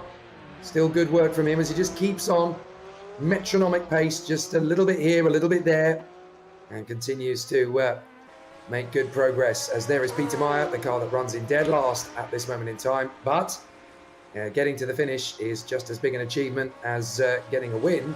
Because obviously you've got so much going on around you, and you want to try and make it to the finish as much as possible. Norm Graf in the Ferrari, they've had an eventful day of it, not necessarily for all the right reasons, but certainly the Ferrari FX6K Evo in the hands of Norm Graf, definitely having a very solid race now as we come up to an hour and 40 minutes to go. That's the length of the average Grand Prix, of course. Brian Hall still having a very tidy run in 6th position as he continues to make progress. But is John Uyan going to be able to hold on in front of Jason Whitehead? At the moment, certainly the answer to that would be yes. On their current lap times, lap sort of paces, there's a 5-second differentiation. John Uyan on a 3-minute 30, and Jason Whitehead on a 3:35. So far, so good. So it appears to be that Tom Lane had a very long pit stop there, and that's caused him to drop back. Now, the sector times for Tom Lane and Matt are very different, with Tom Lane going over 2 minutes through that first sector. Of course, that does include the pit stop time, being stationary, everything like that.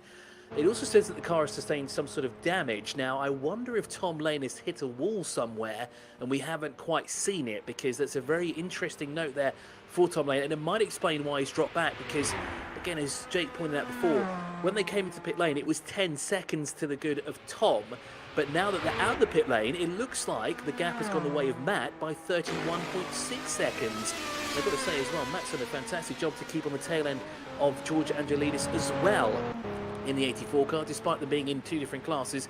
He's managed to stick with him and is only about 5.4 seconds behind him. But the good news is for Matt is that now he is the leader in GT AM, and it seems to be he got the jump on it in the pit lane as well. And in the pit lane right now is Tom Nacella in the Mustang GT. It's been quite eventful for him as well so far. As here is Jason Whitehead.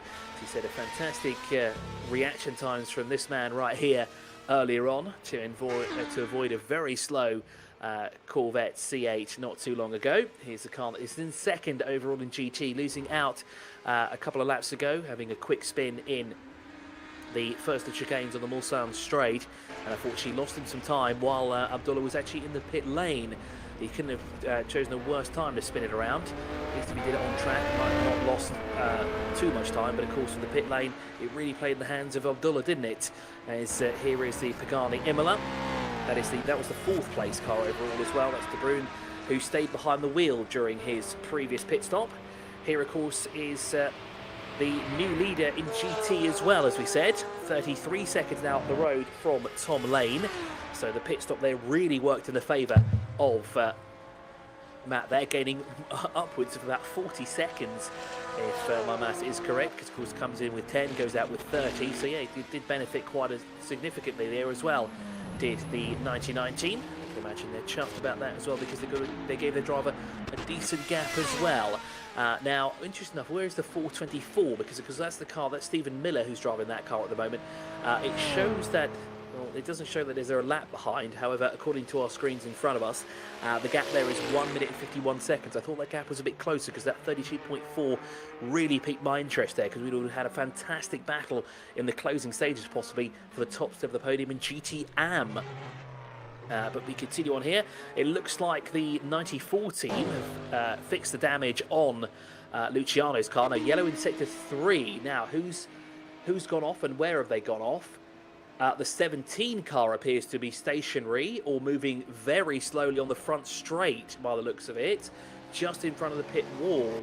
No, sorry, that's not the number 17. There's a 17th place car, and that is Stephen Miller by the looks of it.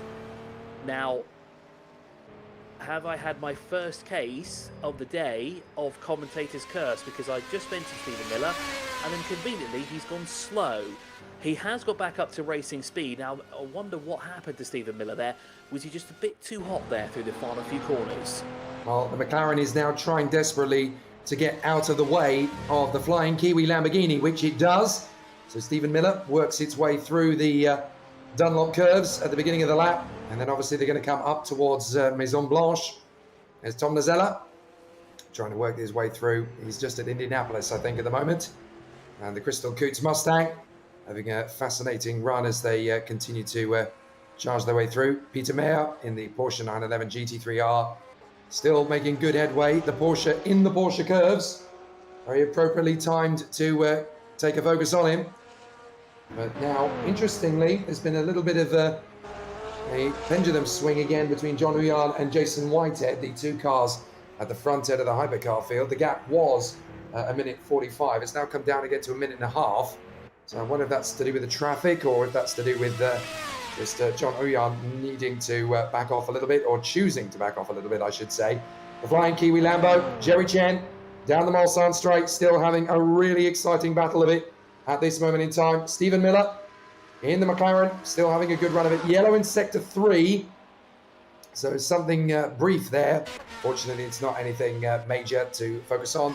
The Virtual World Sports Car Championship on social media. Do follow it. Jason Whitehead going a little bit deep there on the exit of Indianapolis. So really insane oversteer from him there. Basically overshot. I think he just missed his braking point by a couple of meters, as Francesco Concas in the McLaren Senna GTR sorry to cut you off. Sorry to cut you off there, Jake. Sector 3, it looks like our GT leader, the 037 of Ahmed Abdullah. There it is. He's off. He's out. Oh my goodness! And he's crabbing. He's hit the wall somewhere, Jake. Oh no! Ahmed Abdullah, the leader in GT, is gone. Oh my goodness! And he's out of the race. No. That is absolutely catastrophic for the Mercedes. The leader in GT Pro has binned it. And that means that meticulously is going to take over the lead of the race. And that's absolutely heartbreaking. I was keeping a close eye when he said there was nothing to note down there. I noticed that there was one car in particular going very slowly through that third sector, and it was kind of that kink there. You just saw where Ahmed Abdullah was exiting. You could see he's hit the wall somewhere. He's done it so significantly that it's caused the team now to pull that car out of the race, and that is absolutely unfortunate. That was a 40-second gap they had over the number 16, and unfortunately, it's done and dusted for the 037. Brendan Gatt will be moved now into second position. Neto hang on a sec, wasn't it one of our drivers that had a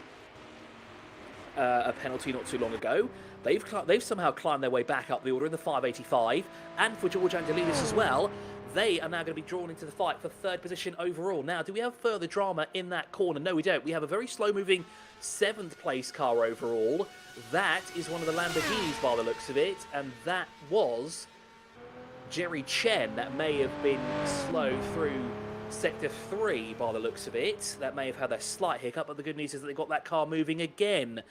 There is Jerry Chen as well. Looks like he's going to come into the pit lane. So not sure what happened there. Maybe just missed a braking point somewhere. But the good news is that the car looks very clean and very tidy. And he's come into the pit lane on the speed limiter exactly when he needs to be to ensure that he doesn't incur any penalties there. But Jerry Chen there, a very small moment, of course, comes in from 3rd overall in the Hypercar AM category.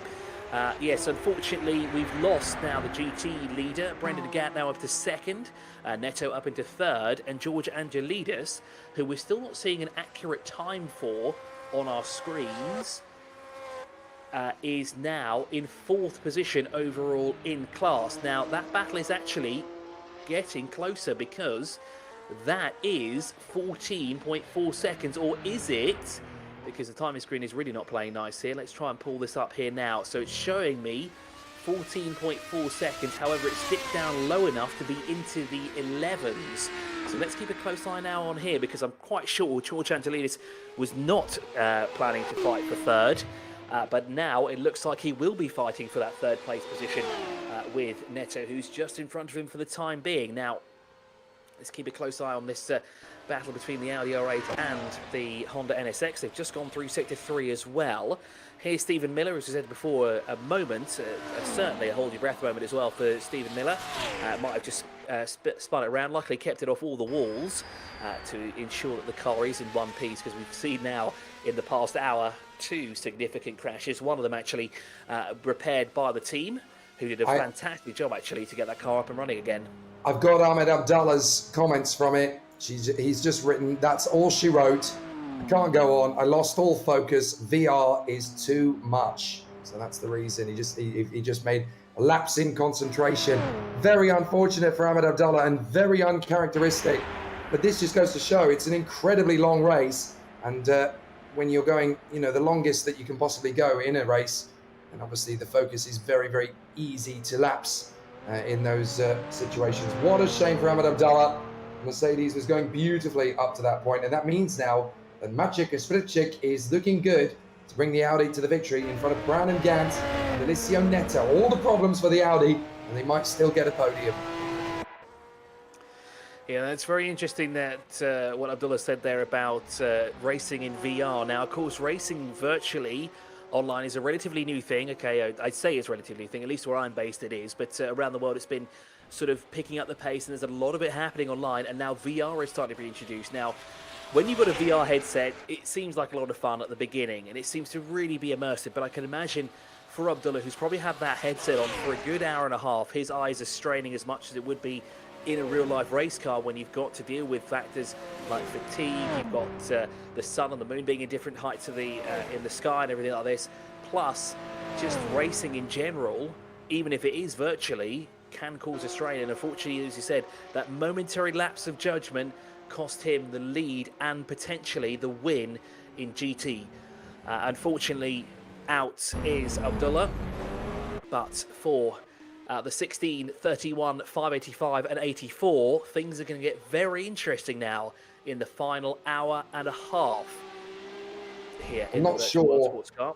Do you know what? I'm not sure you could convince me to do the length of time in an esports car that Ahmed Abdallah has done with a VR headset on. It would be I agree with you 100%. Yeah, very nauseating indeed after a while. So fair play to Ahmed Abdallah for continuing for as long as he had. I mean, I love my esports, don't get me wrong. And, I'm very proud, as many of us are, to have our own sim rigs at home. But VR, I think it would just take it to one step beyond what I could manage. I have to say, fair play to Luciano Icarzo. Yes, he was a bit of a mobile roadblock, and Jason Whitehead has definitely got a few more grey hairs as a result of him being out on track a bit too long. But he has managed to get the car back to the pits. He has got himself back up to speed, and he has continued on, despite the fact the car is now 10 laps down, as Maciej Kasprzyk is running the gauntlet here to join Ahmed Abdallah on the sidelines. He very nearly binned it on the way onto the Mulsanne straight. So Maciej Kasprzyk, he's got to be very careful he doesn't join Abdallah on the statistics list of the race retirements. Yeah, that was a very touch-and-go moment there. We just caught the tail end of it. We saw the kick up of the dust in the background there, and that Audi getting very close to the wall. There we just saw Tom Lane as well, former leader in GTM, now sitting at 27.7 seconds. That pit stop really hurt him a couple of laps ago. Now he's just dropping seconds like a stone to Matt. Now Stephen Miller, unfortunately, is not getting any closer. Of course, he had that brief incident not too long ago with the Sector 3, the pit wall, by the looks of it, from what we saw on the timing screens that we have here. Now that gap is 2 minutes, not 2.3 seconds. Yeah, 2 minutes, that's quite a long time actually for Stephen Miller to catch up. Into the pit lane has come the 12th place car. That is Neto that's come in as well, isn't it? Yes, that's a 5 minute. Oh, Tom Lane is off. The second place car in GTM is off now. Is this fatigue that's setting in, I wonder? He has been behind the wheel for quite some time, Jake. Yeah, because he's definitely been doing extended stints. There's Alessio Neto coming into the pits. So Neto out of third place, and that's obviously going to promote. I would have guessed there's a potential for George Angelidis has already gone through to move the Honda up into third position. There is Maciej Kasprzyk.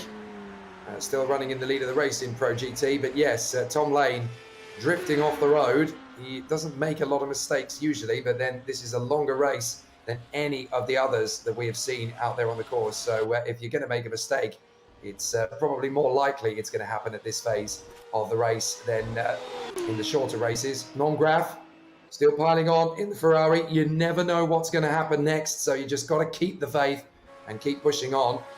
Ferrari still going strong. There's Eugene Mazur in the Isuzu Porsche. Still having a very solid afternoon of it. The only two cars behind him now are Nacella and Mayer. But still pounding on. You never know how far the car's going to go. As Luciano Riccardo is just running in behind him on the road. And there's not actually a lot to choose between them in terms of the on-track position. But they are actually a lap apart. Riccardo obviously having to nurse the car back to the pits a little earlier on in the day. Wouter de Bruin still having a very good solid run in the Pagani Imola.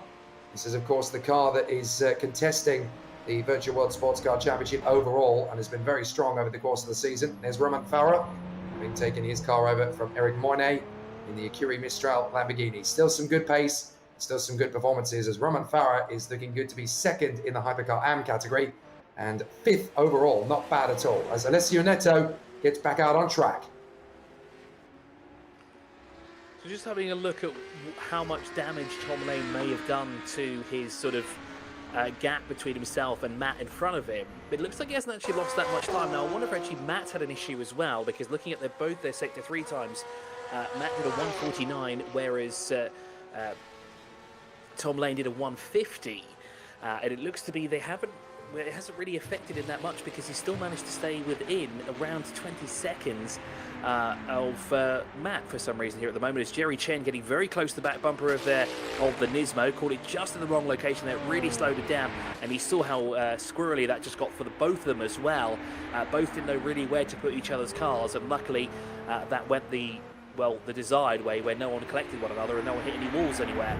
So that was a very close and tense moment there for those two drivers. Jerry Chen making his way through, of course, in the faster car there. Is Jerry Chen. Yellow in Sector 3 again. Now, is this becoming a hotspot? I can't see anybody who's slower than anybody else at the moment. Now, there's the 6th place car. That looks to have a car in front of it that's going a little bit slower, but that looks like just to be back marker traffic. There doesn't seem to be anybody who's stopped, and if they have, they've got going again, which is always great news, as Jason Wiley there makes the pass that he would like to have done quite some time ago on a very slow Corvette. As the 18th place car overall, Dan's has come into the pit lane. That is, of course, from 4th in GT AM. That is the number 77 car that's come in, and there it is. Craig Dan's actually getting behind the wheel because Luke's getting out, isn't he? After quite a long stint, is Luke there. as my screen has decided not to show me what I'm looking for there, but the Bentley Continental GT car has come into the pit lane, and a well-deserved rest there for Luke as well, as Craig Downs now will get behind the wheel of that car. So that'll take a little bit of time here. We've got 19 cars left running here. Unfortunately, actually no, we have more than that, don't we? Yes, we do. We have 23 cars because Ahmed Abdullah is out after the race. However, he's a fair few laps ahead of some of the other cars that we have on track at the moment.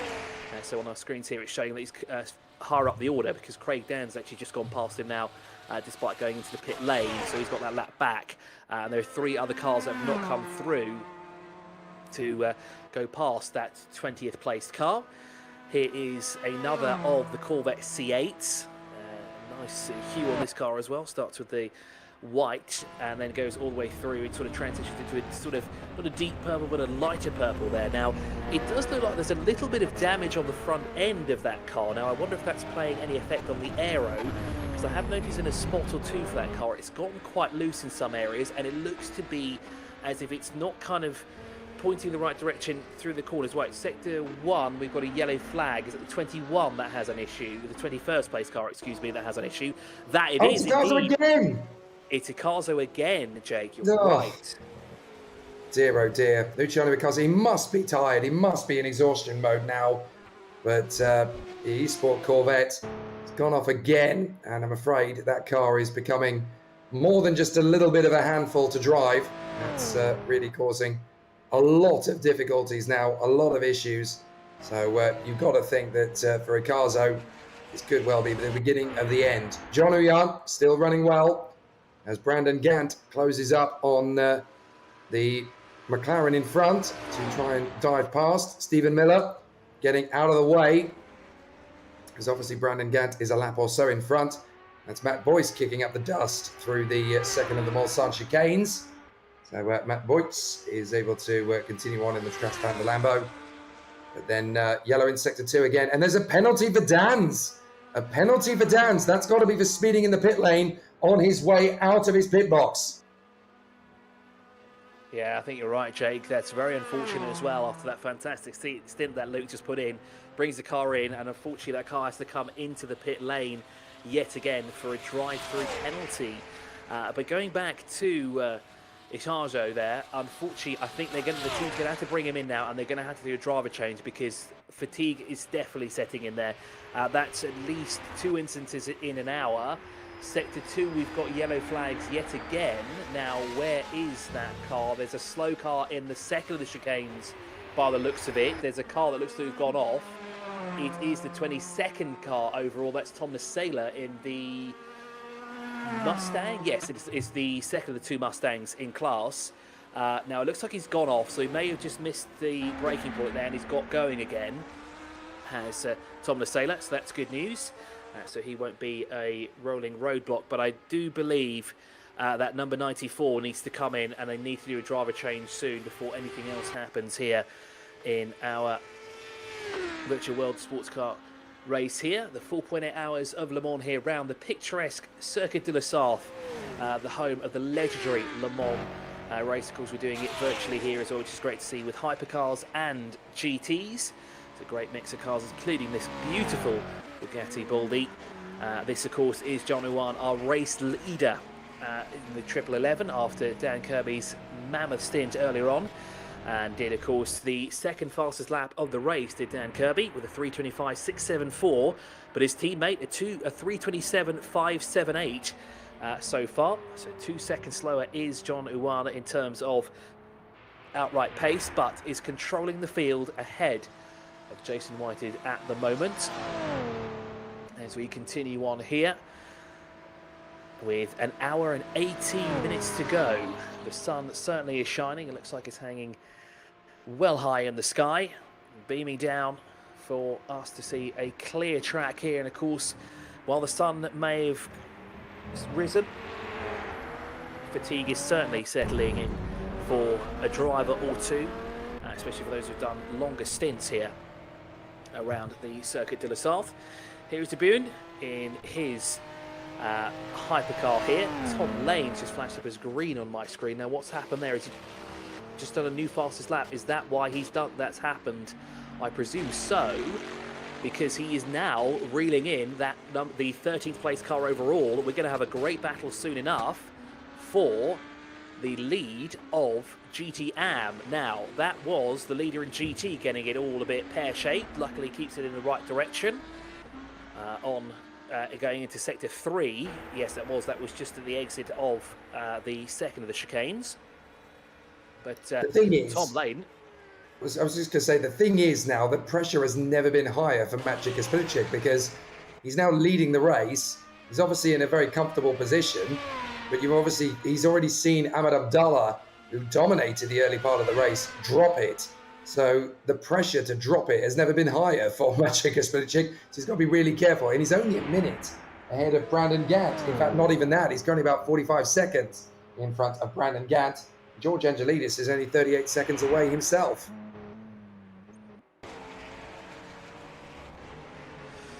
Yeah, so that's very interesting there, like you said. But at least he's got that minute gap between himself and Brandon Gant for the time being. Although that gap is coming down, we're keeping a close eye on it as well. But still, a minute is a long way to go. But George Angelidis is now less than a minute behind in the third place car in GT, as the 19th car overall has come into the pit lane. That's due to drive the penalty, isn't it? That's Craig Dans who's come in. And again, a very long and excruciating time that's going to be through the pit lane. But unfortunately, that's how it works. If you get caught speeding anywhere, whether it be at the start of the pit lane or at the end of the pit lane, you're the one, unfortunately, that will be getting the drive-through penalty if you're behind the wheel. Now, we didn't quite see who it was that received the penalty. Was it Dans or Luke? But unfortunately, the way it goes is whoever's behind the wheel is the one that gets the penalty. Out on track at the moment, so let's have a look at who is our race leader. It is still the Bugatti Baldy. Again, I need to sort out my mices here. Mooses? Mises, I still don't know the plural for two mice are here. But Johnny One still leads here by 2 minutes to the good now, isn't it? At the moment, ahead of Jason Whitehead. Again, sort of both of them now settling into the groove, although it just looks like that Jason Whitehead is picking up the pace here, and he's starting to get a little bit closer to Johnny One, although he is slower through Sector 2, but now both working their way through Sector 3, albeit a lap between the two of them. So there is Brian Hall in the Hall Brothers Lamborghini onto the Mulsanne straight once again. Taking it very easy from his point of view. He's about 1 minute 16 behind the car in front on the road. That's Roman Farah. Here's Craig Dans back on the circuit again after the Reptile Bentley ended up having to come in for a penalty. That was very quickly served.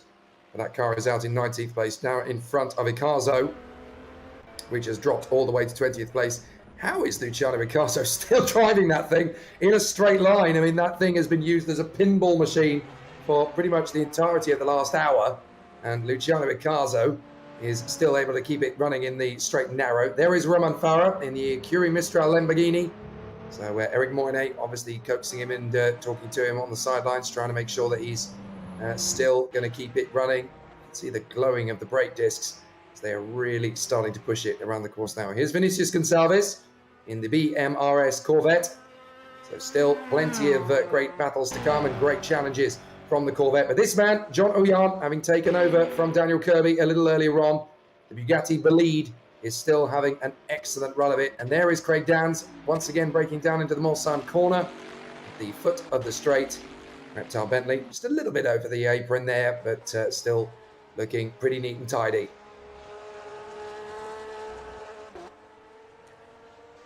Yeah, just keeping an eye again on this battle in GTM between Matt and Tom at the moment, the 99.37. Now, they've both gone now through Sector 3 and back into Sector 1, as they've just started another lap here, and they seem to be somewhat evenly matched, although the gap is still floating around that 25-second mark. It's coming down, but literally by fractions of a second.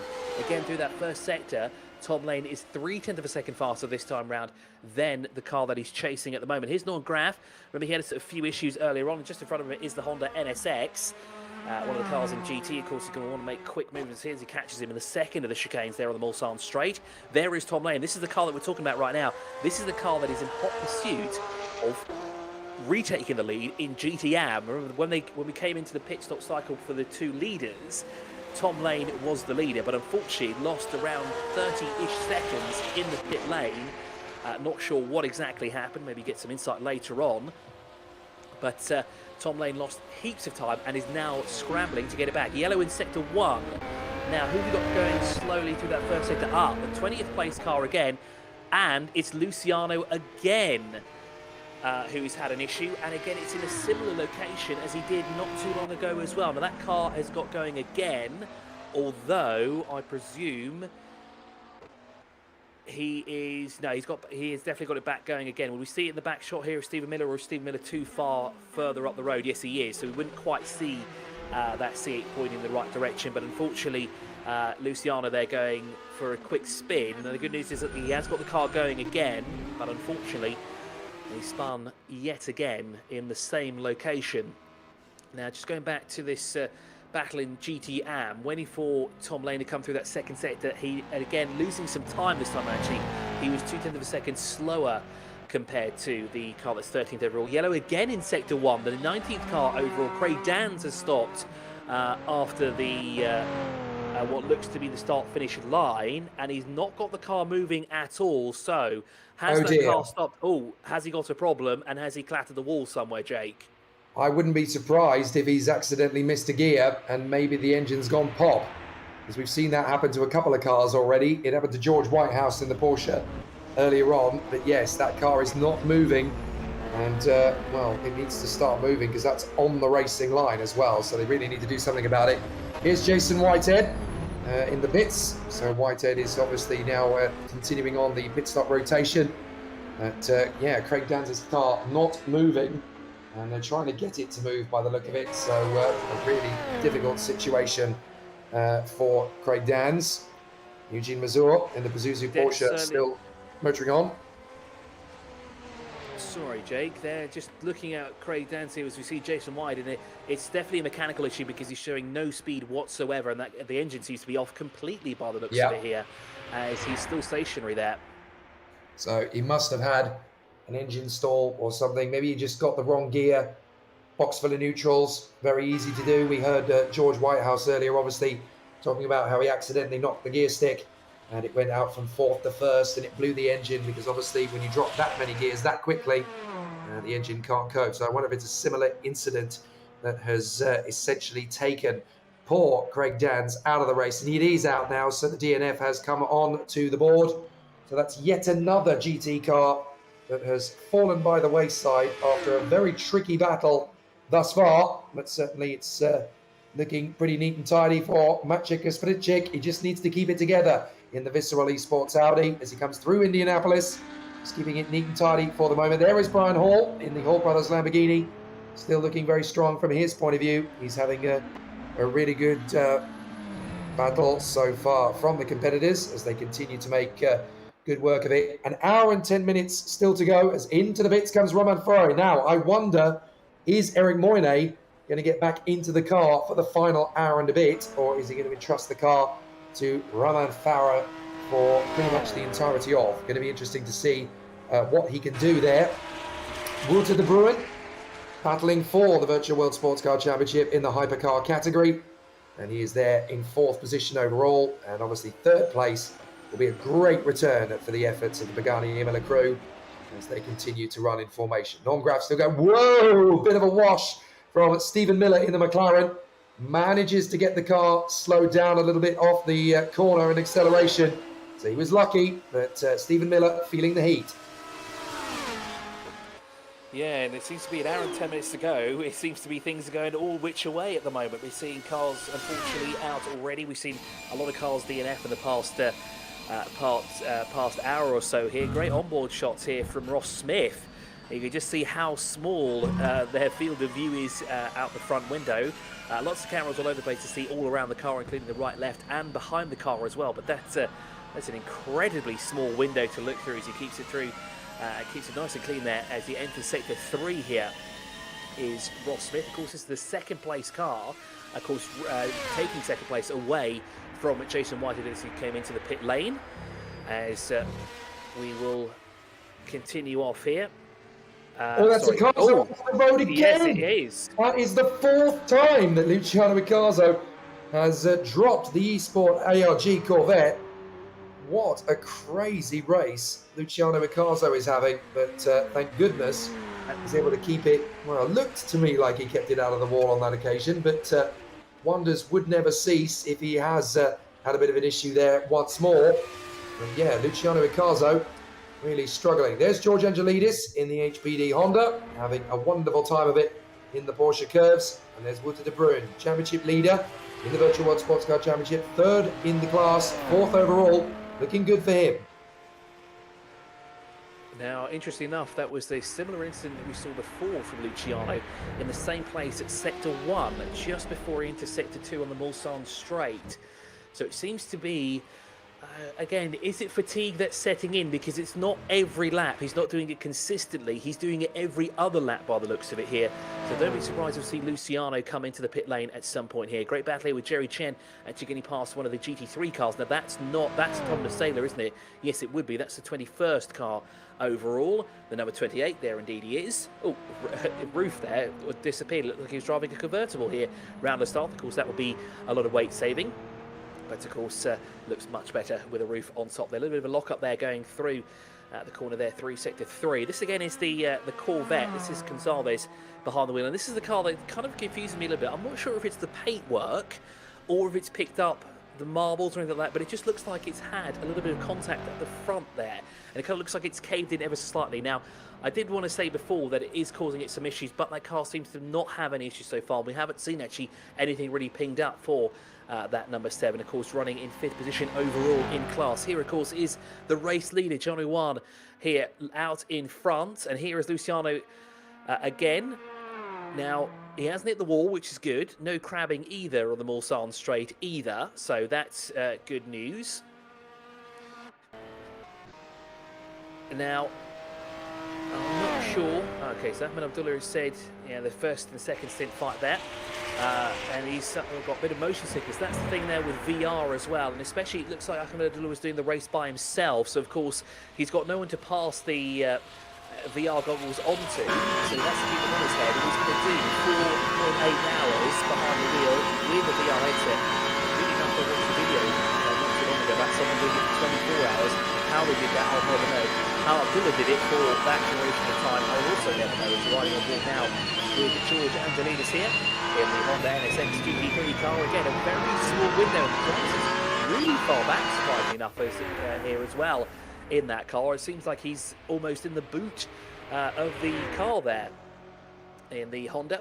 As we go back now with John Owan here coming on one of the back markers. This is the number 20. This is the 23rd place car overall of Meyer, who's just been circulating, sort of just hanging out, just doing his thing, keeping out of trouble as well, circulating towards the back of the field. However, it's been a relatively spotless sort of hour and a half here as into the pit lane has come Brian Hall.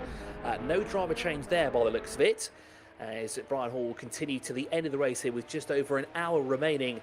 Oh, sorry, an hour and 4 minutes on the clock. Yellow in Sector 3. Now, who's had an issue? The 3rd place car overall is going slow through that sector. Oh, and there it is. Jason Whitehead is pointing in the wrong direction. And he's lost it just before the entry to the pit lane. By the looks of it. No, he's a bit further back than that. But he's lost it, pointed the wrong direction, but got going again in 3rd place overall. So Brian Hall's in the pit lane, but unfortunately for Jason, that's going to cost him quite a bit of time because he's already lost 2nd to Ross Smith in the Noon Racing Aston Martin Valkyrie, which puts that Hypercar AM car back into the top 3 and 2nd overall.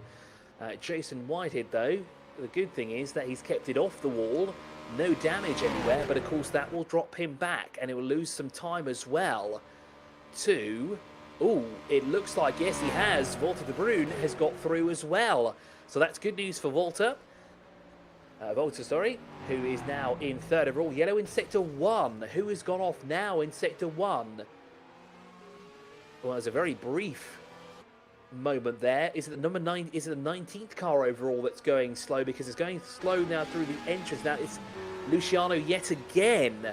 Now, I wonder if he's lost it through that sector again. That's, of course, the entrance, so the exit of Sector 1 and then the entrance of Sector 2, where we see the car. And again, he's going quite slow down the back straightaway. However, of course, there's quicker cars coming his way, so that might be the reason as to why. as Francesco Concas is in the pit lane. In the centre, George Angelidis across the line, and it's a new personal best there as well for the 12th place car overall. And of course, that car is in 3rd overall in GT. Although the timing screen is not showing exactly how far back he is from his closest rival, but it is 36 seconds. And that's actually come down by 20 seconds over the past couple of laps here, which you haven't quite noticed here. But it looks like George Angelidis is preparing for that fight with the Nissan GTR Nismo of Brandon Gant, who sits 40-ish seconds up the road. There's Cherry Chen, almost there into the back of one of the Porsches, as he has to go around the long way here. Here's Neto. He was 2nd overall in GT not too long ago, and after a pit stop has now gone down the order, now is shown as 4th overall, ahead of Gonzalez, who we've also seen in the pit lane. Here's Norm Graff, 9th overall in the 001, currently in 6th position in class, and has got at least one of the hypercars behind him, plus the Brian Hall driven number 6, yellow in sector 2, who is going slow through that sector. Is it the 12th place car overall? No, it's the 19th place car overall, and again that's Luciano. So I wonder if that car has further issues. Now let's have a look. Now they were very slow sector 1 and sector 2 times. Now he is back up to speed as he climbs his way through the gears, and again trying to reach top speed again. He's just gone over 240 kilometers an hour, so it looks like he's kept it off the wall at least for now. And by the looks of it, we have a driver change for the 5th place car overall. Ben Borman has got now back behind the wheel of that Aston Martin Valkyrie. And of course, Ben Borman is, well, he is the fastest man of the race so far. He's had that best lap of the race at 3:25.181 now for some time. And now will retake the driver's seat in that 5th place car overall. As we continue on here with just over an hour to go. Oh, that was very close there with one of the Aston Martins of Ross Smith being nudged out wide by the Lamborghini SVC12. It's back now with one of the McLaren Senners here. Things are going to get very interesting now in the final hour of our race here. As, again, we'll keep a close eye on Luciano as well, because that's 2 instances on the same lap. Now, as I said before, he's kept it relatively scot-free and off the walls as well, because there's no need for any yellow flags to be shown all around the track. However, that car does need to come into the pit lane soon enough. Now, interesting enough, he's coming towards, the entrance of the pit lane. Now, will he come in this time round? No, he won't, because he's still up to racing speed, but there is Ross Smith. That's coming. Sector 3 again, there's a yellow flag. This time it's a 7th place car overall by the looks of it, plus possibly one other driver. That is Francesco Concas, who appears to be going slow through sector 3. Officially, we have 1 hour to go. As into the pit lane, as you see, Ross Smith is in. Brendan Gant is in. Now this will give George Angelidis the 2nd place overall in GT, although both the 31 and 84 seem to be on very similar strategies, so it wouldn't be a surprise to see them come into the pit lane, at least maybe not this time round, but the next lap. Now, where is that George Angelidis car at the moment? The 12th place car overall is currently working its way through. Sector 3 he's currently working through. Brendan Gant, as you said, is in the pit lane. Yes, indeed it is. George Angelidis now 1.2 seconds back. And George Angelidis actually has come into the pit lane, as you said. Very similar strategies. I didn't think it would be on the exact same lap, but George Angelidis has come in, and it looks to be, I think, Brendan Gant just went out the pit lane as well. Yes, he did. No driver change for the 11th place car overall. However, they may have got the undercut here. Has Gant over Angelidis. Let's see where he comes out. There's a very busy pit lane here, as we have less than 60 minutes to go here on the clock. Yeah, the final hour approaches. The final hour approaches here at Le Mans. Great to see, as the drivers that remain are now very much still in position to have a good time of it. There's George Angelidis leaving the pits now. So he will rejoin behind Eliseo Neto. But fortunately for his point of view, in front of Stephen Miller in the McLaren and Vinicius Gonçalves in the Corvette. So still a good battle to come. And Ross Smith exits the pits, still in third position. But the rookie monster Pagani Imola of Wood to the Bruin has not pitted at the moment. Oh, there's a spinner in the background. That is the Ferrari. Norm Graf in the Ferrari went top there when he exited Indianapolis. Yes, and that's certainly been a hot spot recently as well. And we've seen a lot of drivers go off towards that sector there. Looks like he's managed to keep it off the wall, though, and has continued on. Now, Luciano is in the pit lane as well, and he's been in the pit lane for quite some time by the looks of it. That engine is not showing any speed at the moment, so that car is stationary in the pit lane.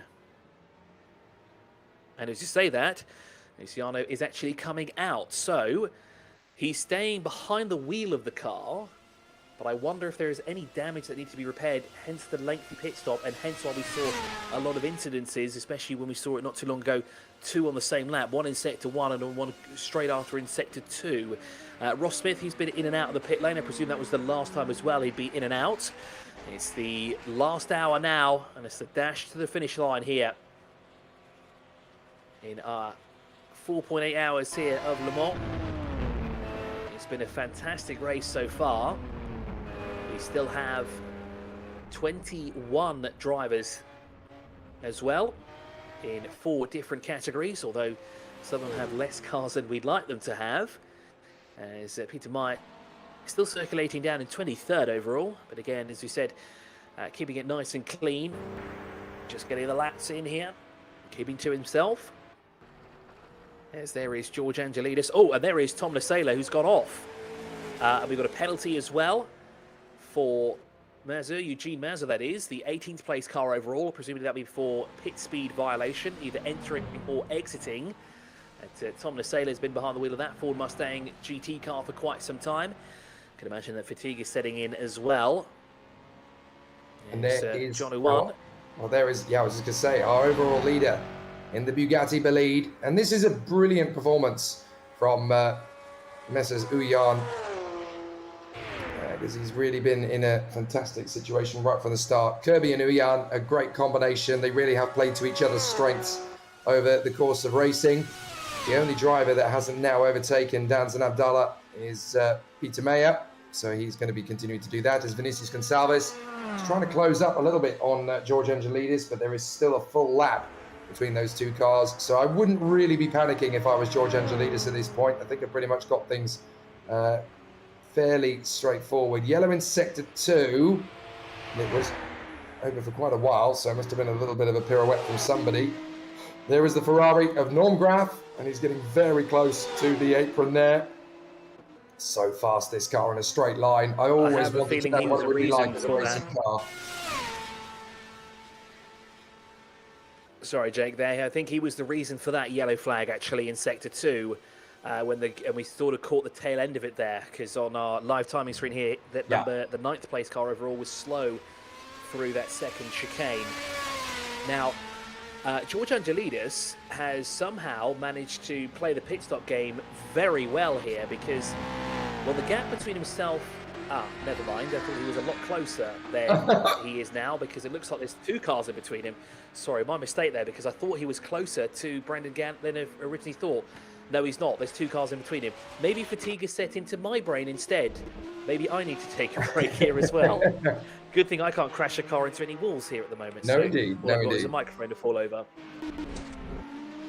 So there is Luciano Riccardo, who has basically found almost every single wall around the Le Mans 24-hour circuit at this point.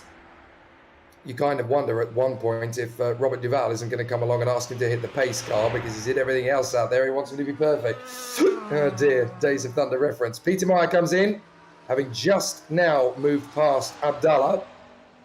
So it won't be too long before he then moves past Craig Dans. So Meyer continuing on his way as we watch Ross Smith in the Storm Rider Noon Valkyrie having a great run. And looking good for Ross Smith to win the AM category. Although, having said that, it's not done yet, because he's still got Eric Moyne in second place in the category, only about a minute 17 behind. So there's still stuff to do. Although, according to my timing screen, it says it's under a minute now. So Eric Moyne might still have an opportunity to snatch this if things don't go too according to plan for the Noon Racing Aston. Ross Smith, third place at the moment in front of Eric Moyne. So Tom Lane put a very quick lap time in there not too long ago. And something interesting to note here as well. Okay, looks like it was a technical glitch because it momentarily said that Craig Downs was back in the race. Now, I did see that they were DNF'd.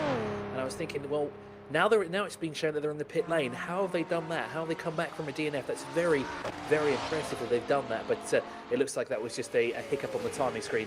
I think across the line there, De Boon put in a very rapid lap time because it just went green for him as well. Yes, it has. It's gone green through all three sectors as well. As we're riding on board now in one of the Audi R8s again. Actually, looks like this window is actually a lot larger in comparison to some of the others, and it looks like we're sitting a bit closer to the steering wheel than, say, we were in the Honda NSX. But of course, and it looks like Luciano's gone off as well. That was through Sector 2. That's Sector 2, at the beginning of Sector 2 again for Luciano. So definitely this last hour and a half is not playing in the hands of Luciano at all in the C8. There's Eugene Matzer. Unfortunately, he's come into the pit lane what looks to be a stop-and-go penalty, because, of course, that was pinged earlier on during the broadcast about 5 minutes ago. That actually popped up. So that has been done. That penalty's been sorted out.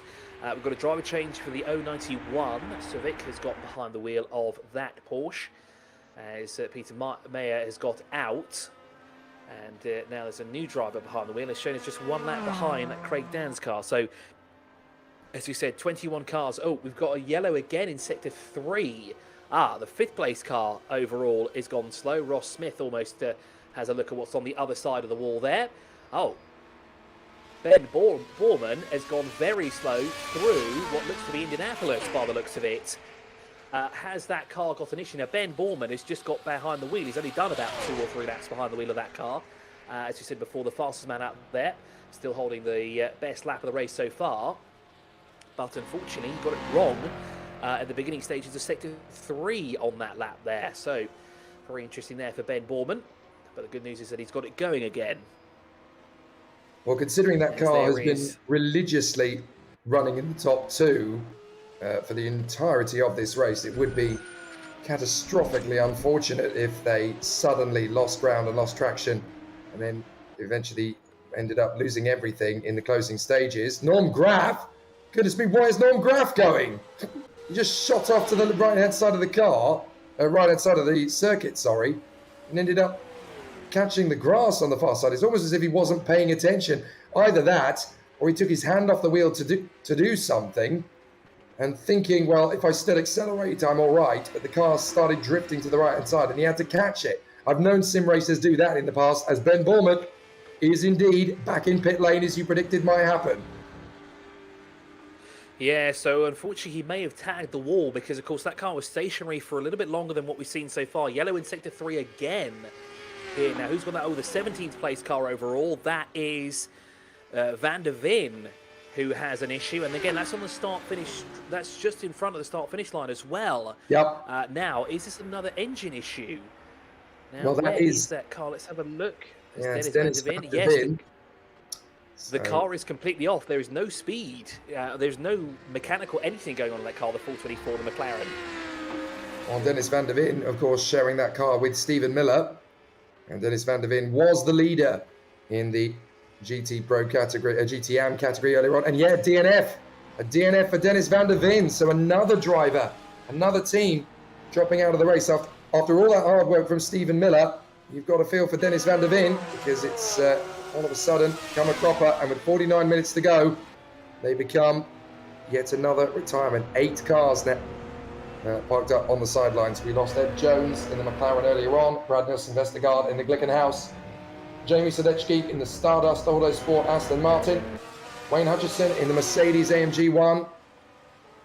We also lost George Whitehouse in the Porsche. Ahmed Abdallah, of course, dropped it while leading in the Mercedes AMG. And then we lost Craig Downs a little while ago in the Reptile Bentley. And now it's Dennis Van der Veen and Stephen Miller. Their car appears to be out of the race as well. Very disappointing with less than an hour remaining. Yeah, that's very unfortunate as well, to do it in the last hour as well, maybe at the last 50 minutes of the race as well. Interesting enough, Craig Danz's car has shown us back in the pit lane, so there must be a definite technical issue going on there as the car is flip-flopping between DNF and pit lane.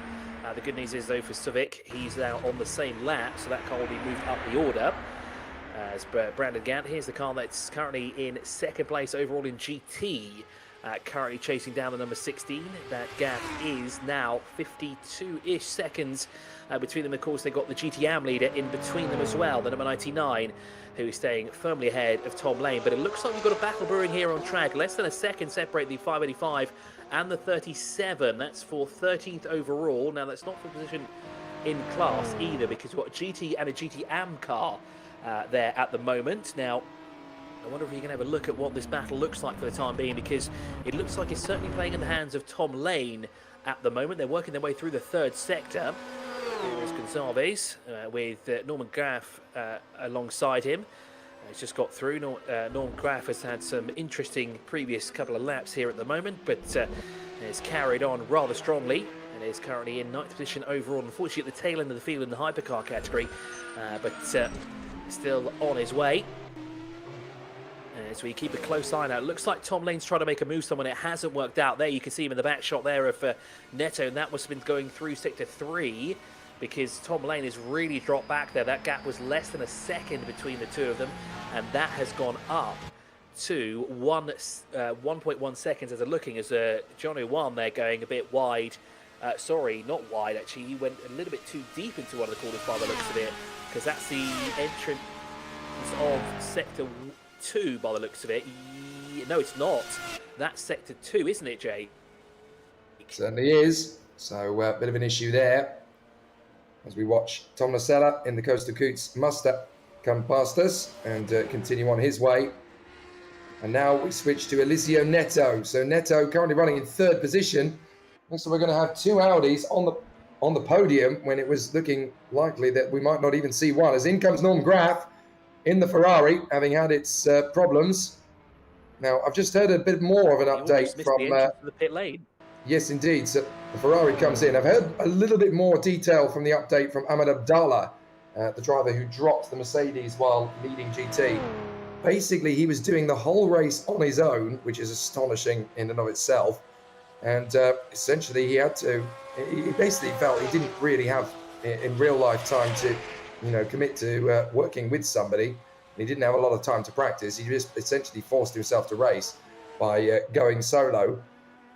And the problem was, of course, being there for so long in a VR, he basically had motion sickness. So that was the main reason, of course, for why he ended up pulling out of the race. Very brave or very silly, depending on which way you want to look at it. But Ahmed Abdallah always likes to do things the hard way. He'll often fall off on the first lap and then charge his way back to the front, or else he'll miss qualifying altogether and then try and get himself back into the positions again. There's George Angelidis in the Honda, and they are seeking a podium, but they're going to need to catch up to Eliseo Neto in order to achieve it. Yeah, Norm Graff in the pit lane at the moment, as you said before, almost missing the entrance to the pit lane. Not even the road going into the pit lane, the actual tyre barrier almost collected there on the way through. Now, still keeping an eye on the battle here for 13th overall. Tom Lane has still not found a way through Eliseo Neto, and is still desperate. You can see there through the exit of sector 2. Tom Lane still trying to find a way through. He's still in close proximity, not close enough to make a move anywhere, but he's got to think very carefully if he wants to do it. He could try and outbrake Neto. Be very brave in some of these corners, but now definitely would be the time to do it. Now we're inside the Pagani. Wow, it's absolutely stunning in there in the race spec here, of course. Love the position of the wing mirrors as well. As that is the view from De Boon, who's currently 3rd overall in the 21. Oh, and there is Luciano again. He's off now, this time in sector 1. Now, this time he's actually done it somewhere else, so that's not the corner that we've usually seen him in. Granted, that is just before the corner that we've seen him in. This is where he made the mistake a couple of laps ago, about 10 laps ago, but he's gone off yet again. And I think there's further issues with that car that's down in 20th position. Again, he's kept it off the wall, which is definitely something you want to do because you want to keep going towards the end. But unfortunately, I still believe fatigue is definitely setting in there for Luciano. He can't go on much longer like this. I mean, you've got to say, the way things are currently going, if he continues to drop it like this, he's got a very serious risk of this being referred to as a bad day at the office in CMS racing. Is eventually going to be referred to as a bit of an Acaso. So he's got to be really careful about that. Oh, and there we go again. Literally 3 corners later, Luciano Acaso. Surely he's got to be thinking now, do you know what? This is a bit like banging your head against the brick wall. It's not really going to do any difference. So Luciano Acaso stops out of the chicane. I think it's going to be up to him now as to whether he keeps going again. There's Matt Boyce in the Trash Panda Lamborghini. He continues on his way. And how about this? John Uyan is now closing up on Jason Whitehead to lap him when they were battling for position at one stage. So how the tide has turned for Jason Whitehead and the Storm Rider Aston.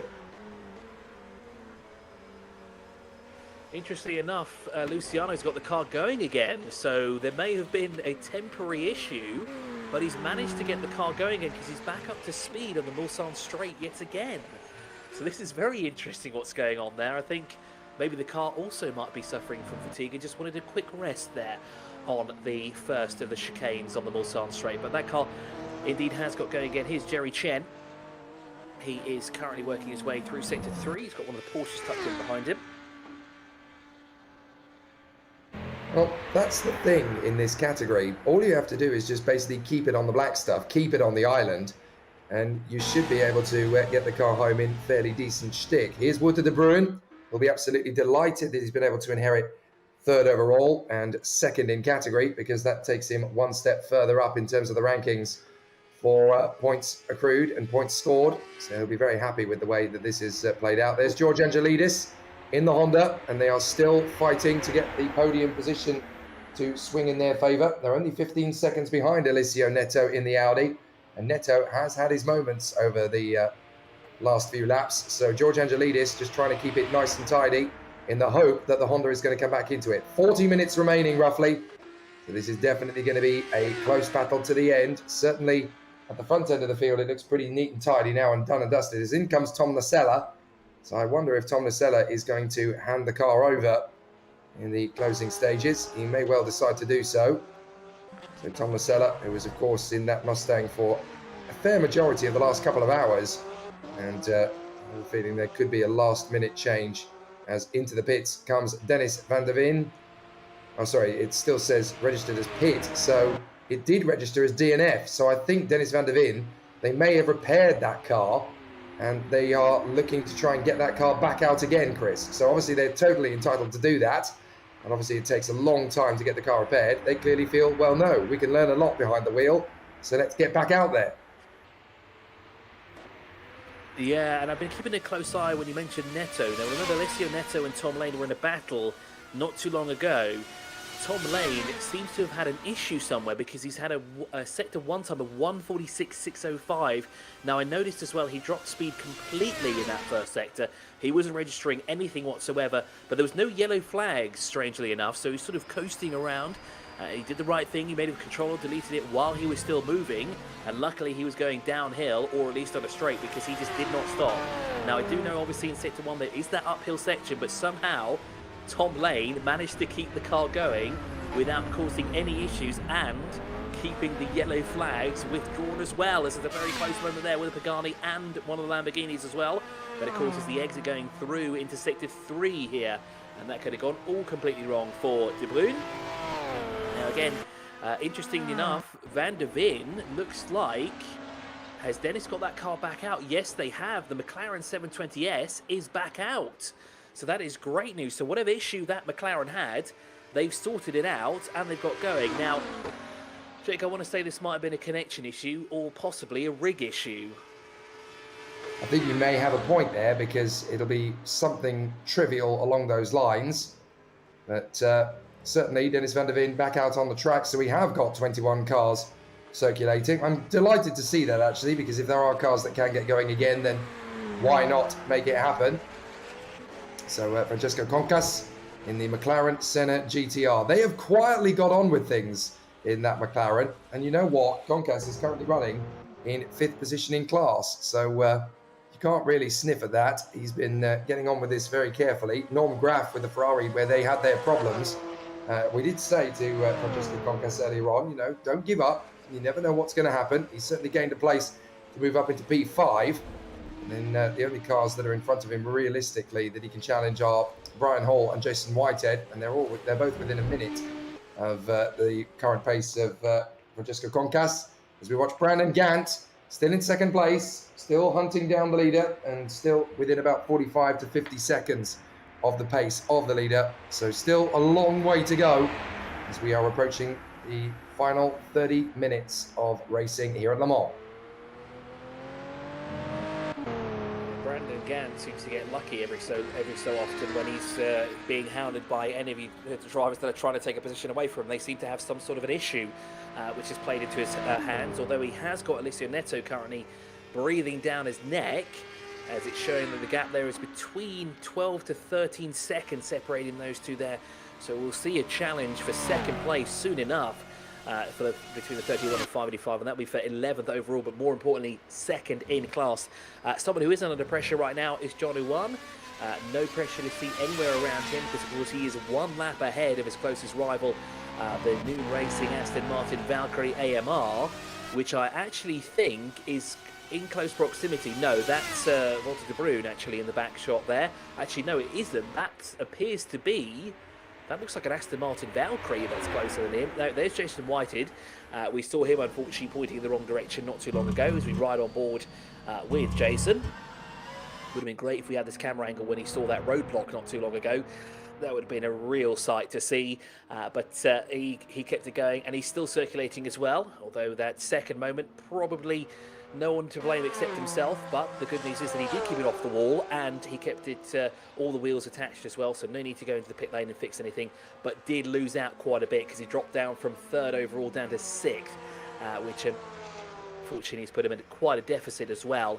As here he is, Alessio Neto, currently circling 3rd in class actually in GT, and is currently chasing down Gant at the moment, who is just in front of it. It is Brendan Gant indeed that is ahead of him, and that gap is now coming down. It's less than 8 seconds, or it just was briefly there.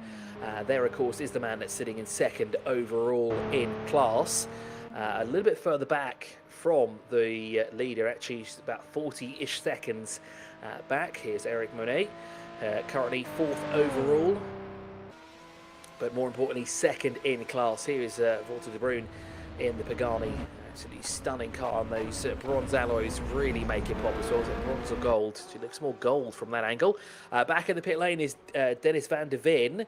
So maybe not all is right with that McLaren. Now, they've been sat in the pit lane for quite some time, unfortunately losing positions again on track. But let's see if they do get back out there. Of course, we did see them momentarily just in the pit lane for quite a bit of time. Lost a lot as well.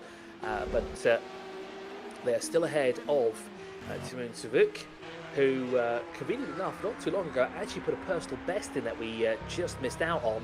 So that Porsche 911 actually getting quicker here in the final hour of the race, as we're actually fast approaching the final half an hour of this race here. Excuse me. As, again, looking now at Gonzalez in the Corvette C8, as you said, one of the newer cars to the championship. And there is Eugene Mazur, who's taken over driving duties in that Porsche 911 GT3R as well. But down is 17th at the moment, currently 3rd actually overall in class. Yellow in sector 1, who has had an incident. It is shortly after the pit lane, the exit of the pit lane actually as well. And the race leader has just come onto the scene as well. So that could have been potentially dangerous for that. Now, was that George Angelidis that had that problem there? I think it might have been, because there he is now. No, it is not him. No, it isn't. It's the 6th place car overall. It's Jason Whitehead that has an issue in Sector 1. Unfortunately, the car has not got going. And that he's out. Jason Whitehead is out. DNF. What has happened there? Because, well, it says on the screen here that he's continued going. What's happening here? No, he's out. You're right, Jake. Yeah, Storm Rider Valkyrie, number 85, Jason Whitehead, is out of this race. That is devastating. With a little over half an hour to go, the crew that was in second place for so long and trying to scrap for the victory, it has all come undone at exactly the worst moment. Yeah, that's really, really unfortunate. As you said, there was an issue with Jason not too long ago. He's pointing the wrong direction in Sector 3. Luckily kept it off on the wall, but it looks like whatever may have happened may have bit him again. Now, we didn't quite see what actually happened, but unfortunately, Jason White is out for the time being. Now, we've got an update of what happened to Stephen Miller and the McLaren. Unfortunately, rFactor 2 decided it didn't want to work anymore. It decided to crash. So that was the reason as to why Dennis van der Veen was out. The good news is that they've got their system rebooted and they're back out on track, but unfortunately they did lose some positions. And if I'm not mistaken, they were actually battling in class as well for a podium finishing position. They're going to have to do a lot of work if they want to catch up, as they have to find a way past a number of cars to get back into the title hunt. Here is, podium hunt here. Here is, there was Ross Smith, excuse me, in the Valkyrie. Now, Jason Whitehead was not the only reason for the yellow flag in Sector 1. I have a feeling we had an issue as well with the Honda that briefly spun and managed to continue on because Angelidis was going slow through that sector as well, but then it literally immediately afterwards, Jason Whitehead unfortunately went through. Oh, and that's very close there with Pagani on the inside of Angelidis, Jake. Yeah, Wouter de Bruin deciding to run the gauntlet on the inside line of George Angelidis, and that was very much risk-taking to the extreme. I wasn't entirely sure that was going to work, but Wouter de Bruin deciding to make it work, and George Angelidis obviously so close to a podium at Le Mans that they just don't want to take any chances. Let them go. 12 seconds, 13 seconds is all the deficit that there is to the podium at the moment. So George Angelidis obviously deciding on this particular occasion, and most other occasions, if we're honest, that discretion is very much the better part of valor, and they really have been very calm and very collected to try and get these races won. But yeah, fantastic work from the crew here to bring the coverage to it. It really has been a sensational upgrade to the Mon over the years. Here's Maciej Kasprzyk. So can Kasprzyk make his way through? No problems at all getting up alongside the Mustang. The Mustang almost looked like he was trying to squeeze him at the apex there. I wouldn't do that. He's the winner of Le Mans. I don't think that's going to happen for you. Definitely not playing a very dangerous game, as there is Alyssa Neto who's come into the pit lane. Now, that is the third place car overall, or was the third place car overall in GT. Now, that, of course, now goes the way of Angelidis, who should be now third overall in class. Indeed, he is.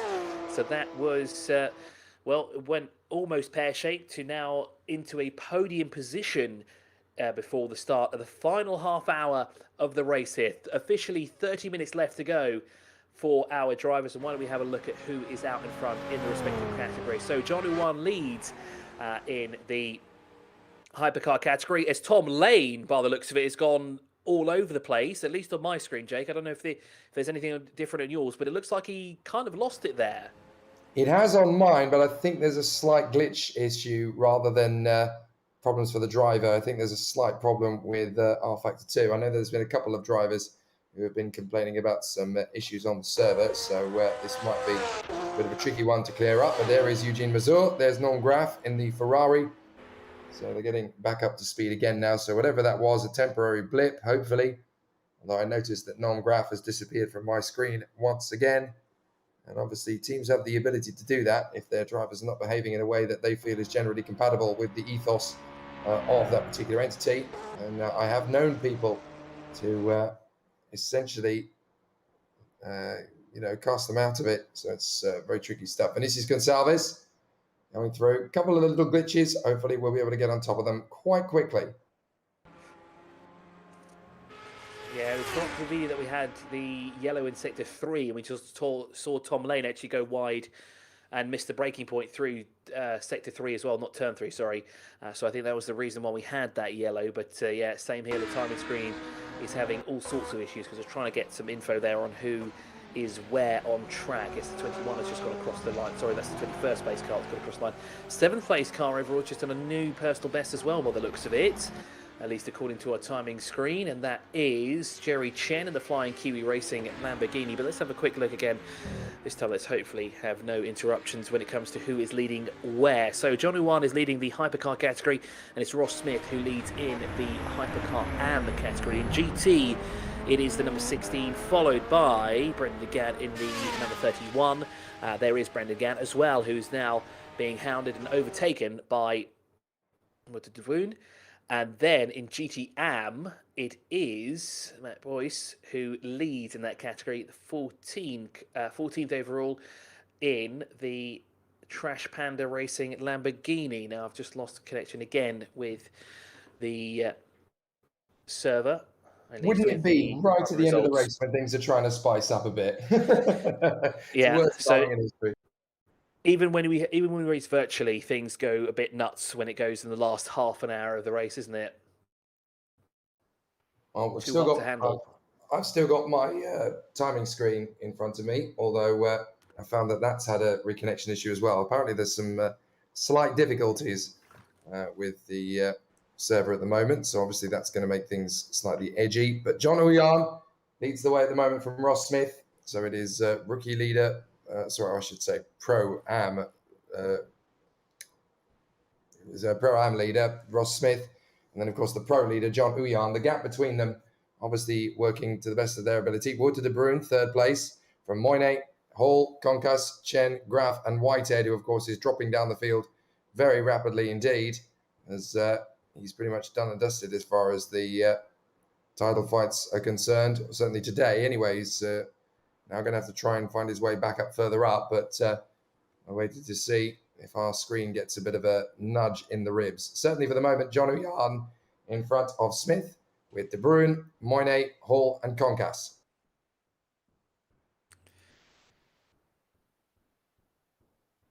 And don't worry, it's not just you folks, so don't worry if it's a problem with your screen. We're having a similar problem as well, so hopefully we're going to be able to get ourselves back on track. Looks like we're back up and running again, which is always great news. So it looks like the that 5 minutes there from entering the last half an hour was too exciting even for the servers to handle. But the good news is that we've got racing again here. There's Walter De Bruyn, and then we saw Alessio Neto as well. Now, in the last 5 minutes, nothing exciting has happened, at least from what I can see on our timing screens. No fastest laps. No one has come in and out the pit lane either. I think this is the last sort of hurrah here. As you saw, unfortunately, in the last hour, Jason Whitehead is out of the race. Not sure. We didn't see what happened, but unfortunately, there was an issue in Sector 3 not too long ago. So all over the curves is the race leader there, entering Sector 3 there. That, of course, is John Uwan. Last thing you want to do is have any issues there. Oh, looks like Tom Nasello's picked up some damage. No, better yet, that was just what looked to be a graphical glitch there, but it didn't look like there was some contact there on the left front. Sorry, the right front of the Mustang. That would be the left, looking at the pictures, but it was indeed the right front of the car. Here's George Angelidis, who is now 3rd overall, thanks to Neto currently being in the pit lane. Now, actually, I do wonder... So Alessio Neto was in the pit lane during that sort of server issue. Now, I wonder if that's impacted him in any way. It seems to be that he's now 35 seconds now adrift from George Angelidis and is losing more time to George, which, of course, is good for the Honda NSX driver, but bad news here for this car here for the 585. And the good news is, of course, they are back up to speed, but they are losing time to the 12th place car overall and are losing sight of that podium finishing position here at Le Mans. And after all the pressures and the strains of earlier on, there's still quite a few drivers running the risk of dropping it. There's Ross Smith. Oh, no, there's Eric Moyne. Eric Moyne has dropped it at the bottom of the Mulsanne. So Eric Moyne, now that could be critical in terms of the damage pickup, because Jerry Chen is in 3rd position, not too far away. You've got to be so careful that he hasn't struck anything, as Matt Boyce in the Trash Panda Lamborghini has his own little excursion at the Mulsanne chicane. You've got to remember, these guys are tired, they're fatigued, they're trying to calculate how well things are going in terms of strategy. Have they got more money? Have they got more fuel to push? Have they got less fuel to push? All these things have to be taken into consideration as Eric Moyne continues his charge, and looks like there might just be some silverware of some kind. Yeah, it looks like he got away with that relatively scot-free. It looked like there was maybe a possible bit of crabbing there as the end result. However, it looks like he's managed to keep it off the wall, so it might have just been sort of the server thing is. And looking at his telemetry, he seems to be back up to speed anyway. So luckily, no damage there. He's kept it nice and clean off the wall, but he has lost, of course, a little bit of time there to his rivals, including Ross Smith, who is out in front of this class. And of course, this gives Chen a little bit of a chance to catch up as well. Granted, there is Concass in between him and Hall, but it does give him a little bit of a reduction in that gap there. Not significant, but it is a reduction. I think he'll take it. Here we are riding on board with the leader. Oh, and there's Norm Graff, who's gone around in sector 1, and he's going to collect Brendan Gans. And that was a very unsafe spin round there. That could have been completely a different direction. That could have gone all different ways there. I'm sorry, but if you're in the hypercar and you're rejoining in front of the GTs, you deserve every swear word that's thrown at you. So I'm afraid that's a very lackadaisical moment for Norm Graff, who was trying to bring himself safely home in the closing stages, and then suddenly he found himself with very little options, but still decided to be forceful and allow nobody to get close to him. And of course, you've got to remember that that could have been disastrous for Gant, because of course he is actually in a fight here for a podium finishing position. Yes, he's in second, and he's got a gap between himself and third. And there is Dennis van der Ven, who's gone off in sector 3. Now, this is towards the tail end of that sector as well, and that's been quite a hot spot. Now, they had connection issues earlier on, but it looks like this might be mechanical because they're coming into the pit lane, so not all might be well with that McLaren as they're bouncing all over the place. Let's see if you can figure out what happened in that third sector.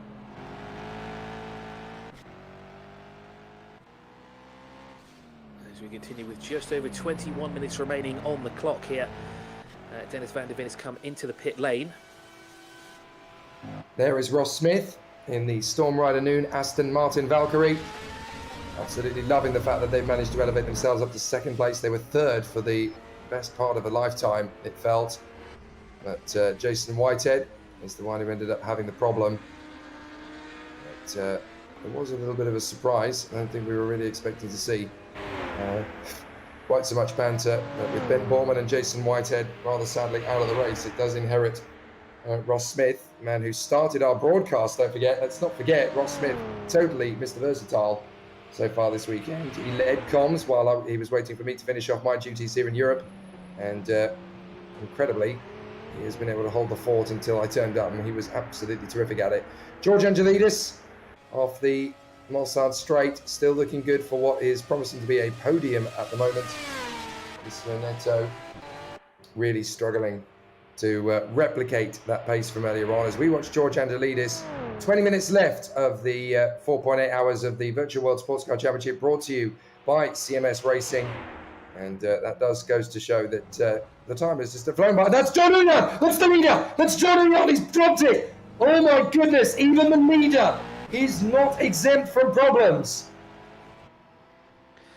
And that was no cause of contact there either, because he was all by his lonesome. He did that all by himself, and he's got Ross Smith right behind him now, and Walter de Bruyn is coming through as well. This is getting very interesting. Okay, granted, there is a lap between the two of them, but things are getting very interesting now in the last 20 minutes, Jake. Actually, we've got a battle here for second. We have indeed. Yeah, you're right. We have indeed got the battle for second place. Pick it up. Let's see what's happening. Because there it is. Oh, no, that's not. That's a different battle. That's Jerry Chen, and that's Matt Boyce, isn't it? Yes, it is. But we do indeed have a battle for second. 3 seconds is the gap between Ross Smith and Walter de Bruyn at the moment. Now, where is this battle? There it is. They're on the Mulsanne straight. They're going down towards that first chicane here for the 50-odd-ish time. What lap are they on now? Well, 61 is Dennis van der Ven, so there's a lot more laps than that. Then there were lap 72. Now, let's have a look at the telemetry between the two. Now, there are lap 76, apologies. Now, they've both made their way onto the back of the Mulsanne straight now, working their way towards that second chicane. The gap, as we said, is now under 3 seconds between the two of them. And great to see how far in front is that Ross Smith car, but I'll focus my attention here onto the telemetry because it looks like they've both exited that and they're working their way towards the second chicane. Yes, they are. As Ross Smith slows down all the way down to an excruciatingly slow 90 kilometers an hour, but Walter de Bruyn has to do the exact same thing. And of course, let's see what the gap is between the two as he come through sector 2. It was 0.2 of a second away for Walter de Bruyn, who was 33.1, where for Ross Smith was 33.3. As they're about to tick over the timing line, there's Johnny One. Remember, he had a very brief moment, and you can see in the back shot there is Ross Smith who enters the picture. And just as the camera shies away, we see Walter de Bruyn work his way through the corner, and it is 0.1 of a second separating the two of them in terms of sector times. That is through that second sector. Things are going to get very interesting here for that second step of the podium. Will it be Ross Smith or will it be Walter de Bruyn here? Things are certainly picking up. Here's Tom Lane. He's had a fair few instances, currently running in second overall in GTM. He's working our way through sector 3. Walter de Bruyn is really closing the gap in here through this third sector as he's trying to find a way past Ross Smith. And of course, his leader in GT. As de Bruyn looking for each and every way that he can, trying to bring that gap down. Now remember, Ross Smith is in the AM category as well, so he's kind of upsetting the party. But here in the last 20 minutes or so, Walter de Bruyn is going to try and put Ross Smith and his teammates in their place here, trying to bump that AM car down as he's through the last couple of corners here on lap number 76. But I'm very interested to see what this time is between these two cars. Now it is 3.3 seconds, so it looks like Ross Smith is actually gaining time through this third sector. Although as he comes to the tail end of it, looks like Walter de Bruyn is catching up yet again. There's Alyssa Neto. Looking at right now, he's 4th overall, a little bit further away from the back bumper of the Honda in front of him. And it looks like we've got an update as well on what Johnny happened in the to pits. Jason Whited. It says here that the front right brake failed, so the car has come into the pit lane, and unfortunately that might be the result of the DNF. No, sorry, it was actually, so the brake failed originally and then the engine failed. So unfortunately 2 mechanical issues, one after the other, and unfortunately nothing they could do about the engine. At least the brakes can be changed, and the engine cannot be changed. Good to see Dennis van der Veen back out there with 15 or just over 15 minutes to go, Jake. Things are getting very hot indeed. Yeah, and they're not just getting, it's a gradual thing, because you usually get these mad sort of moments towards the closing end of these races anyway. We've got 1/4 of an hour to go, and John Uyan dropping it and then making a pit stop. I think they were just trying to be secure on fuel. A bit of a splash and dash required. There's Brian Hall in the Hall Brothers Lamborghini. 5th place for them. Eric Moyne is in the pits in the Acura Mistral. One I'm very much keeping an eye on, though, in the close quarters rankings of all of this, is Tom Lane, because of course he's still looking at 2nd place at the moment in the GTM category as he tries to find himself into a positive position. He's really struggling with the likes of Matt Boyce and Alicia Neto. So obviously a little bit of an issue still to come as we watch Brian Hall looking good for a podium in class, and that will help his point score out no end of good. Matt Boyce in the Trash Panda Lamborghini. We really do seem to buy these cars because it makes a good noise rather than, the aesthetics of it. But an interesting battle for Vinicius Gonçalves as he continues on in the Corvette. Drops it a little bit over the line there on the exit of Indianapolis. Manages to catch it though. The Corvette so strong at this year's actual 24 Hours of Le Mans, and then it paled into significance with a couple of few hours, I should say, still to go. But this man, Maciej Kasprzyk, the pressure is on it to a certain extent. He's out there in the lead. He doesn't really want to concede anything he doesn't have to. He's certainly enjoying himself in that position. He doesn't really have to feel like he's stretching himself too far. And the drivers battle away for positions. They always want to take a little bit more time out of what you managed to do, or find a little bit more time. Here's Eugene Mazur in the Pazuzu Porsche. They're plugged away consistently, and now that Porsche crew is going to get its reward at last. Yeah, he's going back to the leader in GT. He's got a gap of around 38-ish seconds between himself and Brandon Gantz. Now, of course, he can't breathe that easy because, of course, we've got, what, 13 minutes to go. This rounded down to around 12. That would give us at least 3 to 3.5 more laps to go on the clock. We still got, and of course Tom Lasela is off there, isn't he? Yes, he is. That's the exit of Sector 2. So that's just off the back of the Mulsanne Straight. And the last thing you want to do is do that in the closing stages. Like we said, we've got around 4-ish laps to go here at Le Mans. And things are already starting to spice up, and things are only going to get spicier towards the end here for all our drivers here. Now, going back to the battle for second overall, it's come down to less than 2 seconds. It's actually bridging very close now to 1 second as the two are racing their way through Sector 1 here.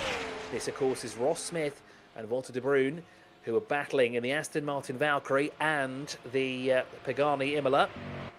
As there is Brandon Gantz, second overall in GT. What we want to see here is the battle between second and third position, because this is the closest battle we have on track currently at the moment. Instead, keeping a very close eye on the sector times. It was 0.2 of a second away of de Bruyn with a 33.281 compared to a 33.430 for Ross Smith as they work their way now onto the Mulsanne Straight. There is de Bruyn right now. He is chasing, and he's chasing fast as well, because on the back straight, the Mulsanne through that first chicane, he is collecting time here. He's bringing that gap down. It's now coming down to almost less than a second, and there he is. You can just see Ross Smith at the bottom of your pictures there. The fight is on. This is what Walter de Bruyn is good at. He just knuckles down, waits for the last few minutes, and then it's game time. He finds another level, and you can see that Ross Smith is actually trying to move off the racing line so that Walter de Bruyn does not gain that much time in the tow. Here's Luciano Riccardo having a tough battle still with Lasela. So Tom Lasela and Luciano Riccardo, the only drivers behind them now are Dennis van der Veen in the McLaren and Timon Subic, who took over the Kowalski Porsche. So fascinating battles again all the way through this pace. But Luciano Riccardo just trying to stay out of the wall for the final closing stages. But yeah, 2 seconds at tops, 2 seconds maximum, the gap between Ross Smith and Walter de Bruyn. She seems to be trading every single move. So they come up over the top of the break, round through the complex once more. And it is a fabulous vicinity.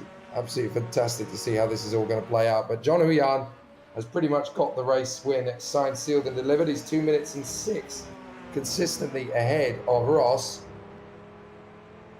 So Ross Smith is there in second position. So 1 minute 58 is still the gap.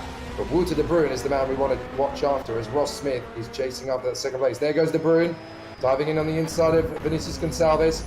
All it's going to take is one dodgy bit of traffic, Chris, and this could swap positions very quickly. Yeah, true that. They caught the car there, the back marker C8 there, on a prime bit of the track there. They caught it on the straight, not through a corner.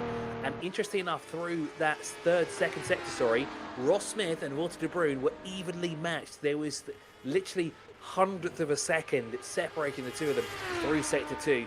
This is a fantastic battle we have here, and it's for the second step of the podium. Who will it be at the line? Will it be Ross Smith or will it be Walter de Bruyn? I think Walter de Bruyn has got a new nickname. He might be called the closer from now on, because he's really reeling him in. The gap's gone up to 2 seconds. And I think now Ross Smith knows what's at stake. He knows what's happening, and he can see that he's got a wing mirror full of Pagani at the moment. Granted, he's got a camera, so he hasn't got wing mirrors at all. Let's say his cameras are filled with them, aren't it? Because that's the way this is going down right now. There's Johnny One. You can see him in the background here in Norm Graf. Norm Graf has had an interesting couple of laps, actually an interesting past 2 hours as well. He's had all sorts of offs all over the place. But for Johnny One, didn't go quite right a couple of laps ago. Lost it in Sector 1 all by his lonesome. There was no one else around him, so no fault but his own. But he's managed to keep it clean, and he's managed to keep going. And Tom Lasela looks like he's gone off yet again in that the corner after the Mulsanne Straight. Unless that was just a connection thing. But there is the battle once again. Ross Smith, who leads at the moment in second ahead of Walter de Bruyn. This, of course, is the battle for second. 2 seconds is the gap. Walter de Bruyn is not catching at the moment. As I said before, it looks like Ross Smith knows what's happening now, and he's now starting to put the hammer down as well. Again, this time round, actually, Ross Smith was the quickest through that first sector, because usually it's Walter who is faster through that sector. But this time, Smith is the quicker of the two, as they're entering now that chicane for the 80th time here at Le Mans. And here is Jerry Chen finding a way past the Porsche of Mazur, who recently took over driving duties from that car. Unfortunately, he had a pit lane. No, he had a penalty to serve, and that cost him some time lost. Unfortunately, here's George Angelidis though in the Honda NSX. Picks up a bit of the curve there as well, but keeps it all nice and tidy in a straight line. Carries on. Currently third overall behind Brendan Gant. Again, that battle for second is what's keeping our attention here. This is a good little battle here. Unfortunately, not for position in class, and I don't think. Oh, it is actually for position on track actually as well. 18th overall. As Ross Smith there gets past one of the Lamborghini Huracans. Wouldn't really necessarily say it's a back marker, but unfortunately it is, because of course that is who's that behind the wheel? That's Matt Boyce, isn't it? Yes, it is. That's the 99 Lamborghini, Jake. Yeah, very interesting as they continue to charge forward. Walter de Bruyn really pushing in the Pagani as he makes his way past the Lamborghini. He's got a clear path in front of him to Ross Smith. He is going to find time from nowhere. He often does in these situations, and he will know when he crosses the line. He's only realistically going to have 3 laps tops to try and get past Ross Smith in the Storm Rider Valkyrie. This is essentially about who makes the mistake first, as we watch Matt Boyce in the Trish Band Lamborghini. They'll just be happy if they finish after the mad week they've had, and just getting to the finish of a very intense discipline race like this one. Even in the virtual world, it can be the difference between winning and losing. Yeah, Matt Boyce there was a real thorn in the side of Walter de Bruyn, wasn't it? Because he's now dropped back ever so slightly. We've got yellow in sector 1. Who's had an issue down there? The 7th place car overall, Jerry Chen, the Flying Kiwi Racing Lamborghini's had an issue, and it appears to be stationary actually as well. The exit of sector 1, it hasn't got moving at all. That of course is the right-hander. Here's a move on the inside from Luciano, and it looks to have got the move stuck, or has he? A little bit screwy there on the exit, maybe a little bit early on the power there for Nacella, but it looks like he's going to fight back. And by the way, this is a battle only for 19th on track. Sorry, 18th on track. So Luciano Riccardo battling down the Mulsanne straight, side by side with Tom Nacella. And this is for position, don't forget. Luciano Riccardo has had a really tough race of it. But the Pro gets overtaken by the AM, and I'm afraid that is legitimate, as Jerry Chen in the Flying Kiwi Lamborghini is trying to set up and close up on the next opponent, or at least maybe recognise them. Who is it? Well, that looks to me like there's still a little bit of hope for the Van Gogh sunshine painting on the racing wheel, as Tom Nacella continues to battle it out and gun for the positions up in the top end of the race. Doing a great job of it. And here's that battle again for second. It's still raging on as well. It's under a second now between these two. We have, give or take, 2 laps remaining. Yeah, if we're running 4 minutes, the faster cars are running, also the hypercars are running about 340s like this.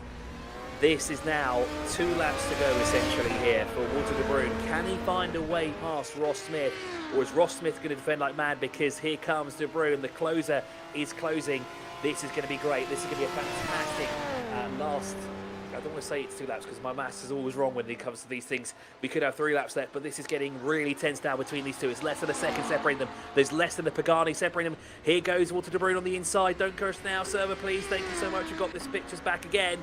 There is literally a car and a half length separating these two. Great exit there from de Bruyn as well. He's all over the back of Ross Smith as we work our way now. We're in sector 2 into the closing stages of the sector as well. Has he got the move? He's picked up the toe. He's going to look on the outside. Can he do it? Can he do it? Can he do it into the braking zone? Side by side here, down the Mulsanne straight as fast as you dare. The inside line goes the way of Ross Smith, but de Bruyn brakes as late as possible and goes all the way around the outside. Fantastic stuff. That is Wood to De Bruin all over.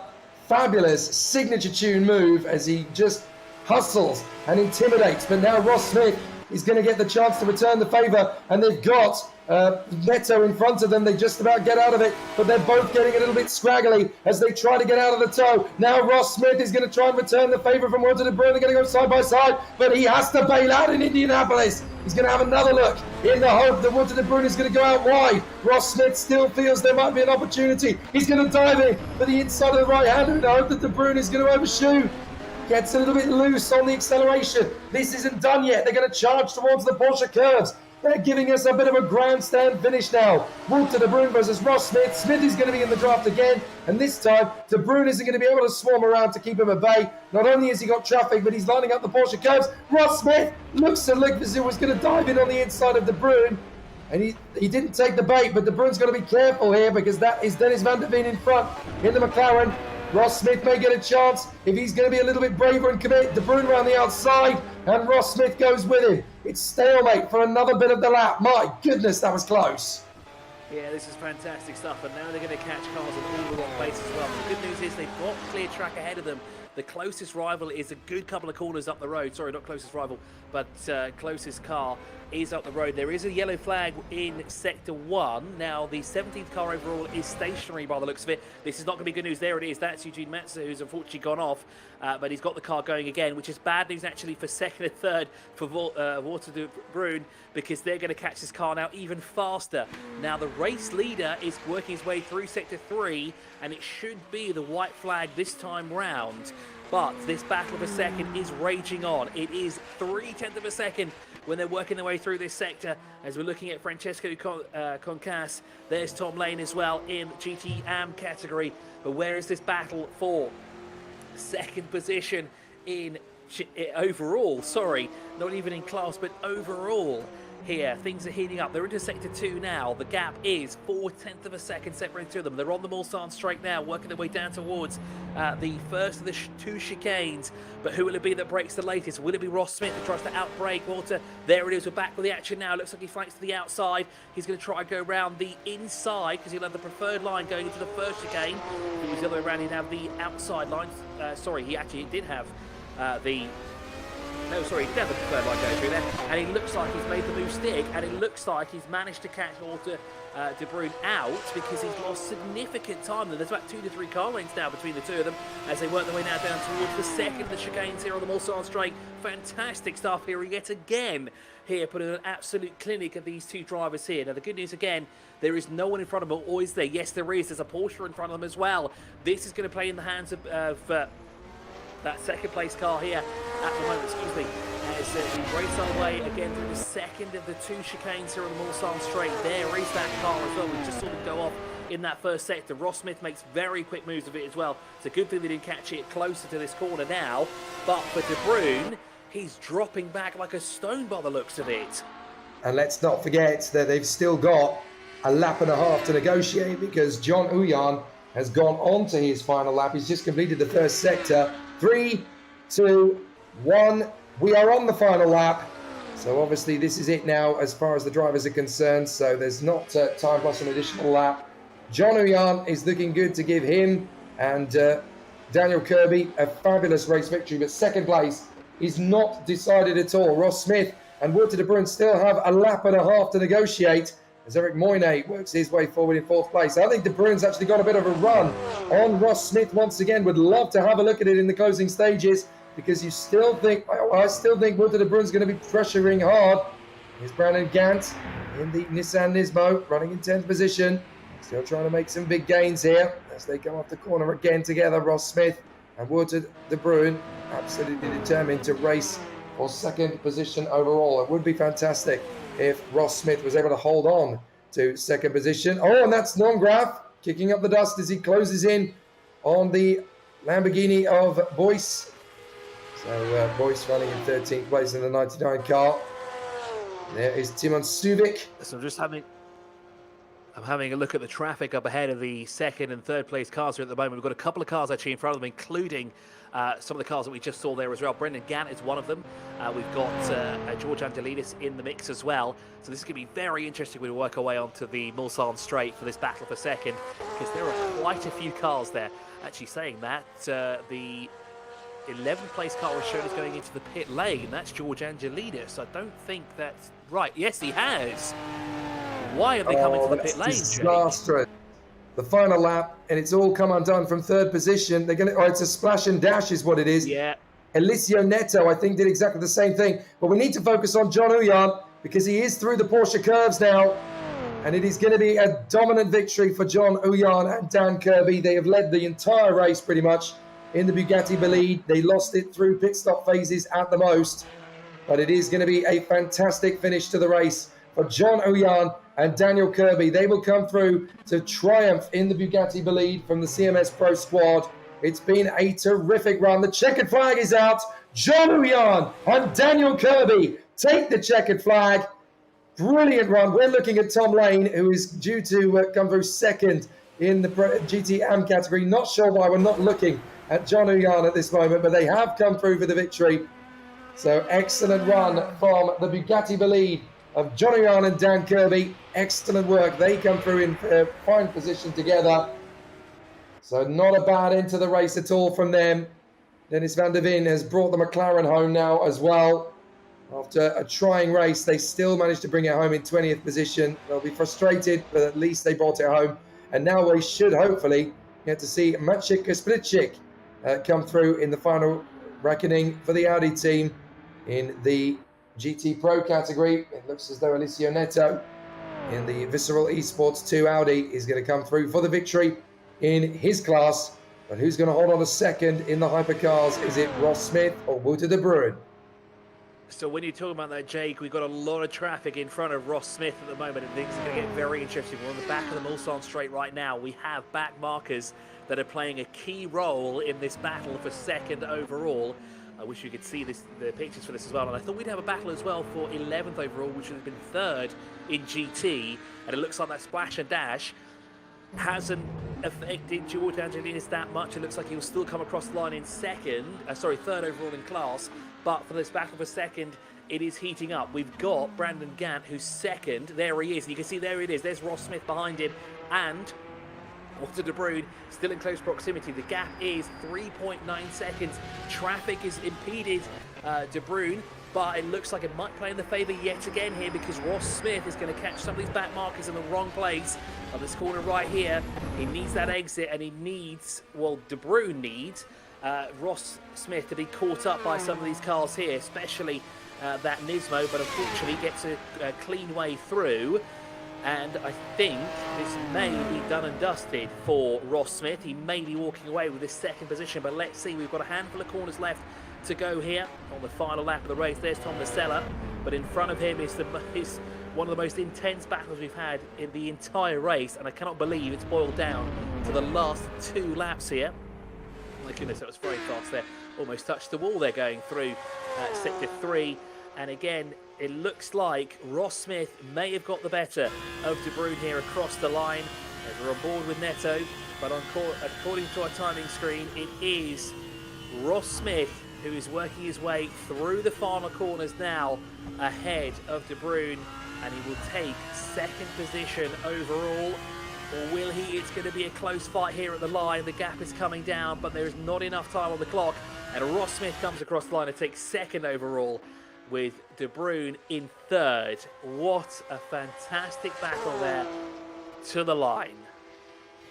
Terrific racing once again in the Champion Motorsports Virtual World Sports Car Championship. We knew that Le Mans was always going to be an exciting one.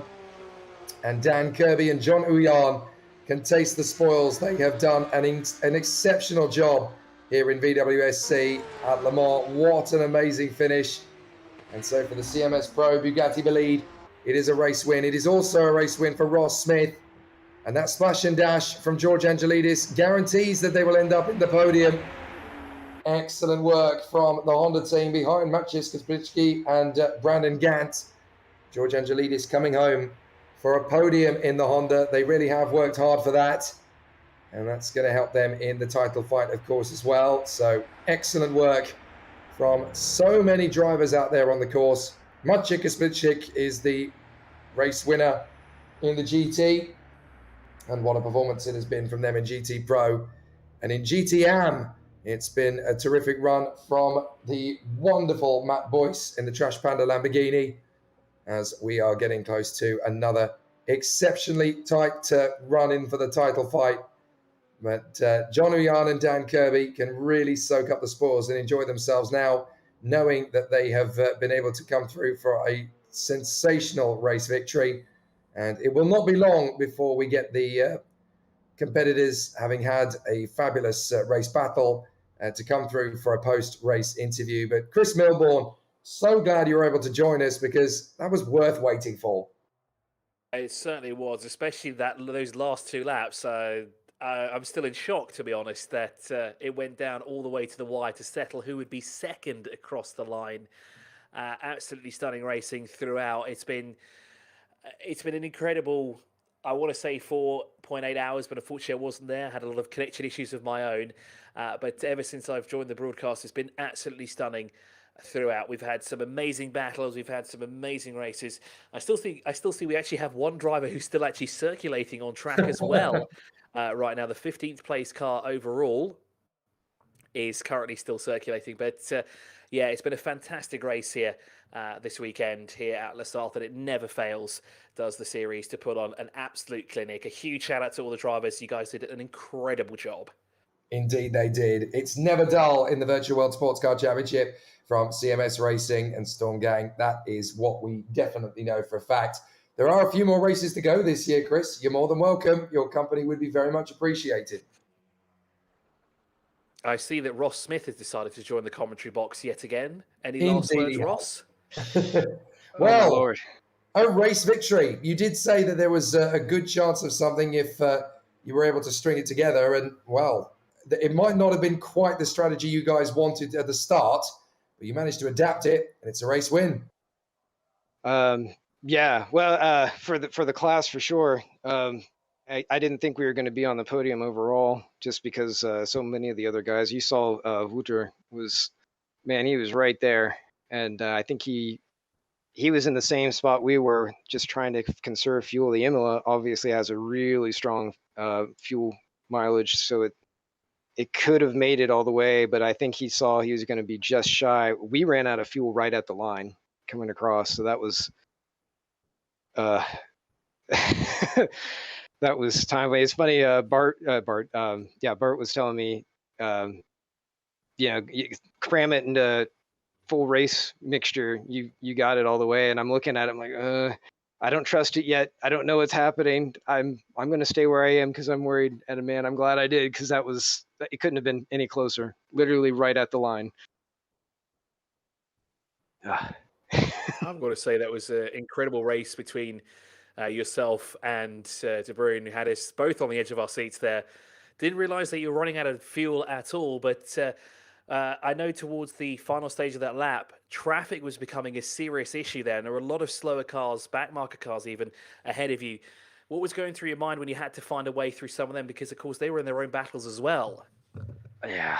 I mean, fortunately, they just happened to land quite right that we weren't held up, except for, I think it was one of the Toms in the Mustang. He caught me out a little bit at Porsche, and that slowed us up, and that brought Wouter in, so he was able to get the slipstream quite a bit sooner than we were hoping.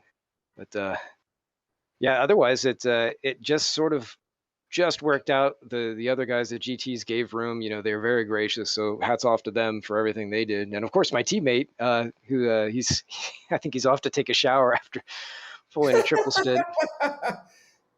That was it was great. Everyone played very nicely in the back half of the race and everything, so I no complaints there. It was great. Absolutely fantastic result. Well done, Ross, and a very deserving race victory for you and the crew. Brilliant job. Thanks. Looks like you got the other guys in here too, ready to go.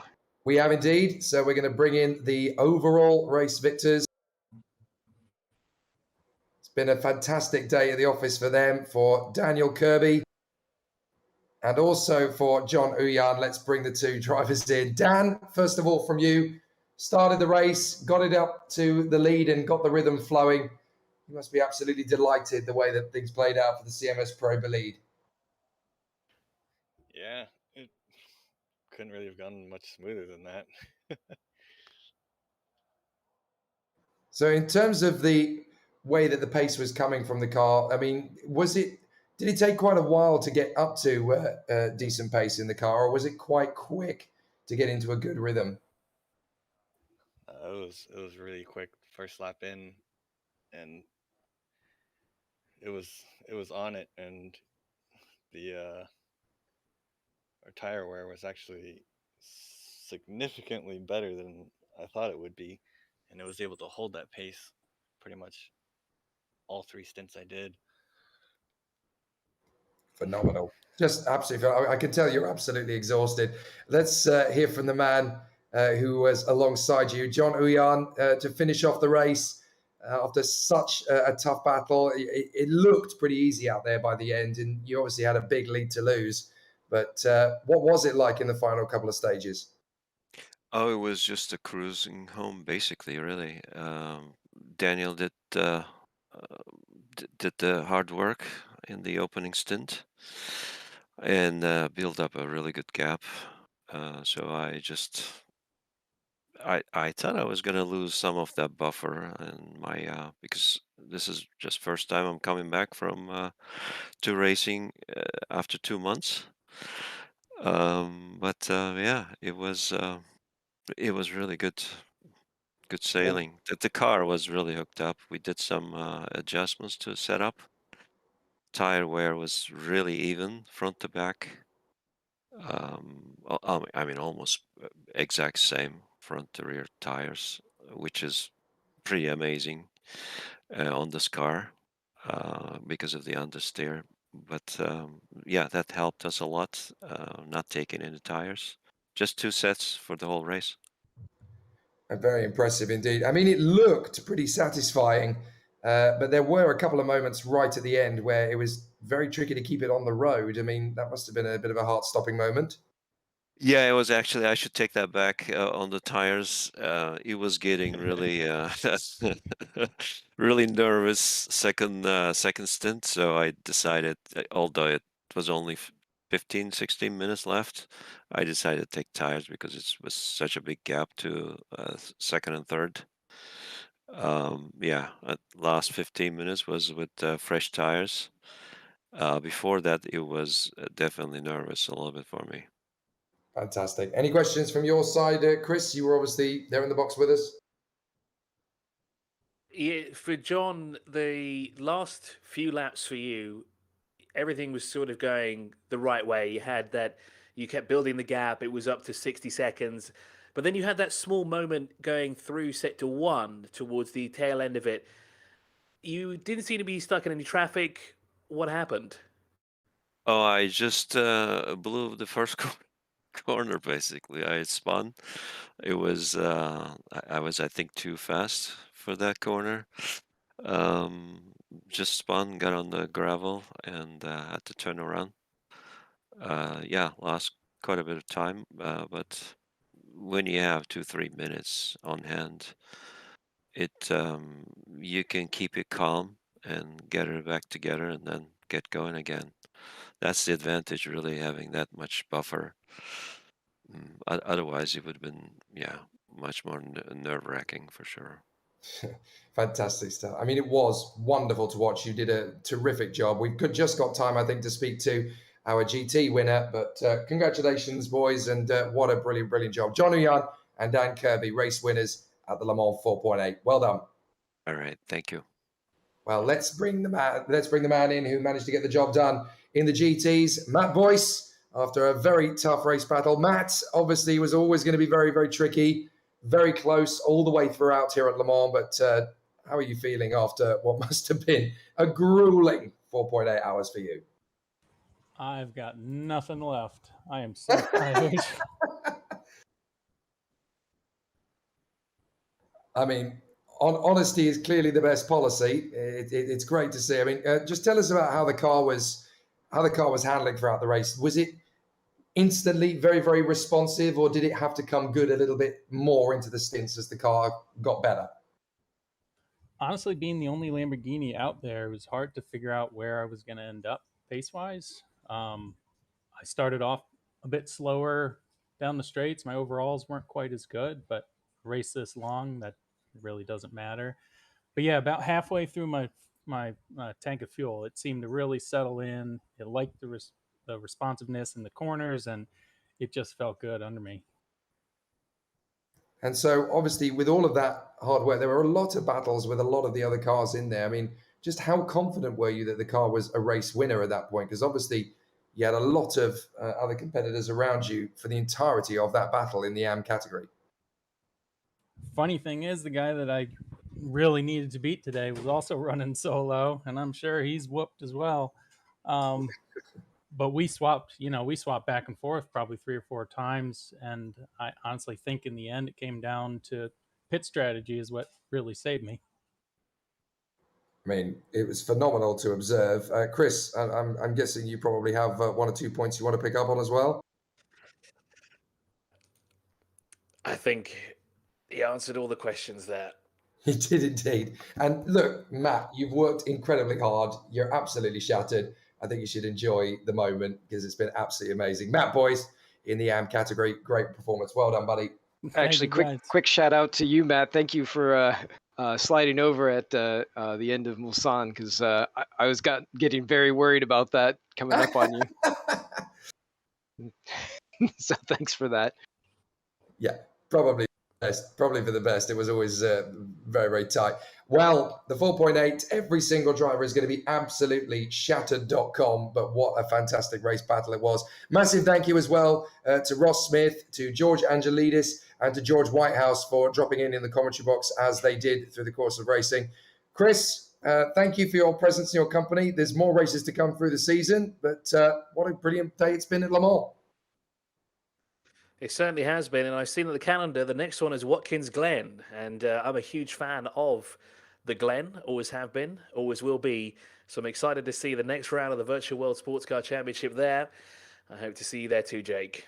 Well, indeed. Yeah, here is what's coming up in the next few weeks. Next week, as Chris rightly said, we are off to the 1 hour of Watkins Glen, a nice tasty little 1 hour sports car race, again for our VWSC 2022 cars. And then we've got a little pause, and then a week after that, it's the 230 kilometers of Silverstone, just a week after the Grand Prix itself. And then we'll have, on the 16th of July, it is Mosport in Canada as we go back to the 2022 Hypercars. Your presence and your company, ladies and gentlemen, would be absolutely fantastic. Thank you very much indeed for tuning in. We hope you've enjoyed every single moment of it.